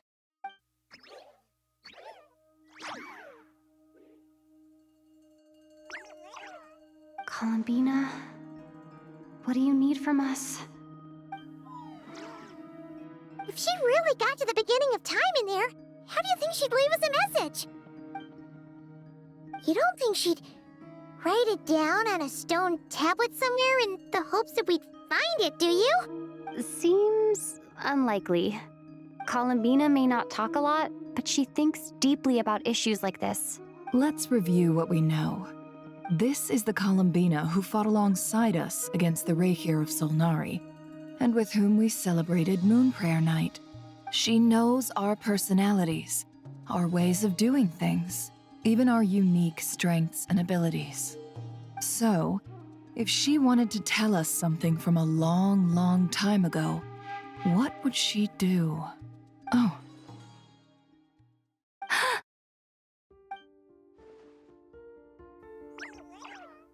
Traveler, you once said that those golden ripples also appeared when Luanatar was born. What if Columbina left Luanatar here, not just as an anchor to the real world, but for some other purpose? If she is part of Columbina, and Columbina knows that I can see past events through her. Oh yeah! Like when you peeked into Rarir's past through his heart! Nefer, wait. If you're right about this, and you can really see past events through Luanatar, your eyes, they'll... Oh, I know. Looking at Rarir's past in Conria was already enough of a strain on my eyes. Looking this far back into the past, it'll surely blind me. But it's our only chance. This is the only way. Boss. We spoke about this once, a long time ago. Do you remember what I said, Yehoda? The day I lose my sight, the Curatorium of Secrets will be yours to run. But... What's wrong? I'd be overjoyed if I were you. This day's come a lot earlier than either of us expected. I need to know you'll honor our agreement, Yehoda. Promise me. Yes, Boss Neff. I promise. Are you sure you don't want some time to think this through? What is there to think through? I should have gone blind after our battle with Rarir. Frankly, it's almost criminal that I got away with it for this long. Then at least let me take some precautions on your behalf. And if you really do lose your sight, I'll visit your office every day and make sure you're well looked after. Oh, please, anything but that.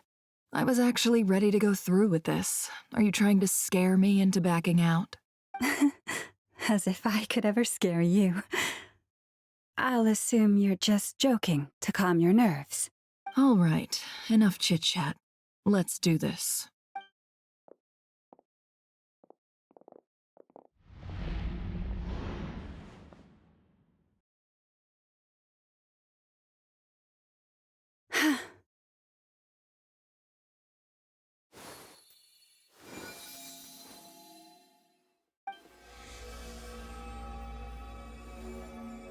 All done.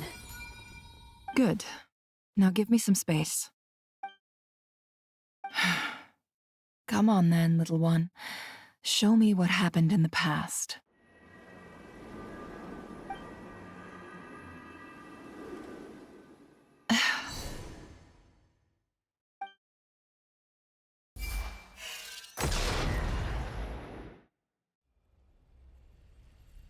Between the Trilunar Authority, Kuvaki, and the soul-surviving moon, the Frost Moon, I think I might know how to get back. But I will need my sister's help. Time to go talk it over with them.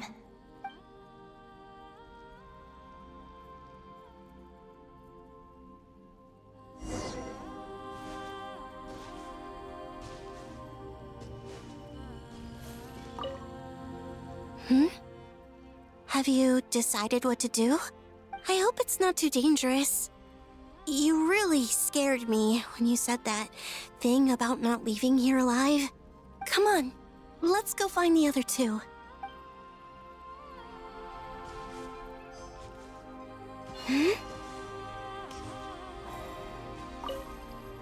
It's seems you have reached a decision. I'm all ears. What do you propose?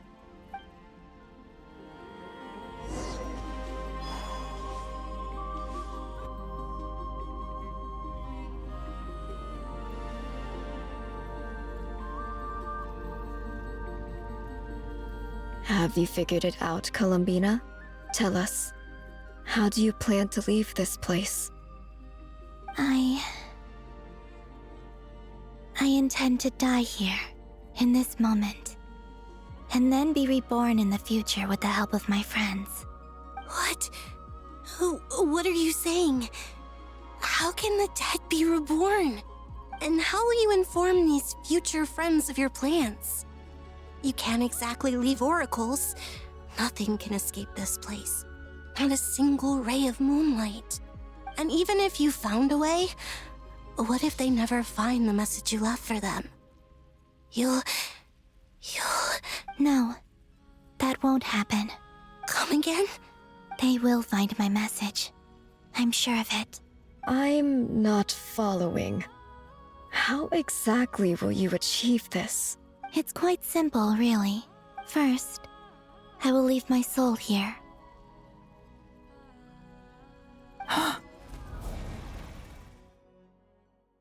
I see it. Your soul? You mean you're a divinity?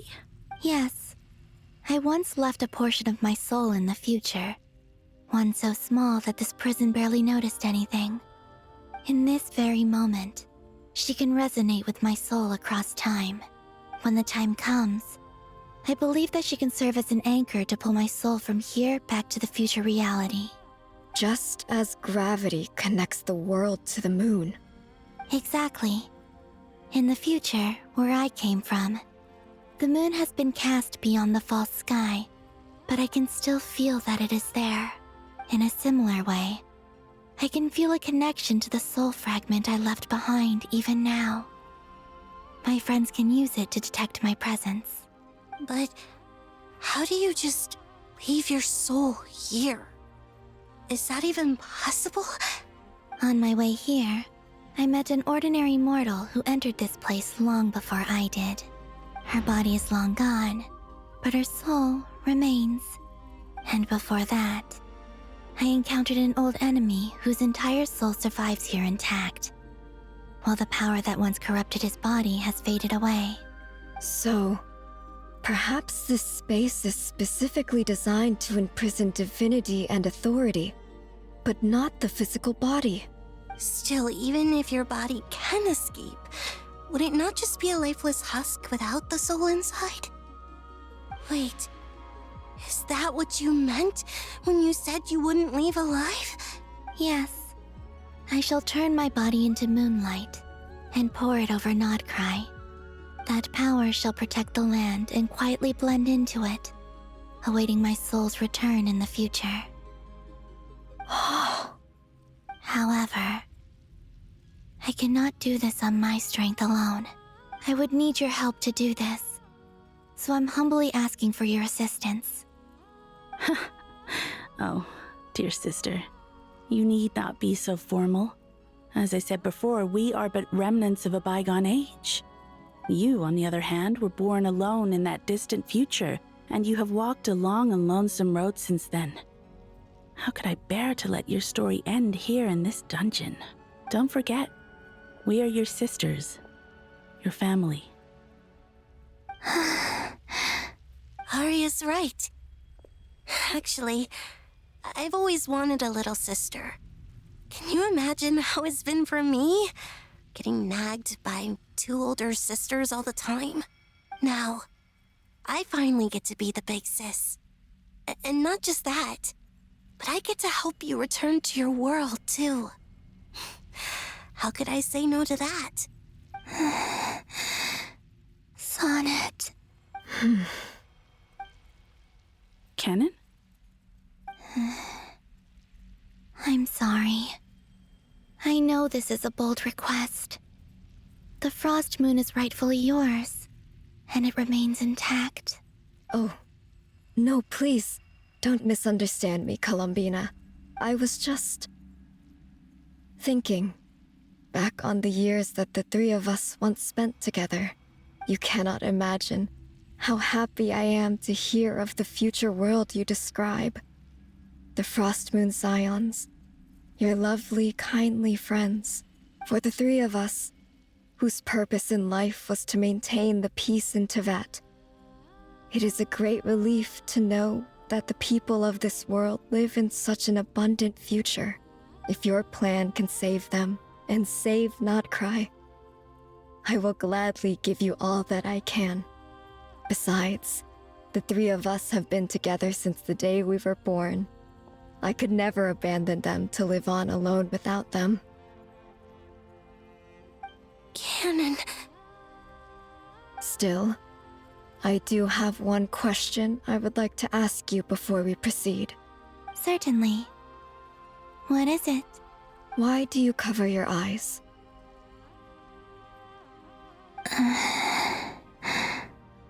Yeah, I was curious about that too. But it seemed personal, so I didn't want to intrude. There was a time when I refused to look upon the world. I believed it was full of nothing but lies and falsehoods. I wished to hide my feelings, seal my heart, until I could return to my true home. I see. Perhaps that decision saved you from ever having to see the false sky again. But at the same time, you likely missed out on many true and precious things, like the smiles on your friends' faces. Promise me this, Columbina. When you return to the future, open your eyes, take a look at the world around you, and see your friends. I'm sure that you know this already, given that you long to return. But that is your true home. Give me your hand, Columbina. Arya, Sonnet, you too. Okay. All right.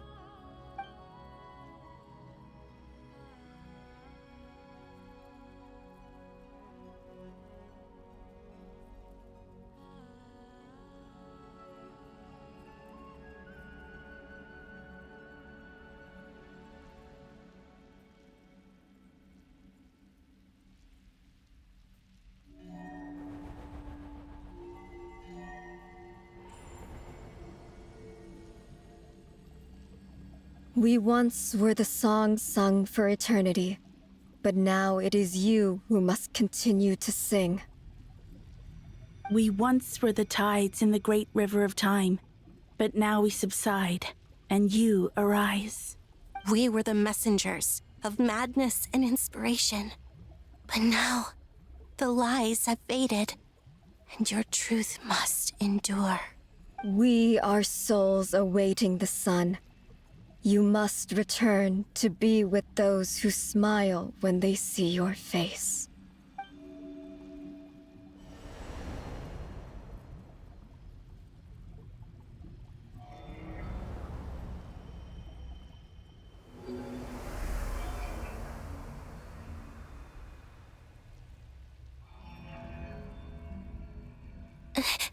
Is it done? Yes. We have transferred the authority over all three moons to Columbina Hyposelenia. From this moment on, she is the Tri-Lune Goddess, the one and only moon goddess of this world.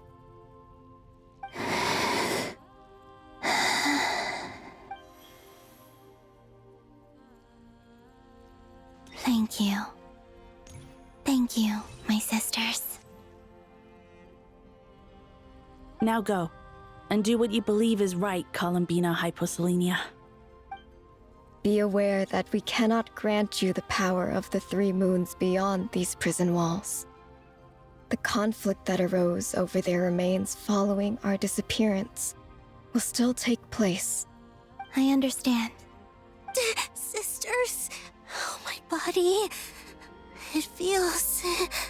Now that we have given up our power and authority, our bodies are merely mortal shells, This prison is dissolving them as we speak. It's okay, Sonnet. The end must come for every god, just as it does for every human. That's all this is. The final destination of our lives. Canon and I will be by your side the whole way. We have one final request, Columbina. Could you use the Three Moons' power to send us back into the real world now that we have lost our powers? I doubt this space will seek to hold us further. It's just... we would like to spend our final moments together in the only place we ever called home. Of course. Gladly. Sonnet. Yes? Don't... I wish I could tell her not to give in to the abyss. Not to be afraid.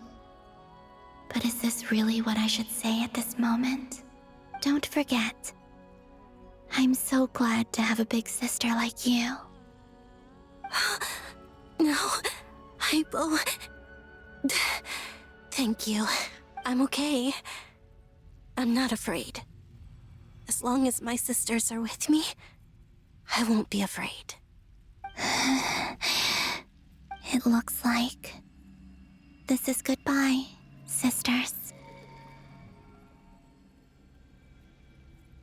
Goodbye, Columbina.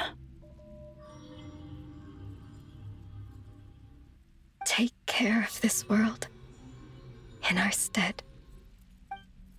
I will. And now, it's time for me to bid farewell to my body, too. May it become the moonlight that keeps Nodcry company through the long years ahead. So this is why Nodcry was not always home to Kuvaki. It only appeared after I poured my body out upon this land, and only this land. Kuvaki responds to me because it is me, my body, answering the call of my soul.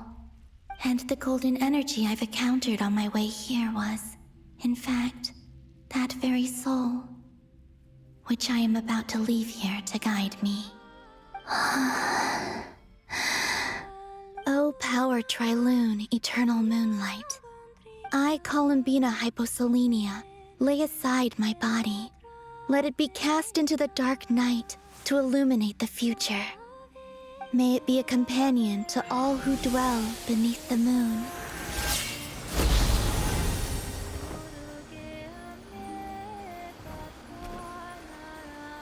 Until the time comes for me to return home.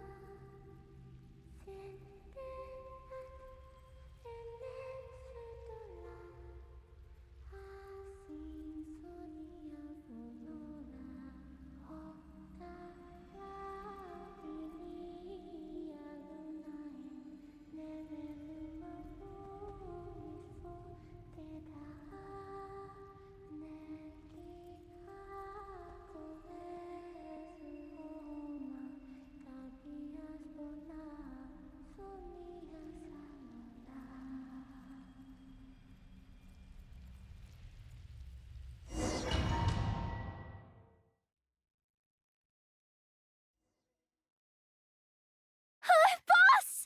That was crazy! Were we even allowed to see that? Is anyone? Can you still see? How many fingers am I holding up? I see 2 fingers, and a look of sheer terror on your face. Truly astounding, Miss Nefer. Your eyes have glimpsed the very ends of the world, and yet they remain as sharp as ever. Or is the credit for this miracle due to Miss Lauma? It seems that even time itself is no match for your medical skills. Surely you jest, Mr. Flint. I suspect we have Columbina to thank. She must have realized the immense toll that the ritual would take and purposely set aside some of her power in the past to protect Nefer's eyes when this moment arrived. There is always a great price to pay for witnessing the truth, but it seems that this time, Columbina has shouldered that burden on our behalf. She chose the perfect method of getting a message to us. Though her eyes were always shut, she was clearly so perceptive. She knows us well. She knew exactly how we would think and what we would try. Despite being separated by time and space, we're seeing the same possibilities and seizing the same opportunities. We still don't even know if she's okay right now. But as long as there's a chance we can do something, we'll fight to make it happen. We'll get you back somehow, Columbina.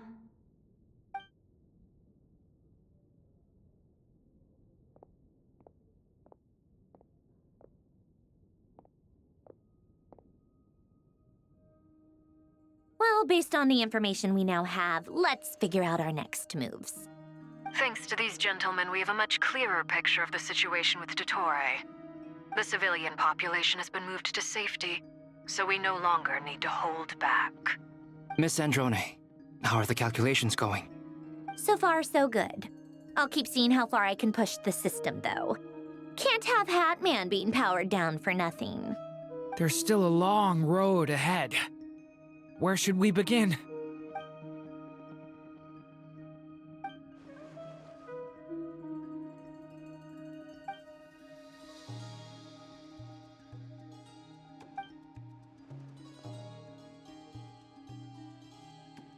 Our plan is clear. Time is short, so let's get moving. There's just never enough time, is there? Time is the bane of my existence. Ugh. Anyway, I'm gonna get back to work. All right, we'll do our part too. Yeah.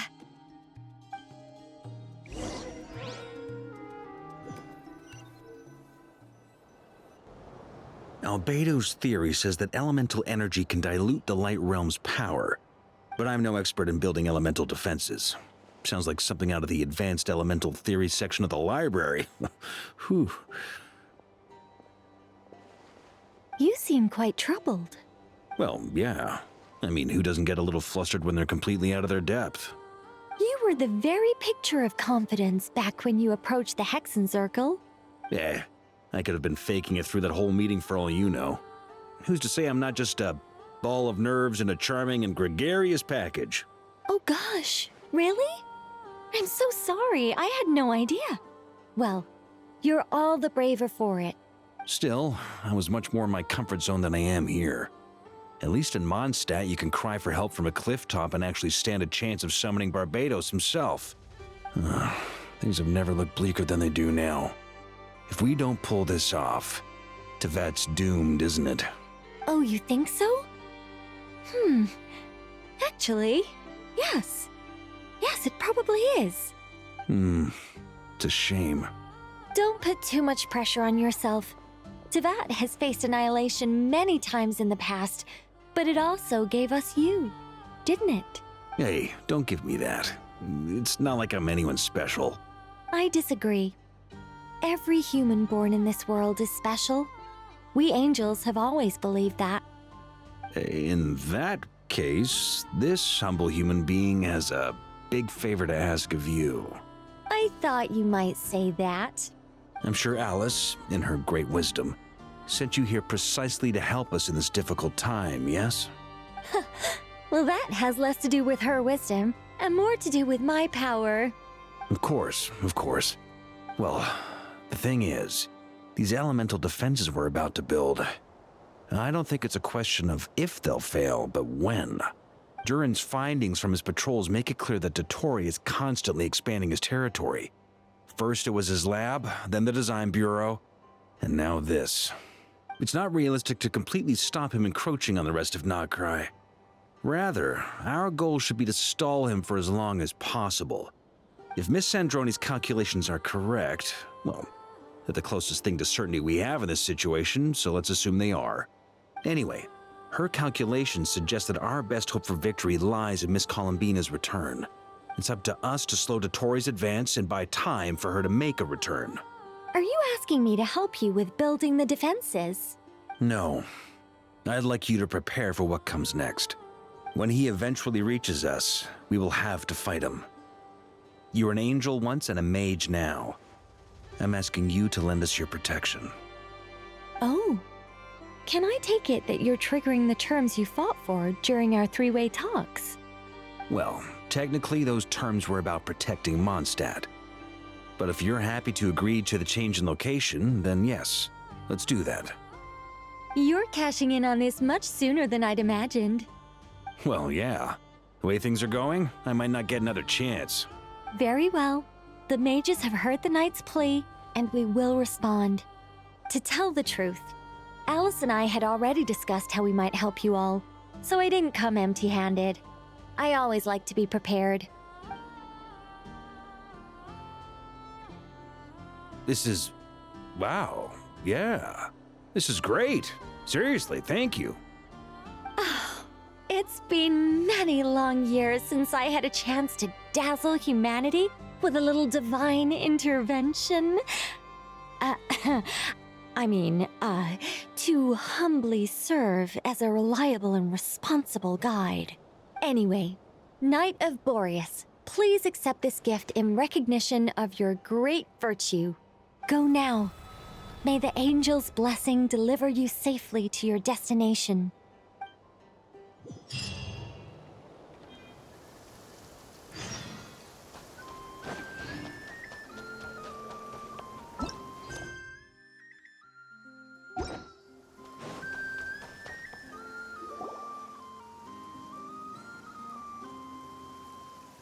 Ah, you're here.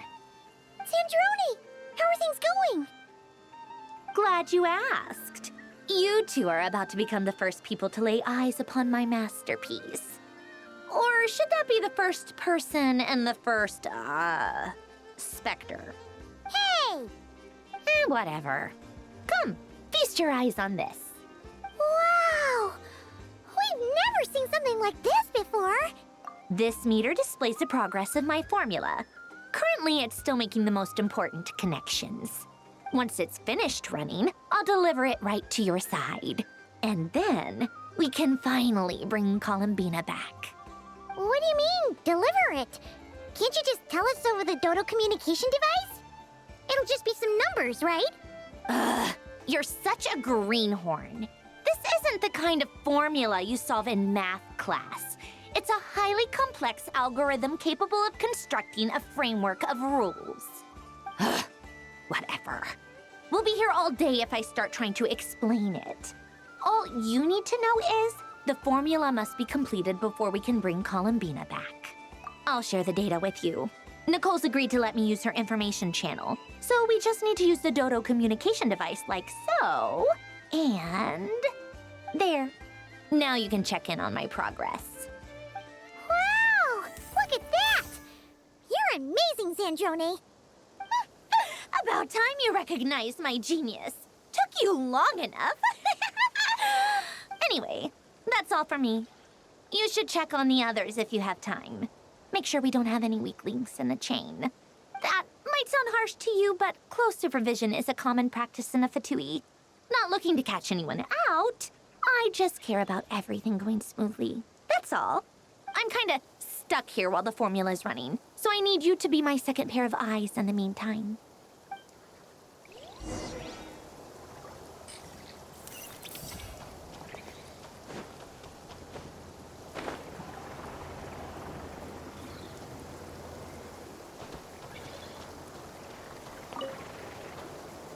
Traveler, Paimon, a pleasure to see you both.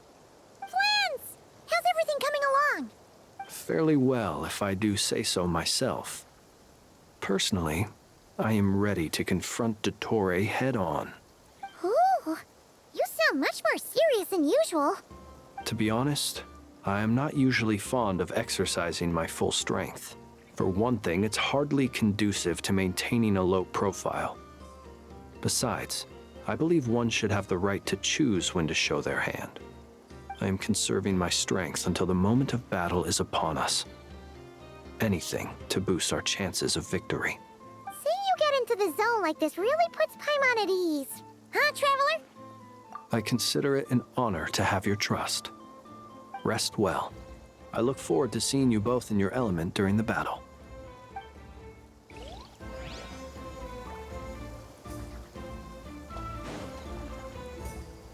Thankfully, Miss Nicole has come to our aid.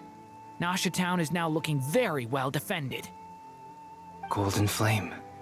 Yes, that's Nicole's power, all right. Based on the latest message from Grandmaster Varka, it sounds like they've reached an agreement. The situation should be more stable with her assistance. Everyone will have at least some degree of protection. Albedo! Durin! Hello there, you two. Are you well rested? That's good to hear. As per the plan, Albedo and I will be in charge of Nasha Town. As Dottoro's energy field expands, it's creeping ever closer in that direction. But we will do our best to hold our position. We fought side by side many times before, and always with great success. I believe this time will be no different. So don't worry about us. Focus on fighting Dottore.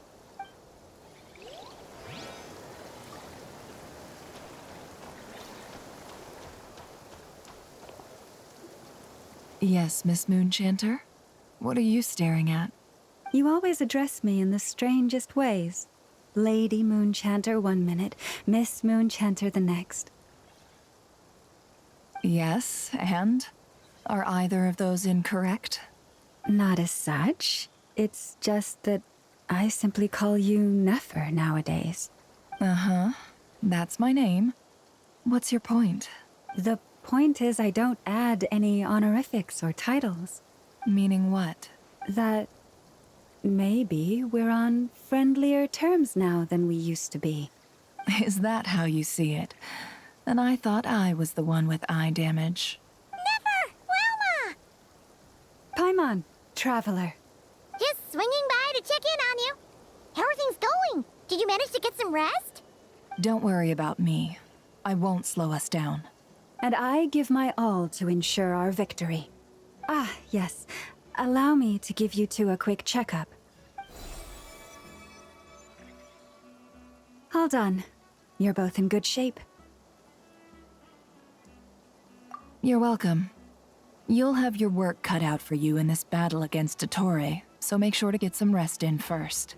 Paimon will keep an eye on her. Don't you worry. I'm glad to hear it. Take good care of yourself, too, Paimon. Sure thing!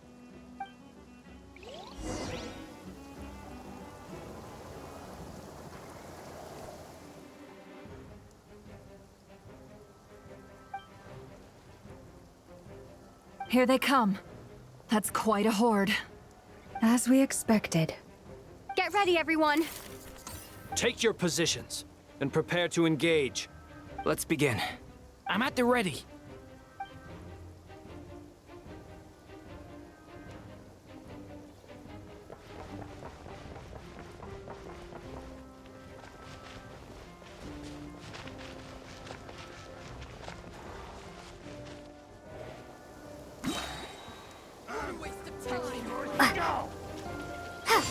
Wipe out!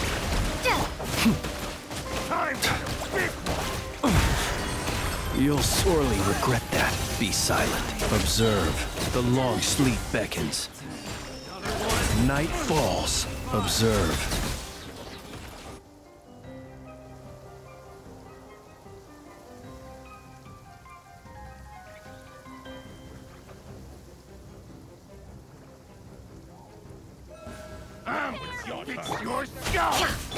With one heart, we pray.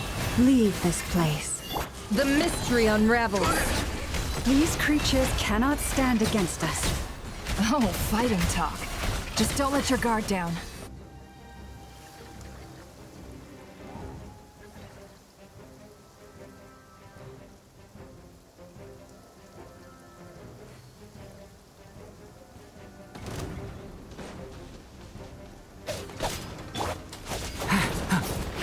Thunder! A lament for the end! Feel this ancient power. Coming to be! That was easier than I thought. Naturally. What do you mean? Is it because as created beings go, we're of a higher level than them? Very good.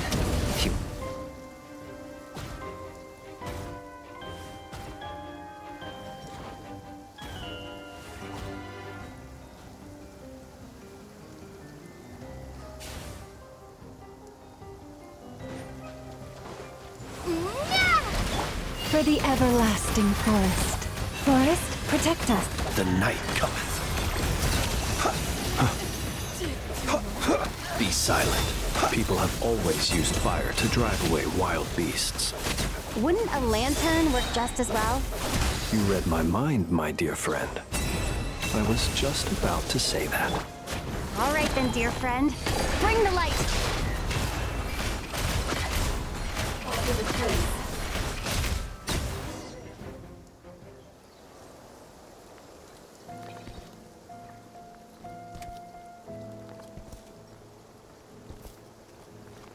You're looking well. I trust you've had a good couple of days. Dottore. It's actually a good thing, in my view. If the subjects of my experiment were to die prematurely, it would throw quite a wrench in the works. And so, I must thank you all for your resilience. We are no longer on the same level, but you are nonetheless worthy of my respect. A creator god should be merciful and gracious after all. And in any case, it is only right that before I end your lives, the world is informed of the arrival of their new god.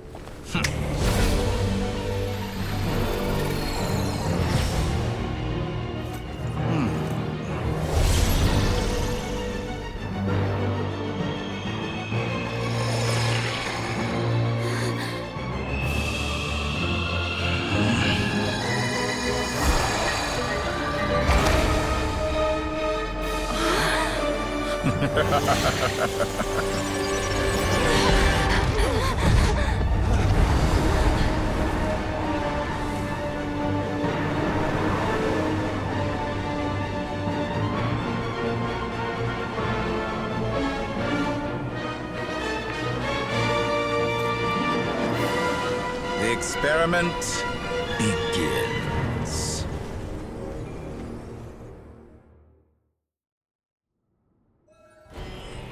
With the marrow of the three moons in my hand, behold the false moons fall!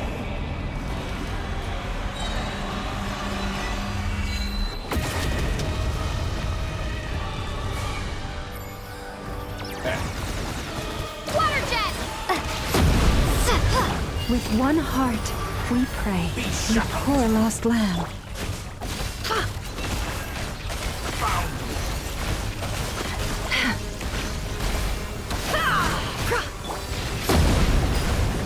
Be silent. Close your eyes. And here I thought you dodged that.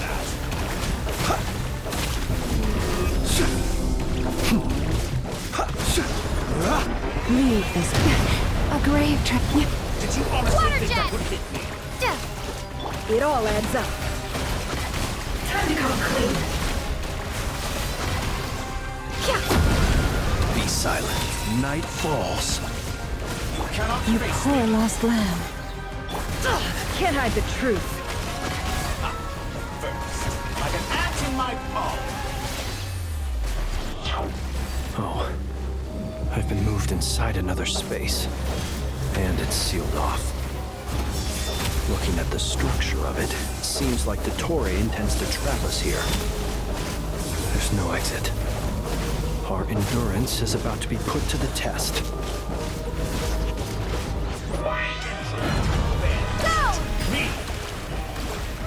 It all adds up.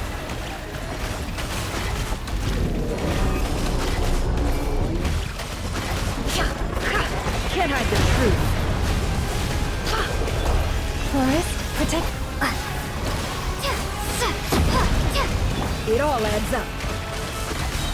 see what you're made of. Good. Keep it that small, maggot. You cannot face me. For the everlasting forest. Yeah, you poor lost lamb. Time to come clean.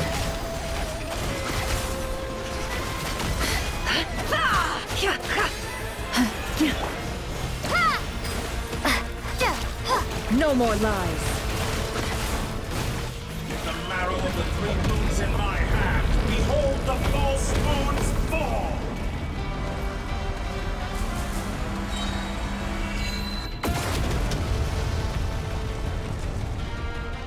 Tell me, where will you try scurrying off to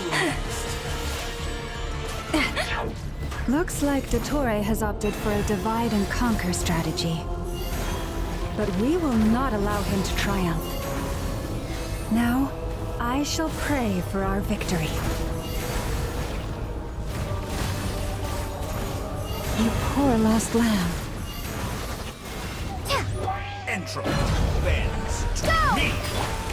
It all adds up. Time to come clean.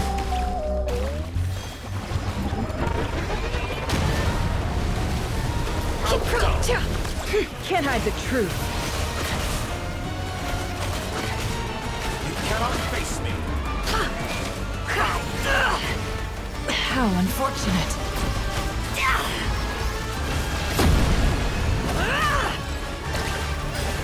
It all adds up. It all falls into place. Good. Keep it up. Did you honestly think that would hit me? Moon's remnant. No more lies. Let's see what you're made of. Can't hide the truth. It all falls into place. Keep it up. I'm still collecting data. Water jet! It all adds up. Be annihilated. That which cannot stand against me. What's this supposed to be? A knockoff version of the space Columbina got trapped in? There really is no way out. We'll see about that, Dottore.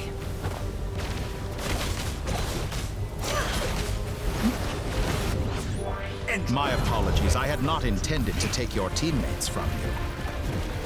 But you have a choice in the matter. Obey, and I can release them. An excellent deal, if you ask me. Won't you consider it?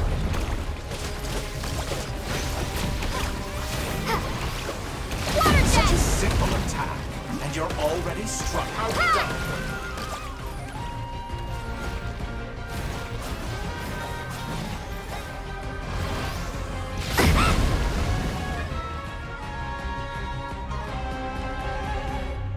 I'm aware you've been working on some little tricks to surprise me with, but it appears that none of them have come to fruition. My guess would be that you're trying to bring Columbina back. But then, where is Sandrone? Or are you trying to buy time for her? I always found their friendship to be a curious phenomenon. Two highly incongruent personalities, and yet they share a deep connection. Speaking of Columbina, I once saw her as like a younger sister. We got along quite amicably while she was with the VIII. But then one day she suddenly decided she would refuse to take part in any further experiments. To this day, I truly don't understand what I could have done to upset her so much. It's such a pity.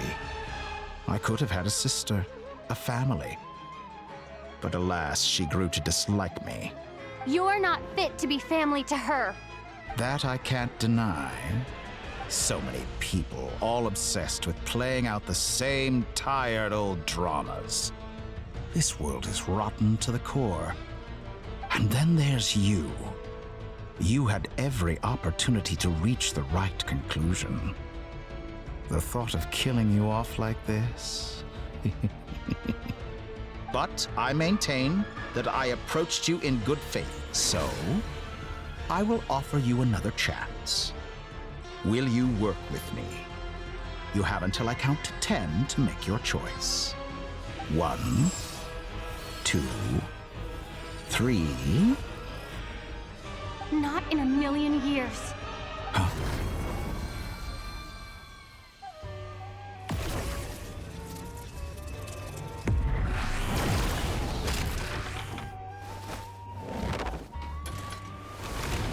Sandrone, what a pleasant surprise. I didn't think you'd join us all the way up here. You're as sick and twisted as ever. Don't fool yourself into thinking anyone's grateful for the chances you're offering them. Sandrone, the formula hasn't finished running yet. Funnily enough, I was just discussing a collaboration opportunity with the Traveler, and then I see you, who I must say is a good example of an opportunity gone to waste. Gone to waste? I said that everyone would get one chance, and you've used yours to march right back into the lion's den. So yes, it's an utterly wasted opportunity. And what makes you think I believe a word that comes out of your mouth? I was planning on disposing of your little formula after wrapping up more urgent business here. But since you've taken the trouble of serving it to me on a silver platter, I can simply bring it forward in the schedule.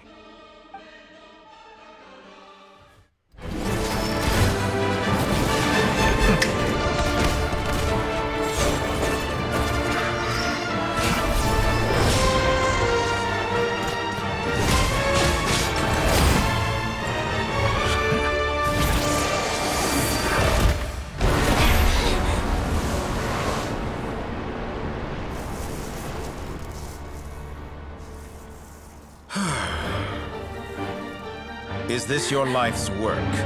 This piece of trash?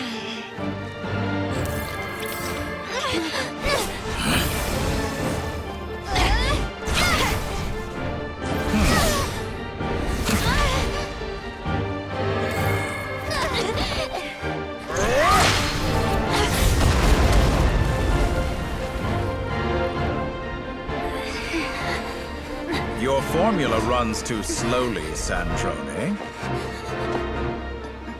You put your hope for success on others instead of fighting dirty. That is why you have failed. Now, whom should I slay first? Any volunteers? No one? How nice of you to leave the decision to me.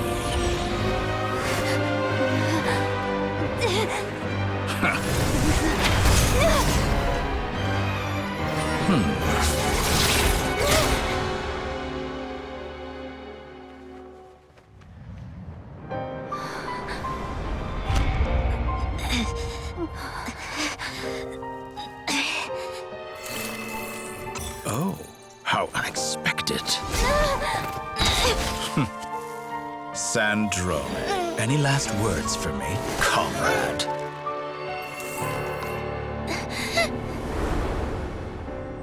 Is there anything you wish for? Not really. But I've always known what I don't want. Go to hell, Dottore.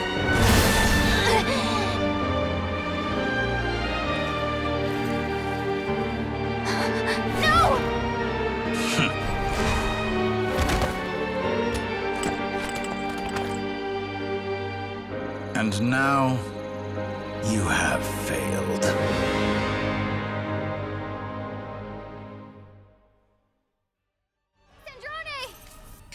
Now you see how fragile mechanical contraptions are. Just a gentle tap, and they fall to pieces. However keen of an inventor Sandrone may have been, her death spells the end of the formula that was running inside her body. Of course, I have to commend her for making it this far. As her colleague, I have to admire her stubborn tenacity. Now, it is time for you to take your place by my side. My count was interrupted, but the second chance I extended to you still stands. Once again, you are welcome to join me.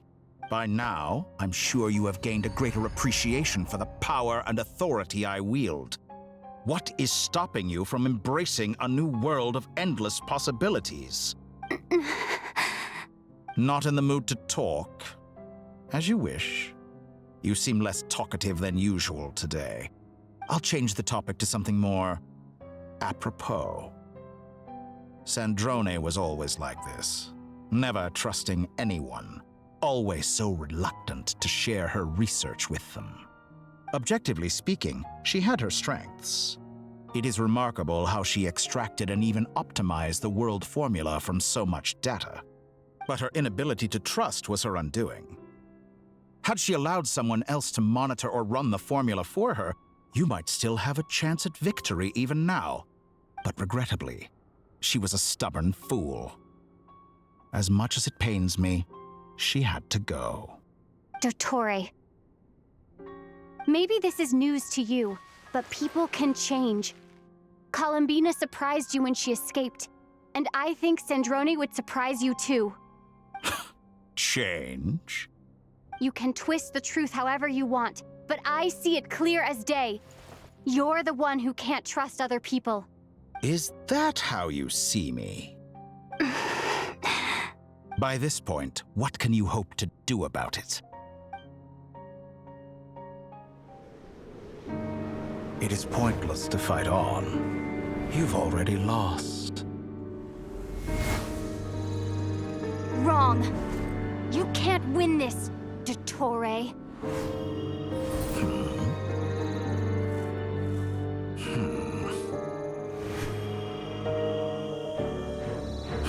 What?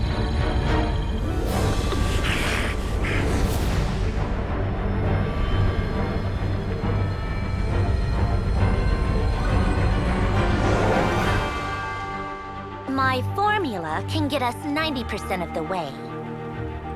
It will connect you to Columbina. Then, I will bring the formula's output to the Traveler's side. For the last 10%, do whatever it takes. Just bring the moon down.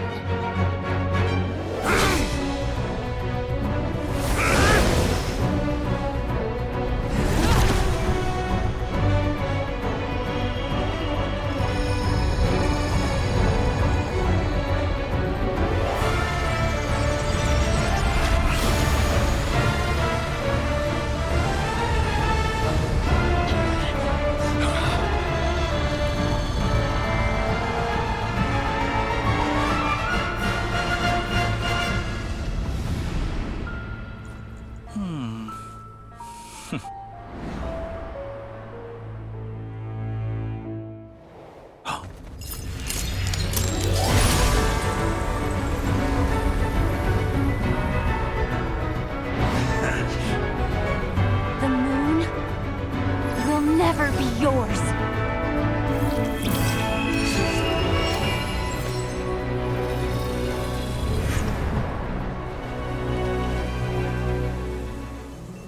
I turn my body into moonlight and pour it over Nodcry. My soul I leave here to inform my future friends. Lastly, I will hide the Trilune Authority within the Frost Moon. And when my body, soul, and authority are reunited, finally...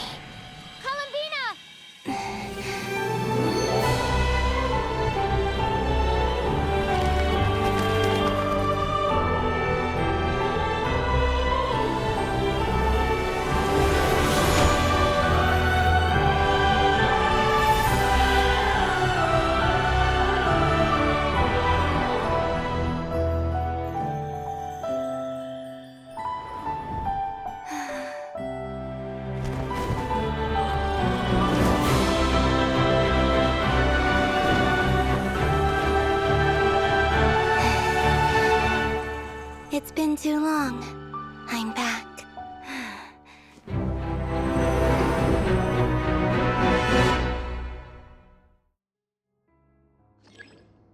Stay focused on the battle, Traveler.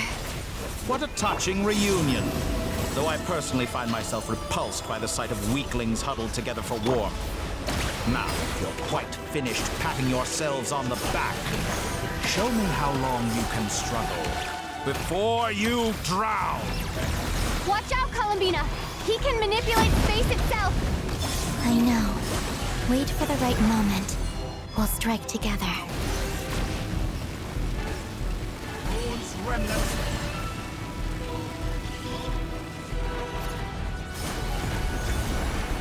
Pathetic.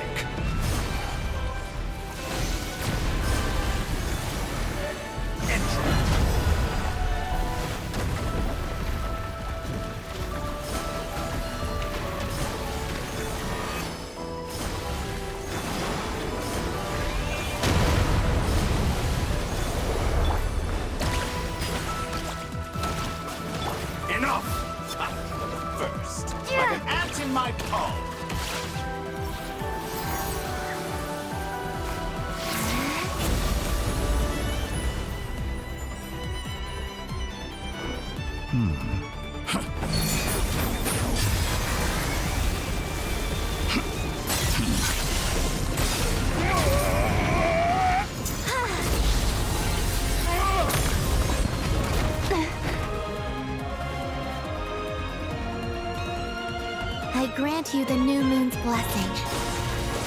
The new moon shines upon you. I am growing weary of... It's over, Dottore!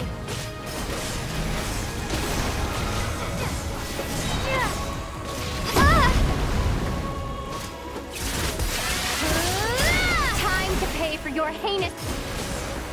No longer must the world cower in the cold night.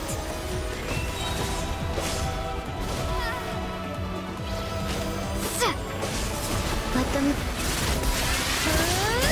Our future is not yours to command!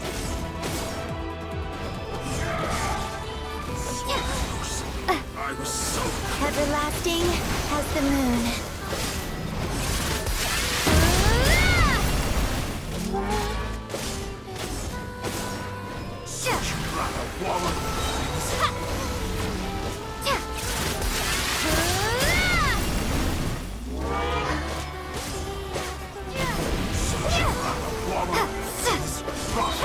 Decaying world!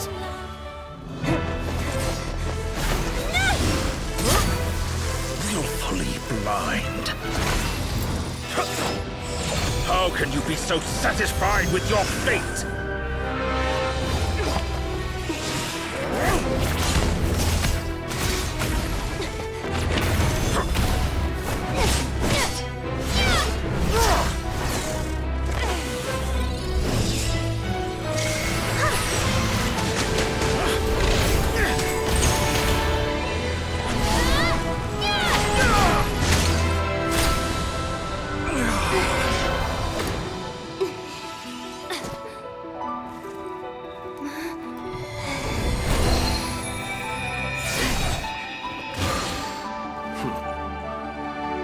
This battle was never about fate. It's about friends, family, and the home you stole from them. So dull. Only the weak rely on each other for comfort. You shall see. Once I transcend fate, you will be nothing but fodder for my grand experiment! That will never happen.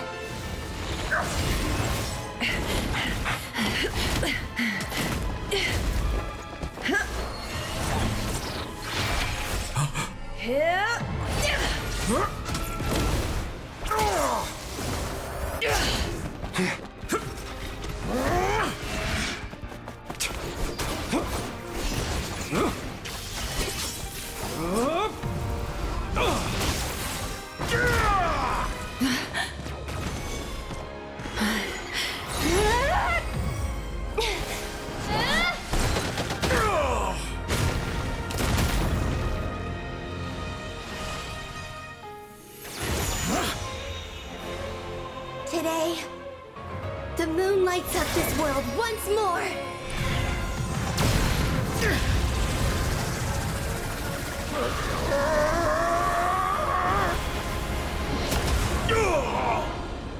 This loathsome world.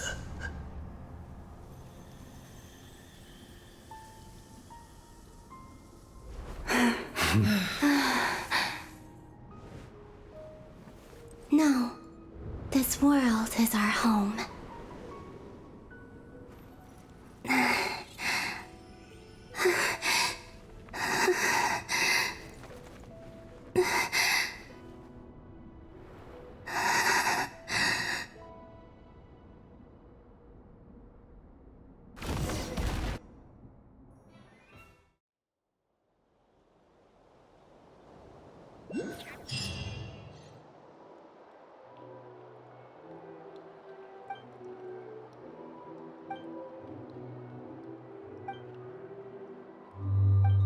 No, you're doing it wrong.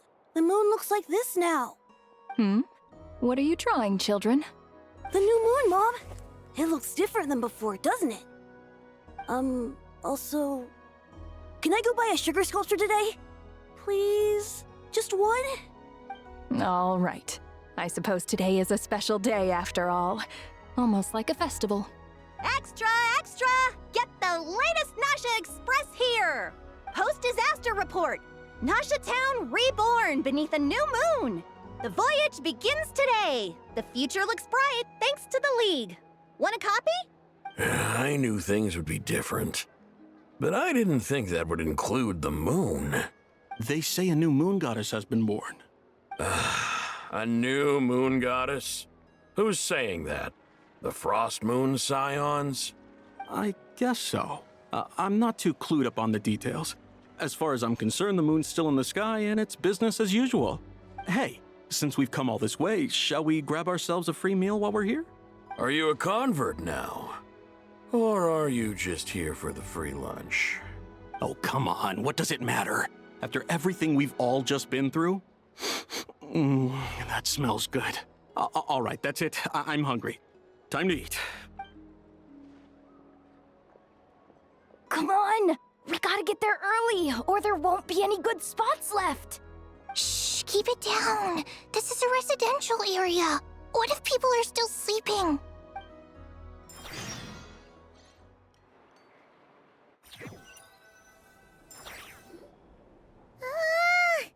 Why is it so noisy outside? It's okay. Paimon was pretty much awake anyway. It's been so long since we last had a chance to relax, huh? Feels like time is moving slower than usual. What about you? Did you rest well? Still winding down from everything that's happened? Or are you wondering how our friends are doing? Or is it about what Dotori said to you? Okay, if you say so. But don't push yourself, alright? Let Paimon know if you need to talk. What we just went through was a lot. It's totally normal if you need some time to get back in your groove. Luanatar disappeared after Columbina came back. Apparently, she was part of Columbina's soul or something. Still, Paimon kind of misses Luanatar somehow. But anyway, you did great. So did Paimon. We all worked our butts off to contain this disaster, and in the end, we made it. So, chin up, Traveler. You should be proud of yourself. Hey, don't poke fun. You should be glad that Paimon's growing as a person. Paimon didn't think you'd mention it. You have no idea how anxious Paimon was. She was worried sick about you. Well, if you really want to show Paimon you're sorry, you're gonna need to make it up to her. You better be ready to splash out on a lavish meal. Phew. Okay. Paimon's full now. Huh? Oh, well... Hey there, Traveler and Paimon! Good morning! Morning, Yehoda! Here for some breakfast? Oh, I've already eaten. Just need some water. I was mostly worried you might forget what day it was today. So, I came over to remind you. Careful there, Paimon. Too much food will make you drowsy. don't let anyone catch you hiding at the back and nodding off during the League meeting.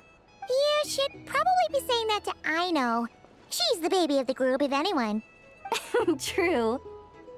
You know, I'm surprised that all these competing groups are actually coming together to try to solve things together.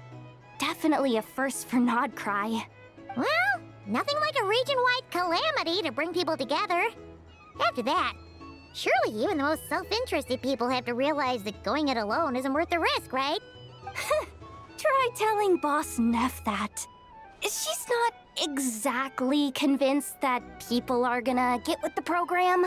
Really? But if she's so pessimistic about it, why'd she agree to be the Curatorium's representative in the League? Probably 'cause even though Unity sounds like a pretty far-fetched idea, the benefits it would bring make it worth a shot. I think things will work out, though. I swear, Nodcry feels like one big family now with everything that's happened. More than it used to, anyway. Paimon's with you on that one. And it seems like plenty of other people agree, too. Just listen to the bustling streets. All right. Everyone's been rebuilding these last 2 weeks, and the evacuees have been coming back in droves. Life's slowly returning back to normal. Which means my workload's probably gonna shoot back up. Were you about to head out? There's still some time before the ceremony begins, you know. Yeah, we were gonna take a stroll around the square and say hi to some friends first. Sounds good. See you later then.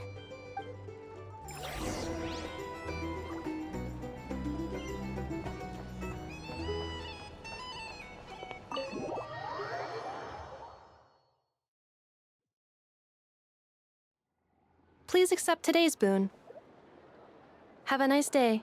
Are Paimon's eyes deceiving her? Or is that Inefa handing out food for the Frost Moon Scions?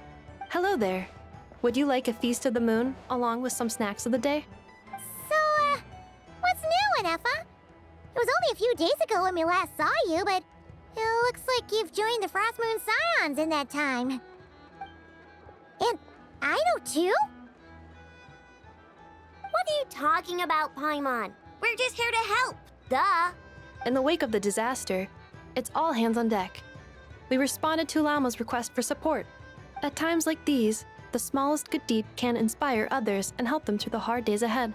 And we're using eggs and heating tubes to make that a reality. In true Kromkake Crab Shop style! Inefa! Did you hear that? The Traveler said I did good. That's because it's true, I know. Proposal. If you can resist eating today's dessert, I will provide you with compliments, too. No way! Well, that proposal got shot down quickly. I need something to get me through the hard times, too, you know. Mom! Yes, dear. Go right ahead. Excuse me. Could I take a photo with the robot lady? She helped us get safely out of Nodcry, and she helped us get back home, too. She's the best. Of course she is! And since I'm the whiz kid who built her, that makes me even better than best, right? But you stole my snacks, though. Oops. Shall we move to the open space near the center? The view there is better. Thank you! Aren't you the better pick for this job, Flint? You underestimate yourself yet again, Master Ilua. Not at all. I rarely come by Nasha Town. I don't know any of the big shots here. All in good time. Socializing is a step-by-step journey. But you're much further ahead on that road, aren't you? You're not seeing the full picture. You know the truth now. My friends do not understand my habits. There is no question about it. The Lightkeepers need a representative in the League. Someone who is upright, cares about other people, and can realize their self-worth through group action. You say it like you wouldn't make the cut. I am most flattered that you think I would. Sigh a little less, Master Ilua, and have more faith in yourself. All the Lightkeepers agree that you're a very promising young man. That is precisely why Starshina and Nikita felt safe delegating such important work to you. I'm sure we all also agree that we would sooner die of dehydration than manage to wrangle anything out of you in a discussion. My apologies. I am not in the habit of bringing water with me when I go out. Whatever. I'll take the job. By the way, who else is part of this? Oh, it's quite the who's who of Nodcry. There's the Moon Chanter of the Frostmoon Scions, the boss of the Curatorium of Secrets, a representative of the Voynich Guild, and even someone from the adorable Kromkake craft shop. I'm sure you will find speaking with them to be a genuine pleasure. If you say so. I've never done this work before, so I'm honestly a little scared of making mistakes. But I'll do it. Not only is it our duty as Lightkeepers, but because I want to make Nodcry a more welcoming place. An admirable attitude to take. The beacons are lit, Itlua.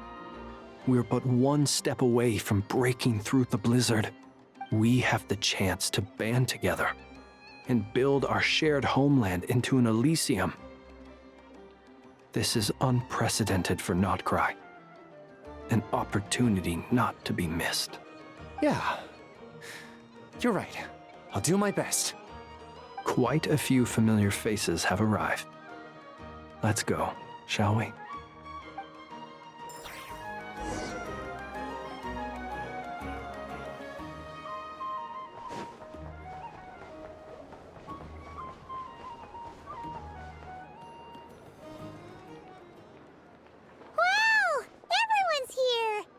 You seem well rested. I know no one's asked, but I'm sure you all want to know, so let me just say, we're doing great. Thanks. Well, great, but not perfect. I'm starting to lose my mind from boredom. Can't drink a drop of alcohol while I'm waiting for my wounds to heal. I'm sure you had a sneaky swig or two. Wait, how'd you find out? I'm sure you must be missing Mondstadt after all these years away, Grandmaster. Yeah, you could say that again. Every time I get news from Mondstadt, it makes me want to go back and see the place for myself. Honestly, once things are wrapped up here, I think it'll be time to head back home. Hey, looks like someone's taking the stage. Can everyone see okay? Anyone need a boost? I'll just listen from the back. It's fine. You're taking this pretty seriously, huh, Durin? Well, it's not every day that I get the chance to see how people speak in official settings. Soak it up like a sponge. I'll make sure you get a chance to practice for yourself later down the line. Actually, I know just the thing. You can debrief the Knights of Favonius for me. Mr. Varka, are you forgetting that I'm not a Knight of Favonius? I can knight you. Any particular title you'd like? Is he joking? I really can't tell. You'll have to figure this one out for yourself. It'll be a good learning experience. It is my honor to host the opening ceremony for the League, and to have this opportunity to speak to you all in my capacity as Voynich Guild representative. Could this person also have been pushed onto the big stage by the real big shots? Guess I'm not the only one then. We come here today, having weathered the trials and hardships of yesterday, and having learned from them the importance of unity and cooperation. All right, here we go. Uh-oh, looks like Aino's off in dreamland already. Wait, Boss is looking kinda drowsy too. What's up with her? Come on, get this speech over with already. Nodcry is our home, the land we rely on for survival. And as we chart a course for the future, may we persevere through the storms ahead as we sail towards a new era of prosperity, freedom, and hope.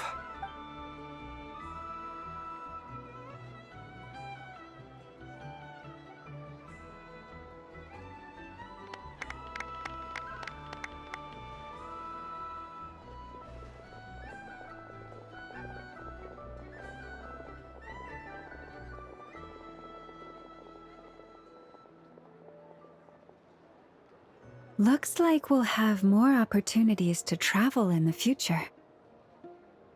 I'm sure you'll cope, Lady Moonchanter, given how fleet of foot you are. Unfortunately, I suspect I'll be too busy at the Curatorium to act as your host. We have a busy schedule, not to mention an international network of contacts to manage. It'll be all right. I'll just check your schedule with Yehoda well in advance. And if she's not available, I can simply ask Ashru. So giving my employees extra workload isn't enough for you? You're really going to drag my cat into this too? I thought you'd approve. Aren't you forever increasing your employees' workloads? That's a bold statement. Are all the Frost Moon Scions feeling more audacious now that your moon goddess has returned? Columbina's return has brought joy to all who care about her. That includes both you and me. As for the Frost Moon Scions, we are learning how to thrive independently, without relying on the moon goddess. It is up to us to make our home a more livable place. Joining the League is one of the steps we are trying towards that end. I like the word try. It's nice and non-committal. You can opt out at any time and still say you tried. You don't see a bright future for the Frost Moon Scions? Or did you mean the League? I'm just not as optimistic as you. The Frost Moon Scions should count themselves lucky that they have a leader as stubborn and enterprising as you. But Nodcry's a big place, with all kinds of people. Most of them don't enjoy answering to a leader, or even listening to reason. Well, that's where you and your methods come in. Unless the Curatorium of Secrets is only here for appearances. For now, yes. And that won't change until this venture becomes worth my while. What would make it worth your while? Getting out more than I put in. Right now, I'd barely break even, but I'll grant that it's a good start for Nodcry. Then maybe it's worth a try. All right, you can stop now. Or do I have to join the Frost Moon Scions before you'll get off my back? You'd be very welcome to join us. Hey, you two! Congrats on all your hard work! What are you chatting about? Nefer was trying to dissuade me from adding to her employees' workload. Also, she's considering joining the Frost Moon Scions. Sorry, what? Your conversations are always the most interesting. Would you two care to join me for some tea before heading to your next destination?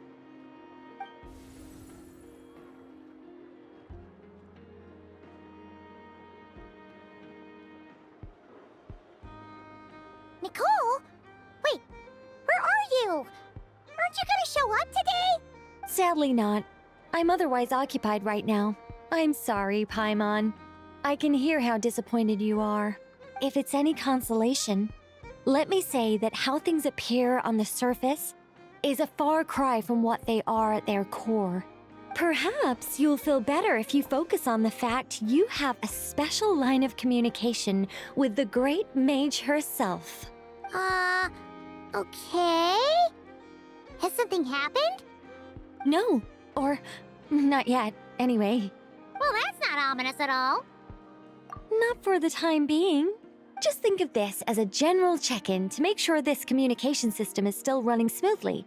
Besides, it's good to chat once in a while if we want to maintain our friendship. You could have just said so. Paimon got all worked up for nothing. Still, the best friendships are built through face-to-face interaction, you know. It's never gonna stop being weird having tea with you when you're not there and just talking to thin air. All right, fair point. I'll bear that in mind for next time. Yeah. Any update on that crisis at the world's borders? Alice just informed me that they had their work cut out for them. And now everyone's thoroughly exhausted. But they did finally get things back under control. Still, we can't let our guard down yet. The disruption caused by this disaster has made Teyvat easier to detect from the outside universe. She plans to wait for things to stabilize, then reschedule her Mondstadt vacation plans. As for me, I agree with Hat Guy's perspective. This is a time when many new variables are emerging, and the situation is changing constantly. Plus, most of this change is for the worse. We have to remain vigilant and ensure that the embers of chaos are not rekindled. I did notice that the energy in Nodcry changed somewhat after the War of Funerary Flame, but since it was still aligned with the Light Realm, I never gave it a second thought. It looks like I'll have to examine the connections between phenomena I observe more closely in the future. Just doing my duty. It's more or less second nature by now. Of course. To give you the full picture, I'd have to start with the substance from which angels were formed. Never mind. Paimon's right. Showing off my knowledge would be much more satisfying in person. By the way, you did receive the gifts from the Hexen Circle, yes? I'm not trying to claim credit or anything, but my pride demands that I at least mention it. They're quite similar to the protective talisman that Alice gave Dory, but with some very special enhancements. Oh! So that's what kept our friends safe when Dotori trapped them. Indeed. We went to great lengths to make sure they were invisible to his eyes.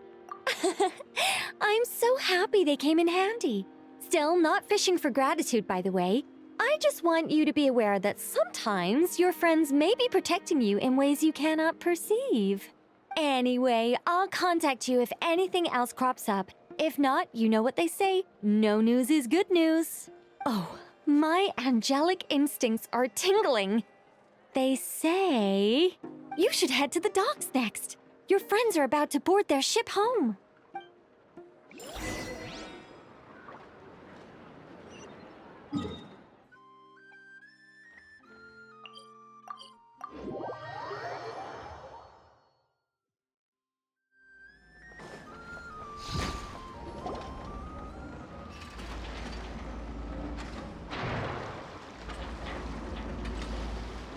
You're here. You're here too, Hat Guy! Are you heading back together? No. I'm bound for Sumeru, and she for Fontaine. We just happened to cross paths at the harbor. Everything seems fine. Sandrone may have an abominable temper, but she's always been very responsible with important calculations. You always speak as if you know us inside out, Mr. Hat Guy. Maybe I'm just a good judge of character. I certainly hope that's all there is to it. Regardless, you have been a significant help in this matter. For that, you have my gratitude. I didn't do anything special. Sandrone's the one who completed a seemingly impossible formula and turned the tide of the entire battle, even giving her life in the process. She's the one we should be thanking. Even we were unaware that Sandrone had hidden the real formula inside Polonia's body. She managed to fool Dottore into thinking the formula was running in her system by installing an identical-looking decoy within her. She probably realized that she didn't have the strength to stop Dottore. But this way, she could at least get him to lower his guard. She always worked like that. Always had a backup plan. Well, that's why I'm traveling to Fontaine. She made a request of me long ago, and the time has come to fulfill it. Think of it as her will. She said that should she ever fail in a mission, she'd like me to deliver her core and Polonia's to the Fontaine Research Institute. She also mentioned that she had made arrangements for people there to set her affairs in order. Some of her personal effects, such as her notes, were left to me. I've decided to take them back to the House of the Hearth, for safekeeping primarily, but also as mementos, I suppose. However, there is one book among them that I'd like to leave in your care. I'll have someone deliver it to your residence at the flagship at a later date. No, I was specifically warned not to tell her. This is her last wish, and I will abide by it. I can only hope so, but none of us here can know for certain. I bade farewell to Columbina earlier today. As promised, she turned the iridescent moon's marrow over to me. She spent a long time with Sandrone's body, saying her goodbyes. Oh, is she all right? Sandrone's passing has left a great wound in all of our hearts. It will take time to heal. But Columbina surprised me. She offered me some words of comfort before I departed. Despite being grief-stricken herself, she showed an awareness of the feelings of others around her. She never used to act like this. Clearly, she has grown. And I suspect that we have you to thank for much of the change we are seeing in her. Huh. After these recent events, the Tsaritsa has revoked the Pale Star Edict. Snezhnaya now realizes that the arrest warrant for Columbina was just a ploy by Dottore, who coveted her powers. I shall return to Nodcry to see her as soon as I find the time. I hope that from now on, she too will explore more of the world. Columbina Hyposelenia's journey is only beginning. My ship is here. Traveler, Paimon, we shall meet again. You too, Hat Guy. What are you still bumming around for? Isn't Columbina waiting for you? I thought today was the day you'd agreed with her to go find out the truth about your sibling. You're afraid you won't like the truth when you see it. Well, this is new. I was starting to think that nothing could scare you. Don't say that! Wouldn't you be if you were in this situation? Fair point. But I'd say I have more experience facing up to unpleasant truths than the Traveler. They say blood's thicker than water. I know how much you need your family back. More than you need any of your friends. And I'm sure that all your real friends understand that too. No matter what the truth turns out to be, they will stick by you and support you, whatever decision you make. Finding the truth is important. But more important still is what you choose to do once you've found it. At least, that's the life lesson I've learned from my experience. Grappling with the truth. What? Now that Dottore's dead and gone? A little, I guess. But it hasn't solved everything. Maybe I regret not getting to end his life with my own hands. Or maybe it's something else. But for whatever reason, I still feel like I have a chip on my shoulder. Either way, I'm going back to Sumeru. Lesser Lord Kusanali is gonna need help dealing with all the chaos Dottore left in his wake. Not just from this incident, but everything he did in the past, too. You should continue with your journey, as you've always done. Who knows? Maybe we'll meet again someplace else. So, what should we do now? If you want to explore a bit more to steady those nerves, Paimon's game. After all, when Columbina said she knew where your ship was hidden, Paimon promised to give you two some alone time with the truth. It hasn't been all that long since we were last apart, sure, but with Columbina there, Paimon's sure things will be just dandy. Ain't no biggie. Paimon might be all about that food and fun, but she knows how to do right by people. Paimon's sure you'd prefer to digest the news about your brother in peace. But, no matter what you see, just know you can share it with Paimon. Of course, as long as it's not super private. If you can't make sense of something, let's give it some thought together. And even if we both can't figure it out, Paimon can at least treat you to a nice meal. Glad to hear it. Feel better now? Alrighty. Next up, time to meet with Columbina.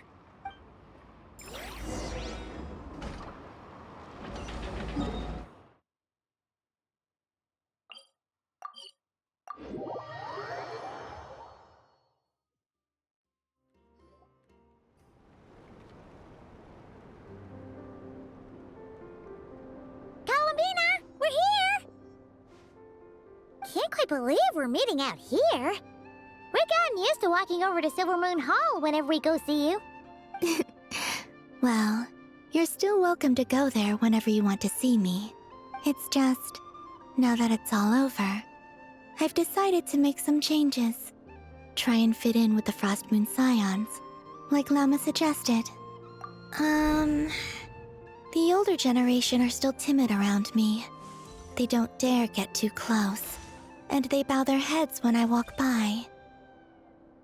But things are much better with the children. I see more curiosity in their eyes. Hopefully, by the time the next Moon Prayer night comes around, I can enjoy the festival with them as myself, without having to pretend that I'm only dressed up as the Moon Goddess. You'll do fine, Columbina.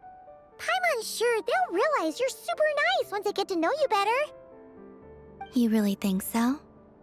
When we first met, you thought I was a little up in the clouds. Well, we were just starting out then, come on! So Llama told you, huh? I'm only teasing. I know that I have you to thank for pulling me back down to solid ground. It feels good to finally stand firm on the earth where I was born. Oh, that's great!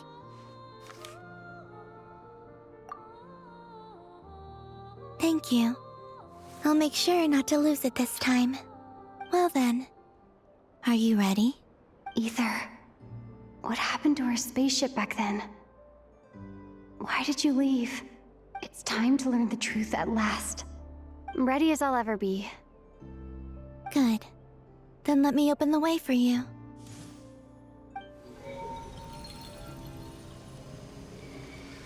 Where does this lead? To our shared destination. Huh? Do you remember me telling you about my missing prologue back when we just met? I said that my story began on the moon. But while I was inside the moon's reflection, I realized that my prologue was really hidden in the future. I just had yet to discover it at that point. The story of the time before I was born was in fact the story of my distant future. It's truly fascinating. But when I obtained the Trilunar Authority and returned to our present reality, I sensed something I hadn't expected. Your prologue.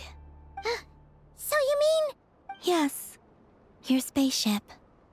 All this time, it has been hidden on the Frost Moon, which lay beyond the sky.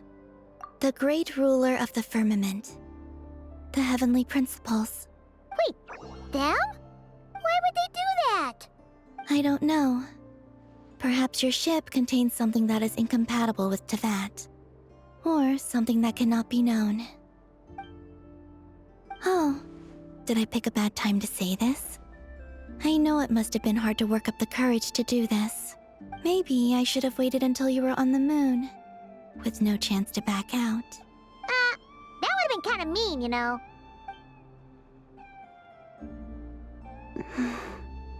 Take me there. Oh? Whatever is hiding in that ship, it belongs to me and Ether. Those memories belong to us. No one else has the right to decide whether I should or shouldn't know about it. Not even the heavenly principles. Very well. Then let's go. You two take care, alright? And don't forget to come back soon! Rest assured, Paimon. We will. Traveler, after you. Thinking about the story that we'll find hidden on the moon? Yes. And hoping that it has a happy ending. Stories like that don't exist, you know? You don't believe in happy endings? I don't believe in endings.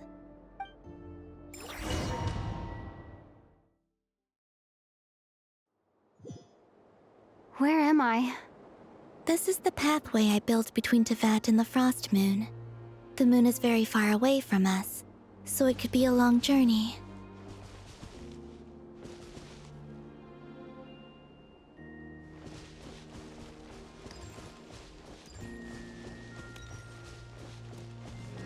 After I obtained the Trilunar Authority, I unwittingly saw past events from many of my friends' lives.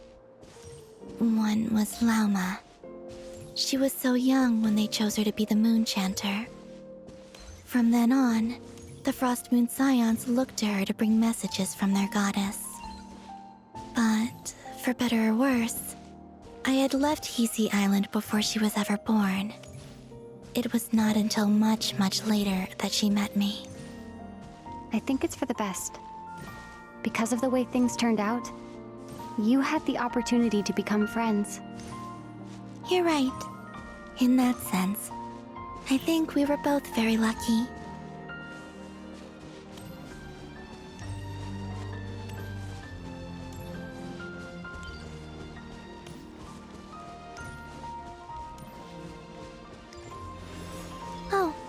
And about that mage, Nicole.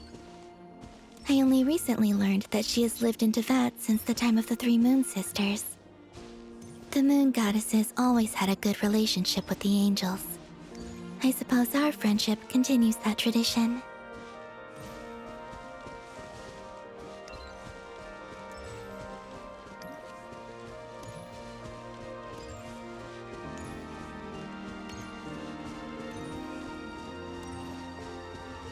And then, there's Sandrone.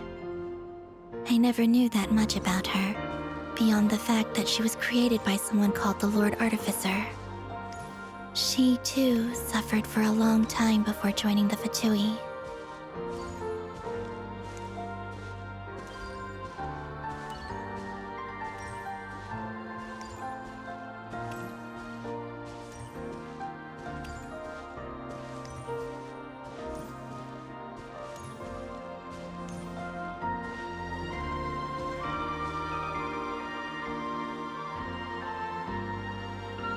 How I wish I could talk to her again, even if only to hear her say nasty things to me.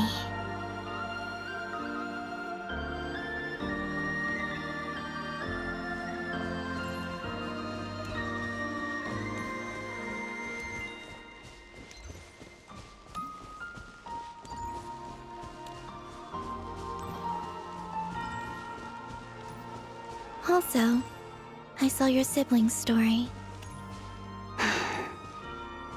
I'm afraid I didn't see much. It seems that he rarely came to the surface, where the moonlight shines.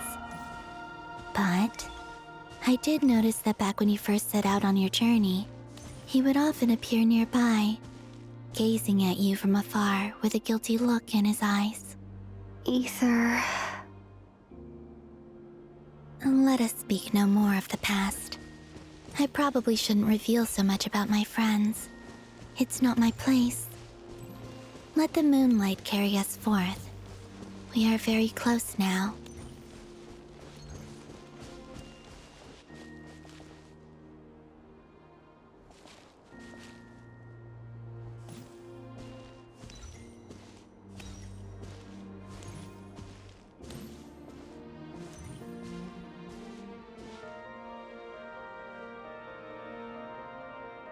After this, I'd like to bring some kuhenki to the moon as well.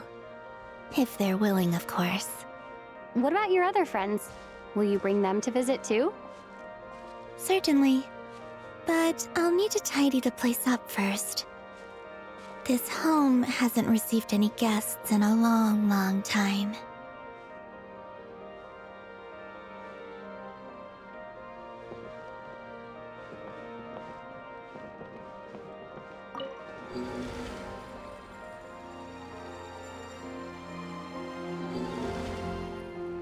I remember writing something similar with you on Moonprayer Night. I believe it was called... Dodoko's Whirligig. Yes, that was it. You asked me if I was afraid to return to the moon, and I said that I was. The idea that I had gained something precious, only to lose it so quickly. That frightened me. But I'm not afraid anymore. Besides, this time, we're traveling together.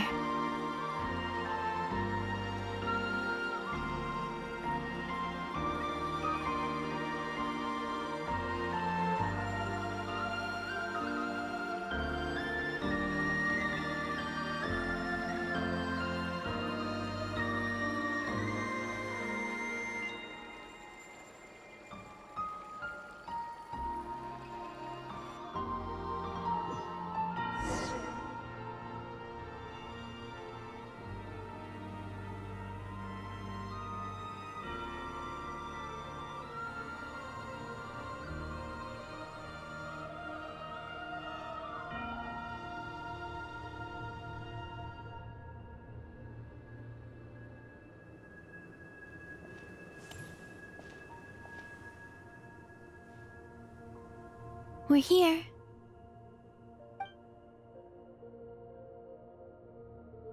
Over there.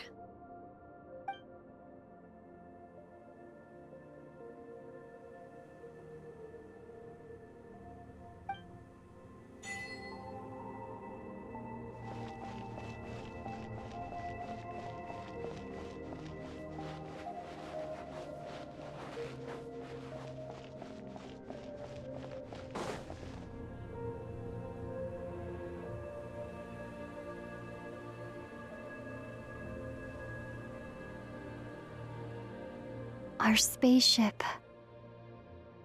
It's huge. I suppose that the moon is the only place one could hide it. It'll be alright. Huh? The way you feel in this moment, I went through it too, on Moon Prayer Night. The door was right in front of me, but I struggled to find the courage to step through. Solitude for me once meant living a life in which even I was absent. Before I met you, that was the only life I knew. But that night, solitude meant throwing away the life I had gained after meeting all of you. Columbina. Go. Retrieve the part of your life that was once lost. Trust me, you will lose nothing by doing so. Look, Teyvat is right there. All of our friends are down there, waiting for us. You're right. Thanks, Columbina.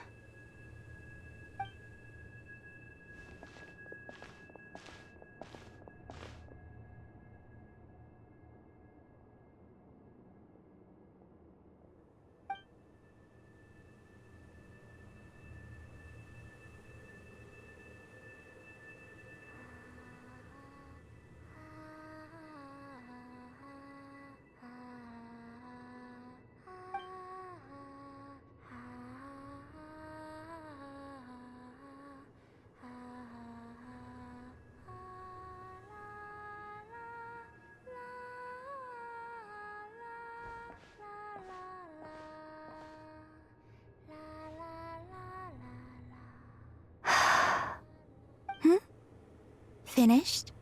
Yeah. Why did you take your eye mask off? Well, since my return, I've decided to take more opportunities to see the world with my own eyes. Besides, I've always wondered how Teyvat looks from the moon. And what do you think? It's beautiful. I could spend a whole day here just gazing at it. What about you? What do you think of the truth you found? I haven't looked at another person's expression in a long time, but I think yours is saying it was neither good nor bad. Keep this up, and it won't be long before you give Nefer a run for her money. Oh, I don't think that's going to happen. I'm much more used to sensing what's going on around me with Kuvaki. I think I'll save my eyes for seeing special moments I really want to remember. I read the spaceship's flight logs. I always assumed that this was my first time in Teyvat. I thought that Ether and I must have been hibernating in space for centuries on end, but the logs show that our spaceship flew over the skies of Teyvat once before. A long, long time ago. Flew over? So you didn't land? No.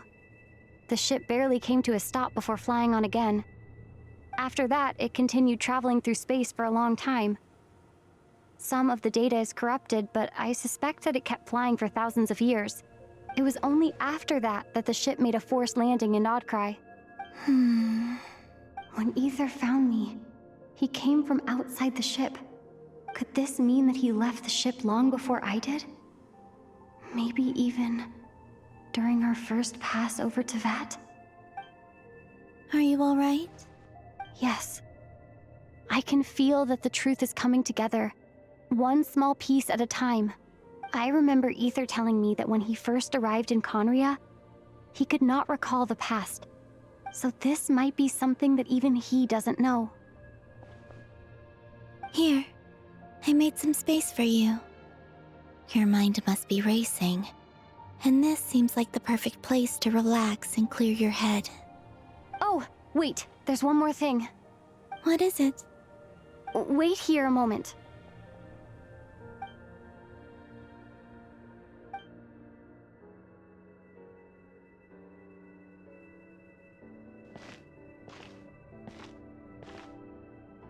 Hey, Columbina.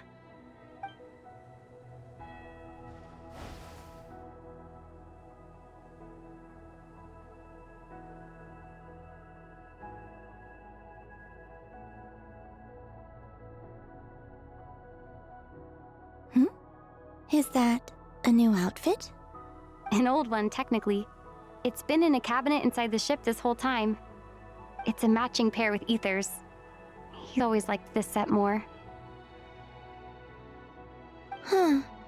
I don't think there's a huge difference. Really? Yes. It's still the same you. You're the same person, no matter what clothes you wear. Only Columbina would make an observation like that. Traveler, do you consider Tevat your home? Home is wherever Ether is. But then, after all the time I've spent here and everything I've been through, yes, I'd say it's my home. Would you change your answer if Tevat changed appearance? I mean, if the truth about Tevat turned out to be different than what you thought. I don't know. But I don't think so. The truth is not what matters most to me about Tevat. When I was first born, I longed for a home. And when you get something before you're mature enough to understand the world, you just take it at face value. I thought that a home was a transaction. You give me what I want, and I'll do the same for you. But you and your friends taught me what a true home should look like. You never asked for anything, yet you gave so generously to me. That's because your friendship matters to us. It was worth it. In the past, I thought that my birth in Nodcry must have been a mistake. But after journeying to the distant past where the story began, I realized that it was I who chose Nodcry to be my future home. Now, I am glad that I made that choice. I'm sure your friends are just as glad. In fact, I intend to make the same choice today as I did back then. What do you mean?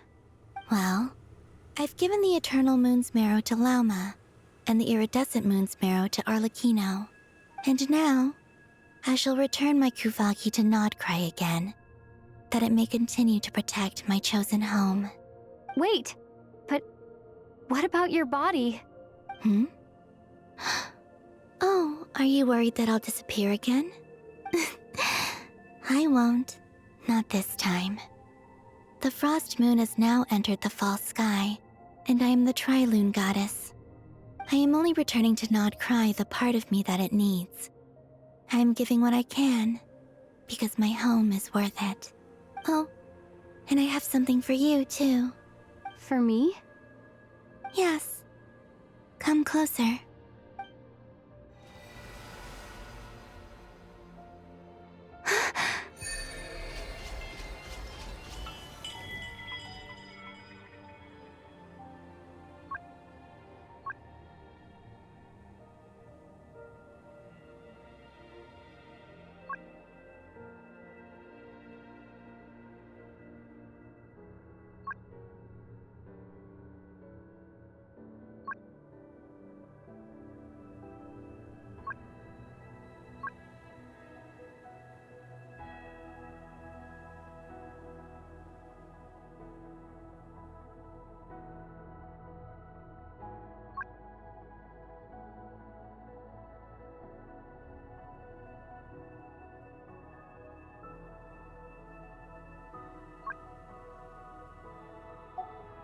What was that?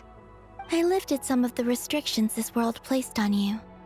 I trust this will help in your future adventures. My power. It feels like it's grown. I can use the elements more freely now. Thank you. This will be a great help. You're welcome. I see you as family, and after everything you've done for me, In fact, no. It's not because I owe you. It's because you're worth it. Here, this flower is for you.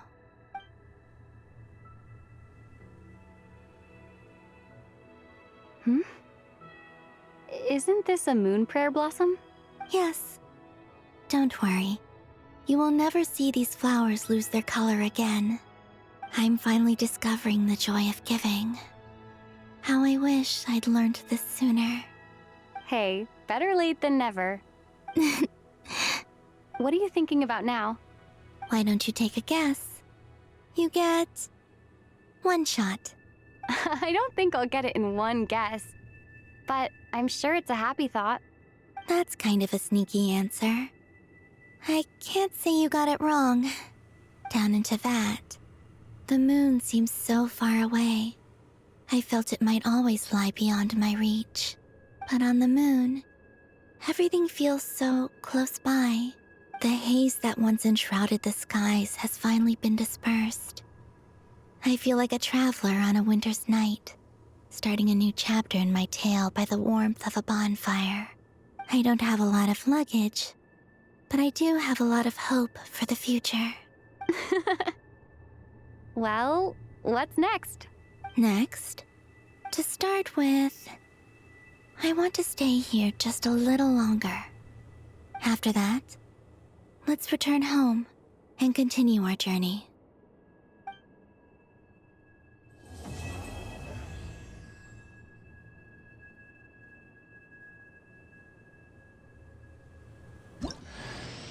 These clothes bring back so many memories.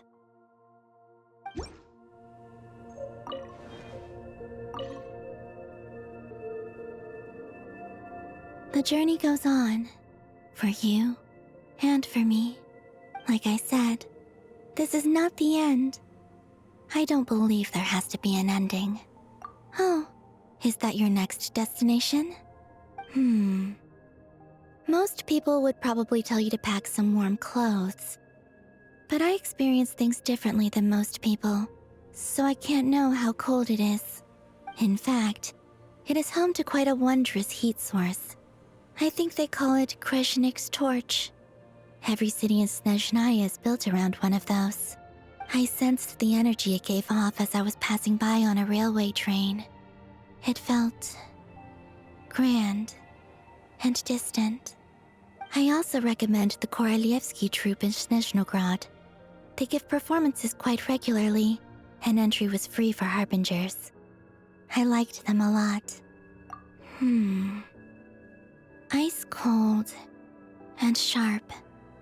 Crystal clear in some ways, yet profoundly unfathomable in others. Like the thick layer of ice on top of a frozen lake. That's just the impression that Tsaritsa gives me. I was never able to glimpse what truly lies beneath that icy exterior. In fact, I don't think the people of Snezhnaya even know what kind of power their god wields. Maybe that's because the Tsaritsa herself has never acknowledged, nor accepted that power. There's Regrator, the Rooster, and the Jester. Between them, they control a lot of what happens in Snezhnaya, but I can never wrap my head around how exactly power is split between them. I just know they are each responsible for many specific domains. I noticed that the Rooster and Regrator often appear to get along on the surface, while working against each other in secret. And theirs is not a friendly rivalry. But I wasn't particularly interested, so I tended to keep my distance. Now that I think about it, the term Mistelton often seemed to come up in connection with Project Stuja. Once things settle down in Notcry, I'd like to explore the world beyond Snezhnaya. You've told me so many stories about the other places you've been to, and all the friends you've made there. I'm curious to visit those nations and see them for myself. It would also help me learn more about the journey that has made you into the person you are today. Okay.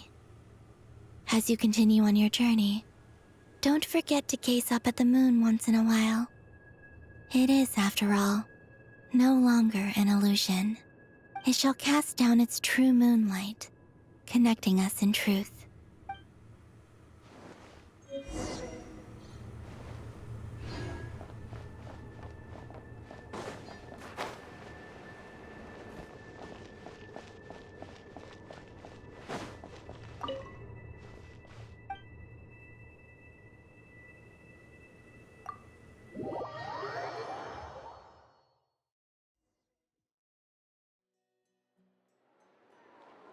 To Jean, Acting Grand Master of the Knights of Favonius.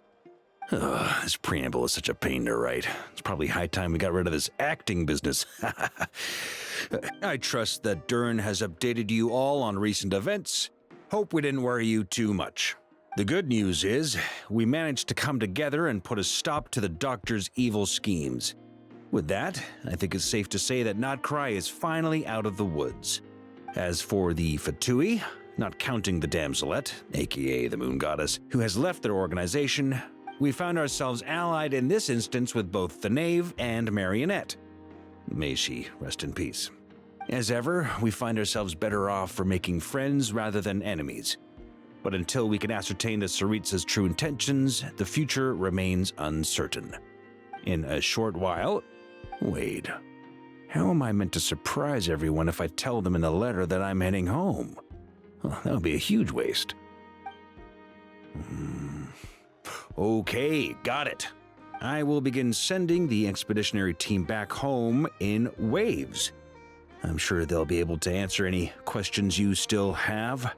I hope they won't gloss over the details of my many heroic deeds. But if they do, I'm sure it'll be because they're just too exhausted from the long journey. I think of Mondstadt daily. Please give everyone my best regards. P.S. The honorary knight went above and beyond this time. Are there any other honors we can give her? I'll leave it with you. P.P.S. Please be extra nice to Klee for the foreseeable future. I cashed in on the last favor that the Hexen Circle owed us, so we need to earn some more goodwill. If there's any serious problems, feel free to stick me in solitary confinement when I get back. I'll do the time for her. Whew. And that, as they say, is all she wrote. End of an era. And with the moon shining down brighter than ever, I think everyone is going to sleep well tonight.